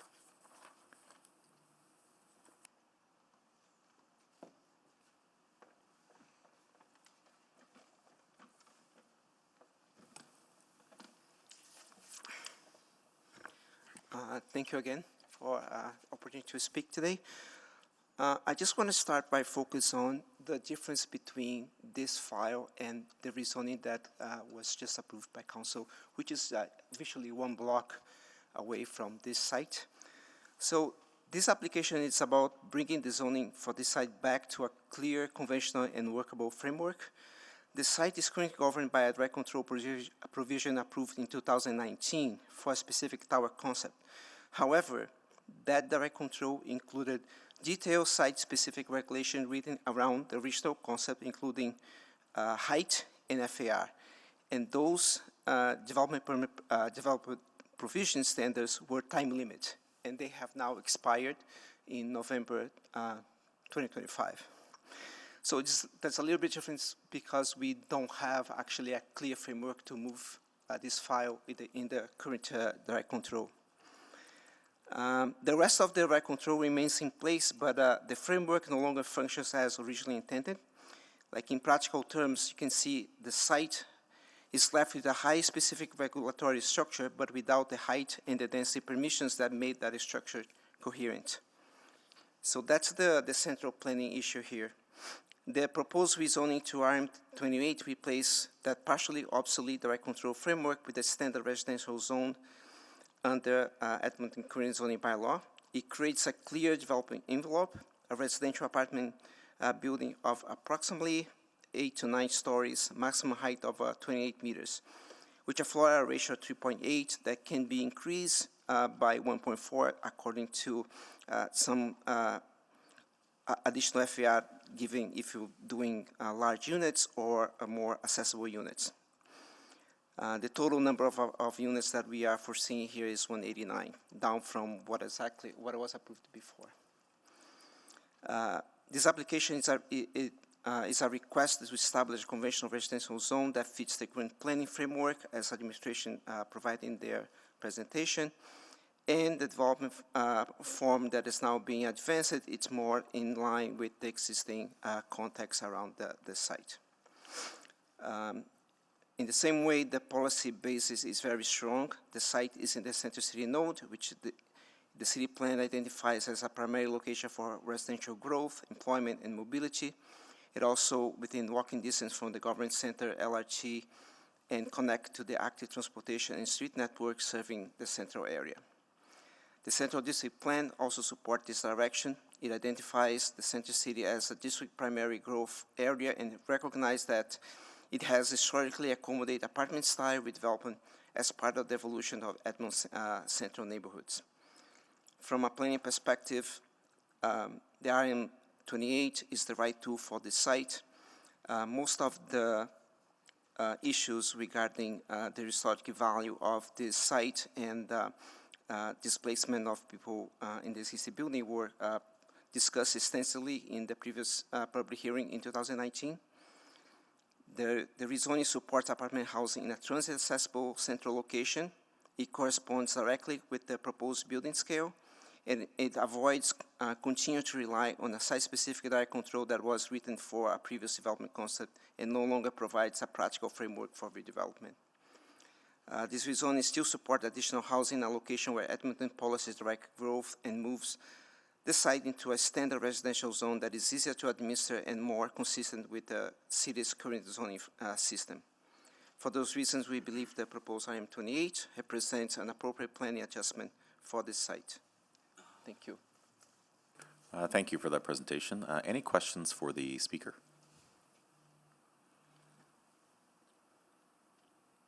Okay, seeing none. Thank you. Any questions for administration? We have a speaker. Sorry, my apologies. Yes, thank you. There is a speaker in opposition. Mandel Williams, if you're here, please come down. If not, are you online?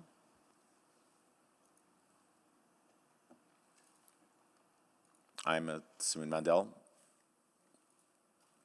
Okay, well, we'll just carry on and look for any questions for administration at this time.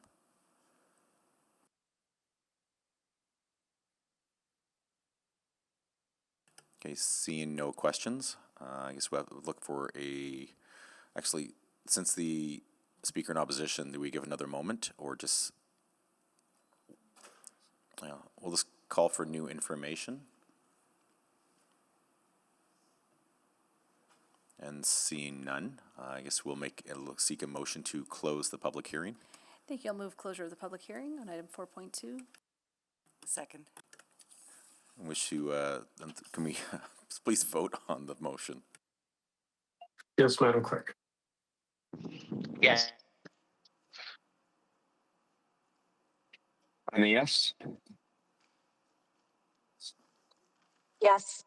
Thank you. We have all the votes. Please display the vote. Please display the vote, and that is carried. Motion for first reading. I'll move first reading on item 4.2. Have a seconder. Second. Thank you. Anyone wish to speak? Would you like to close? Seeing none, please vote. Yes. Yes. I'm a yes. Yes. Thank you. We have all the votes. Please display the vote. And that is carried. I'll move second reading of item 4.2. Second. Please vote.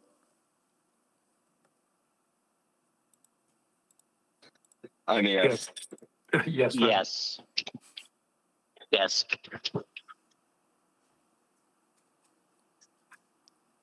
Yes. Thank you.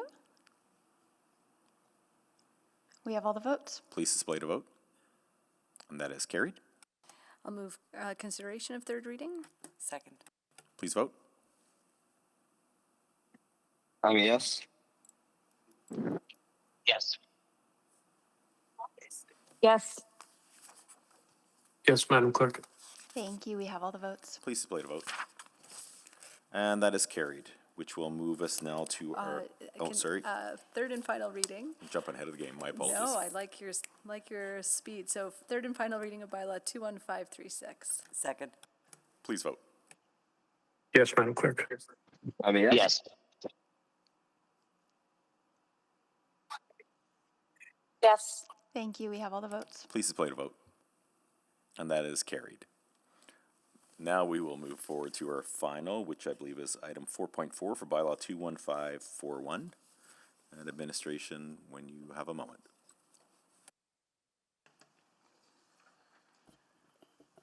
Good afternoon. This application proposes to rezone a site in the Prince Rupert neighborhood from the small-scale residential RS zone to the medium-scale residential RM zone with a height modifier of 16 meters. Next slide, please. The rezoning site is a corner lot located at the intersection of 111th A Avenue and 113th Street and is within the 111th Avenue primary corridor. It is located in close proximity to a range of amenities and gathering places including Airway Park, Prince Rupert Park, a commercial area, and the Central Lions Senior Recreation Center directly to the east. The site is well connected to multiple mobility options with bike routes along 111th Street and 111th Avenue, as well as bus service along 111th Avenue, with the nearest bus stop located approximately 70 meters away from the site. Next slide, please. Administration sought feedback through a mailed notice, site signage, and information posted on the city's webpage. 36 recipients were notified and 7 responses were received. 5 people were in opposition, citing concerns related to parking and traffic congestion, the need for a parking study for the area, site size not being able to support the proposed development, and negative impacts on property values. One person expressed support, citing the site's suitable corner location and a convenient access to amenities. Next slide, please. The model shown illustrates the maximum build-out under the existing RS zone and the proposed RM-H16 zoning. Compared to the current RS zone, the proposed RM zone allows for an additional 6.5 meters of height. To mitigate impacts from the additional height, the proposed zone requires increased setbacks from the abutting property and 113th Street. These setback requirements will reduce massing and support a transition in scale to neighboring properties. Next slide, please. The Central District Plan designates the site as part of the 111th Avenue primary corridor, which is envisioned as a vibrant urban area for living, working, and movement, supporting a mix of residential and commercial uses. District policy supports low-rise and mid-rise development throughout primary corridors. The proposed RM-H16 zone permits a low-rise built form, which aligns with this policy direction. Next slide, please. Administration supports this application. It proposes a scale of development which is appropriate within a primary corridor, and it provides additional housing units while ensuring an appropriate transition in scale. Thank you. And thank you. And we have one person in favor. Peter Chen, are you here? Please come on down.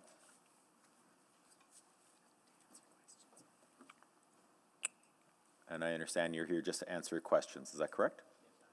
Okay then. Any questions from my colleagues?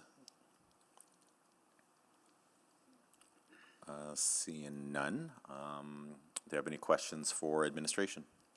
Oh, yeah, thank you. And we have one person in opposition. Eva Parley, are you here? Please.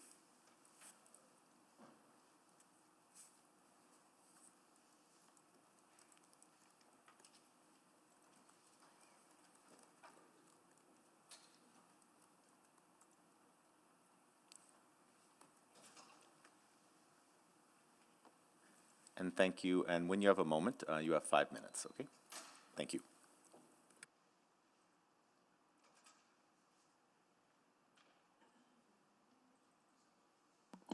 Hi, I've lived in this area for 29 years, and I have a major concern with the rezoning at 11303 111A Avenue.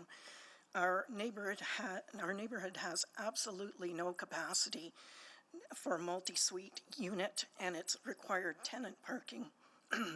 Parking is already scarce because of events and meetings going on at Lions Senior Center, as well as Our Lady of Guadalupe Catholic Church, and there's also a lot of Airway Park events in the area. We live across the street and 4 houses down, and sometimes we can't even park in front of it. The streets are difficult to navigate because cars are parking on both sides of the street during these events. They also park right up to the corners, which causes blind spots. And yeah, it's really difficult to navigate through there and unsafe. So I'm opposed to this basically for safety reasons. And also, it's really changing. Like, this neighborhood is nothing but bungalows. So all of a sudden we're getting these huge structures. It just doesn't fit with the neighborhood at all. But like I said, my biggest concern is the unsafe parking and travel. Thank you. Thank you so much. Do you have any questions for our speaker?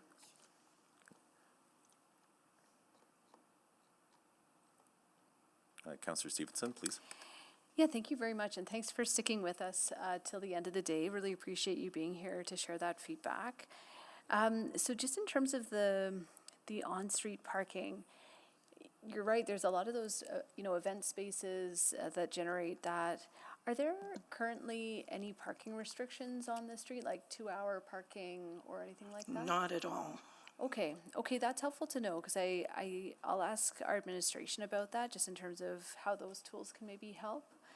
Well, yeah, and I think Prince Rupert is a real exception among a lot of other neighborhoods, with having some of those 3-story, 4-story apartments more in the middle of the neighborhood, along 116th Street. Normally they're on the edges. Have there been any specific concerns sort of in those existing multifamily areas with some of the on-street parking? Sorry, say that again. So I'm just thinking about the apartment buildings that are located in the neighborhood, sort of along 116th Street, west of there. Right. So quite a few apartment buildings in the interior of the neighborhood. Right.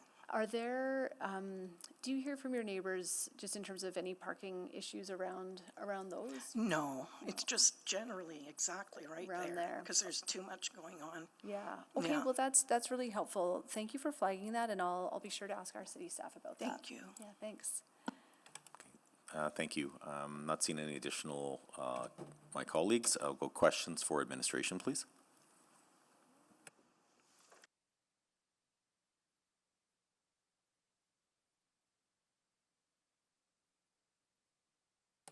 Councillor Stevenson, please go ahead. Yeah, thanks very much. Appreciating that question that's been raised just around on-street parking management. Any thoughts?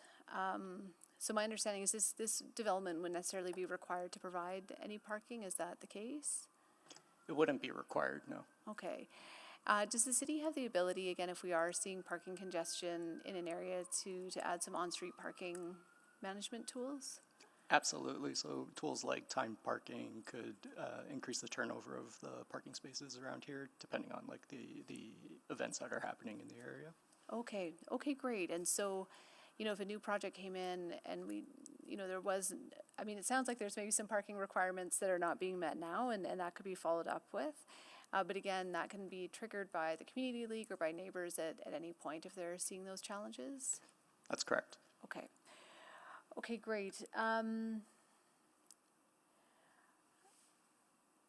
was just curious. I know that this is a standard zone, the 4.5 meter setback from 114th Street.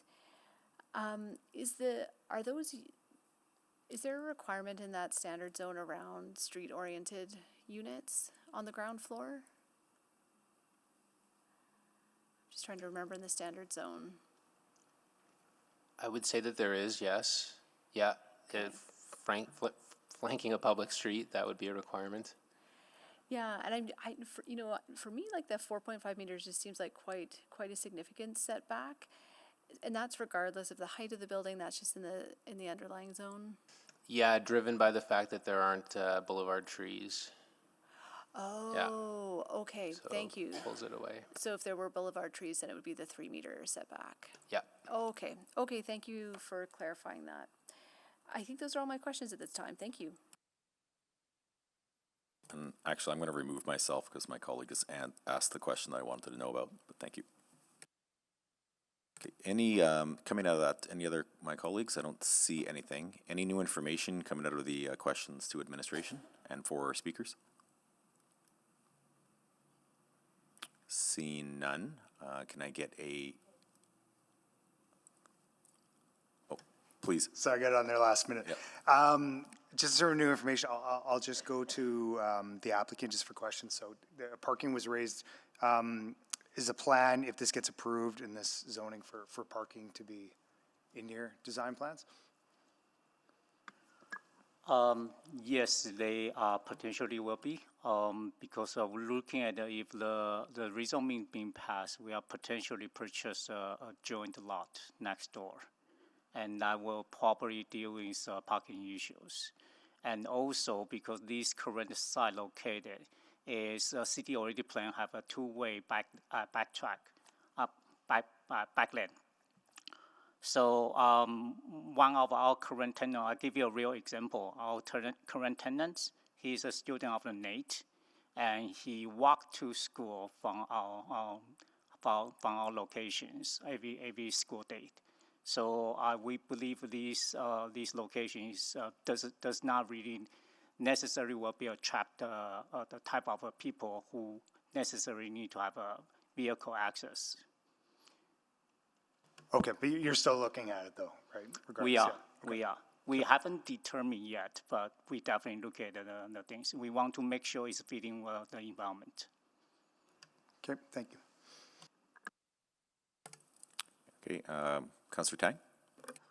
Just so I can understand what you just said, if this rezoning goes forward, you're considering purchasing the lot next door, right? Is that what you said? Yes, correct. And then that will give you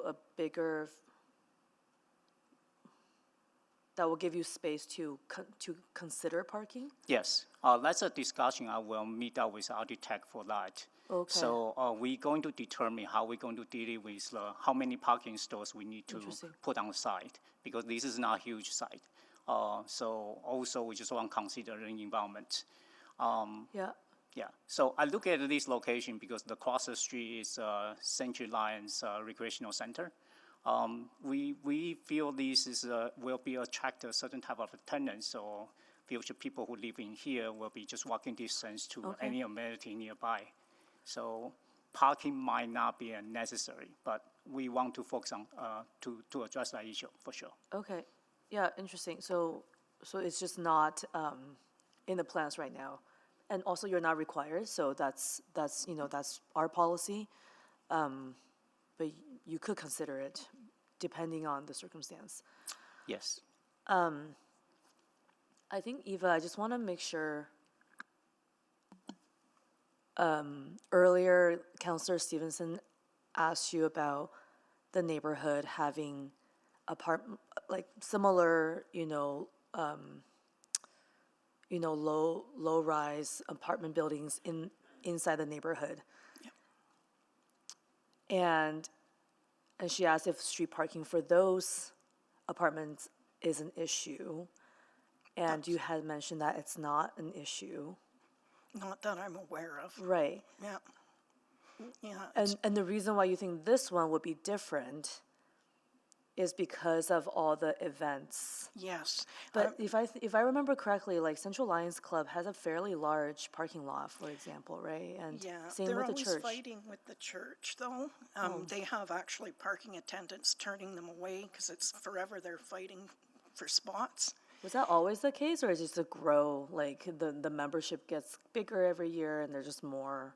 It's like Sundays are really bad. Like I can't even park. My husband's mobility challenge, so he's actually working on getting no parking signs for handicap for ours, because he can hardly park in the front, and he needs to. So, you know, we're 4 houses down. It just gets crazy, and it's so unsafe.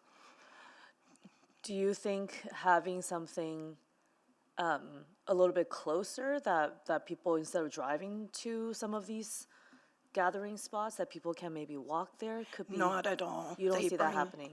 They bring tons of cars into the neighborhood. That is not going to be a possibility ever. Interesting. You know, I don't think people are willing to give up their cars. Right. Although I think the applicant just give an example of someone who walks and takes transit to get to where they need to go. So there are cases, right? I mean, you're talking about people who take the bus and that? Yeah. Yeah. I have no idea about that. All I know is the amount of cars and how unsafe it is, because they park right up to the corners, and their sight line you can't see. You basically got to drive and do this and hope there's not another car coming. And, you know, that's my main concern. It's like how it is today. It's just really difficult for the people already living right around that little area. Okay. All right. Thank you very much. Thank you. Thank you then. Seeing no other my colleagues online, we'll take a motion to close the public hearing. Shall I move closure of the public hearing? Second there? Second. Second. A second. Okay. Can we vote on the motion, please?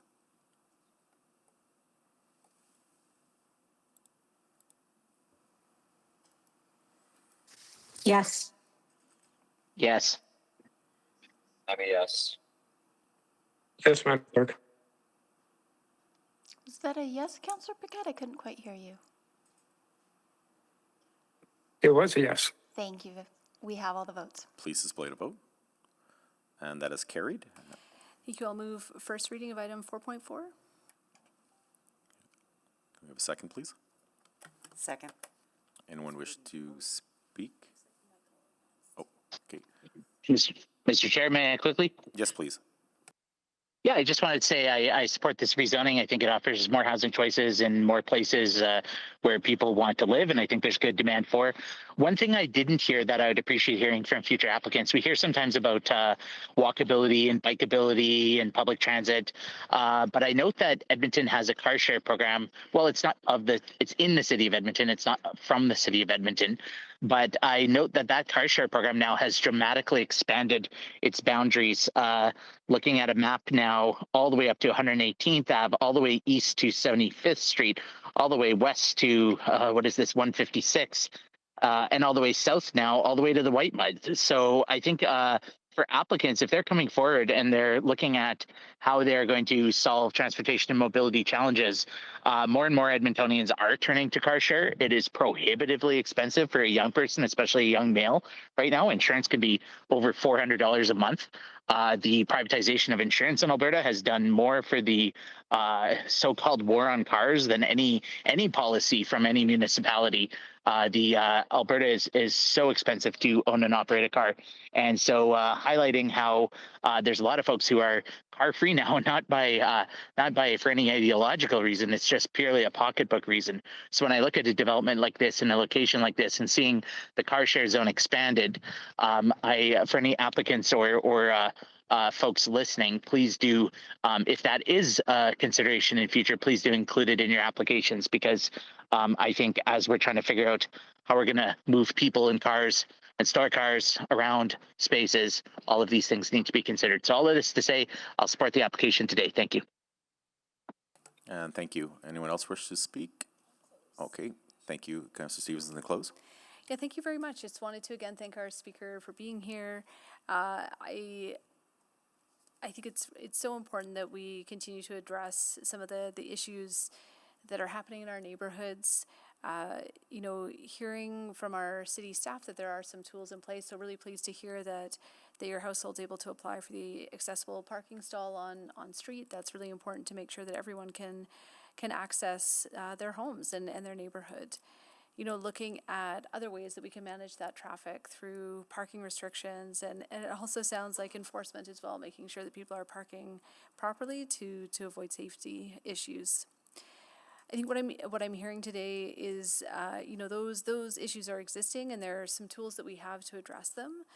And the rezoning today provides an opportunity to fulfill our city plan vision in terms of that primary corridor, and having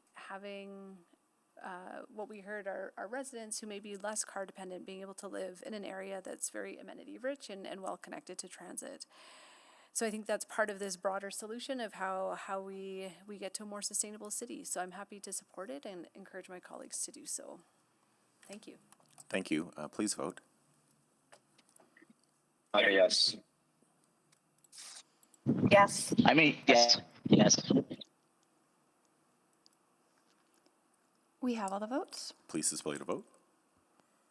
And that is carried. Get a motion for second reading? Yes, so moved. Second. Please vote. Yes. Yes.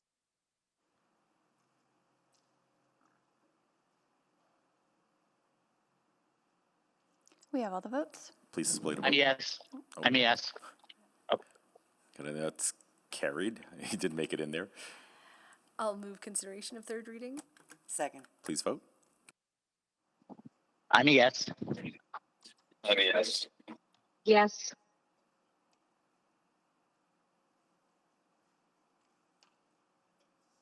We have all the votes. Please display the vote. And that is carried. And I'll move third and final reading of bylaw 21541. Second. Please vote. Yes. Yes. Yes. We have all the votes. Please display the vote. And that is carried. And that will conclude. Let's see, we're moving on now to notices of motion or motions without customary notice. Seeing none. And that will be adjourned at 4:27. Thank you, everyone.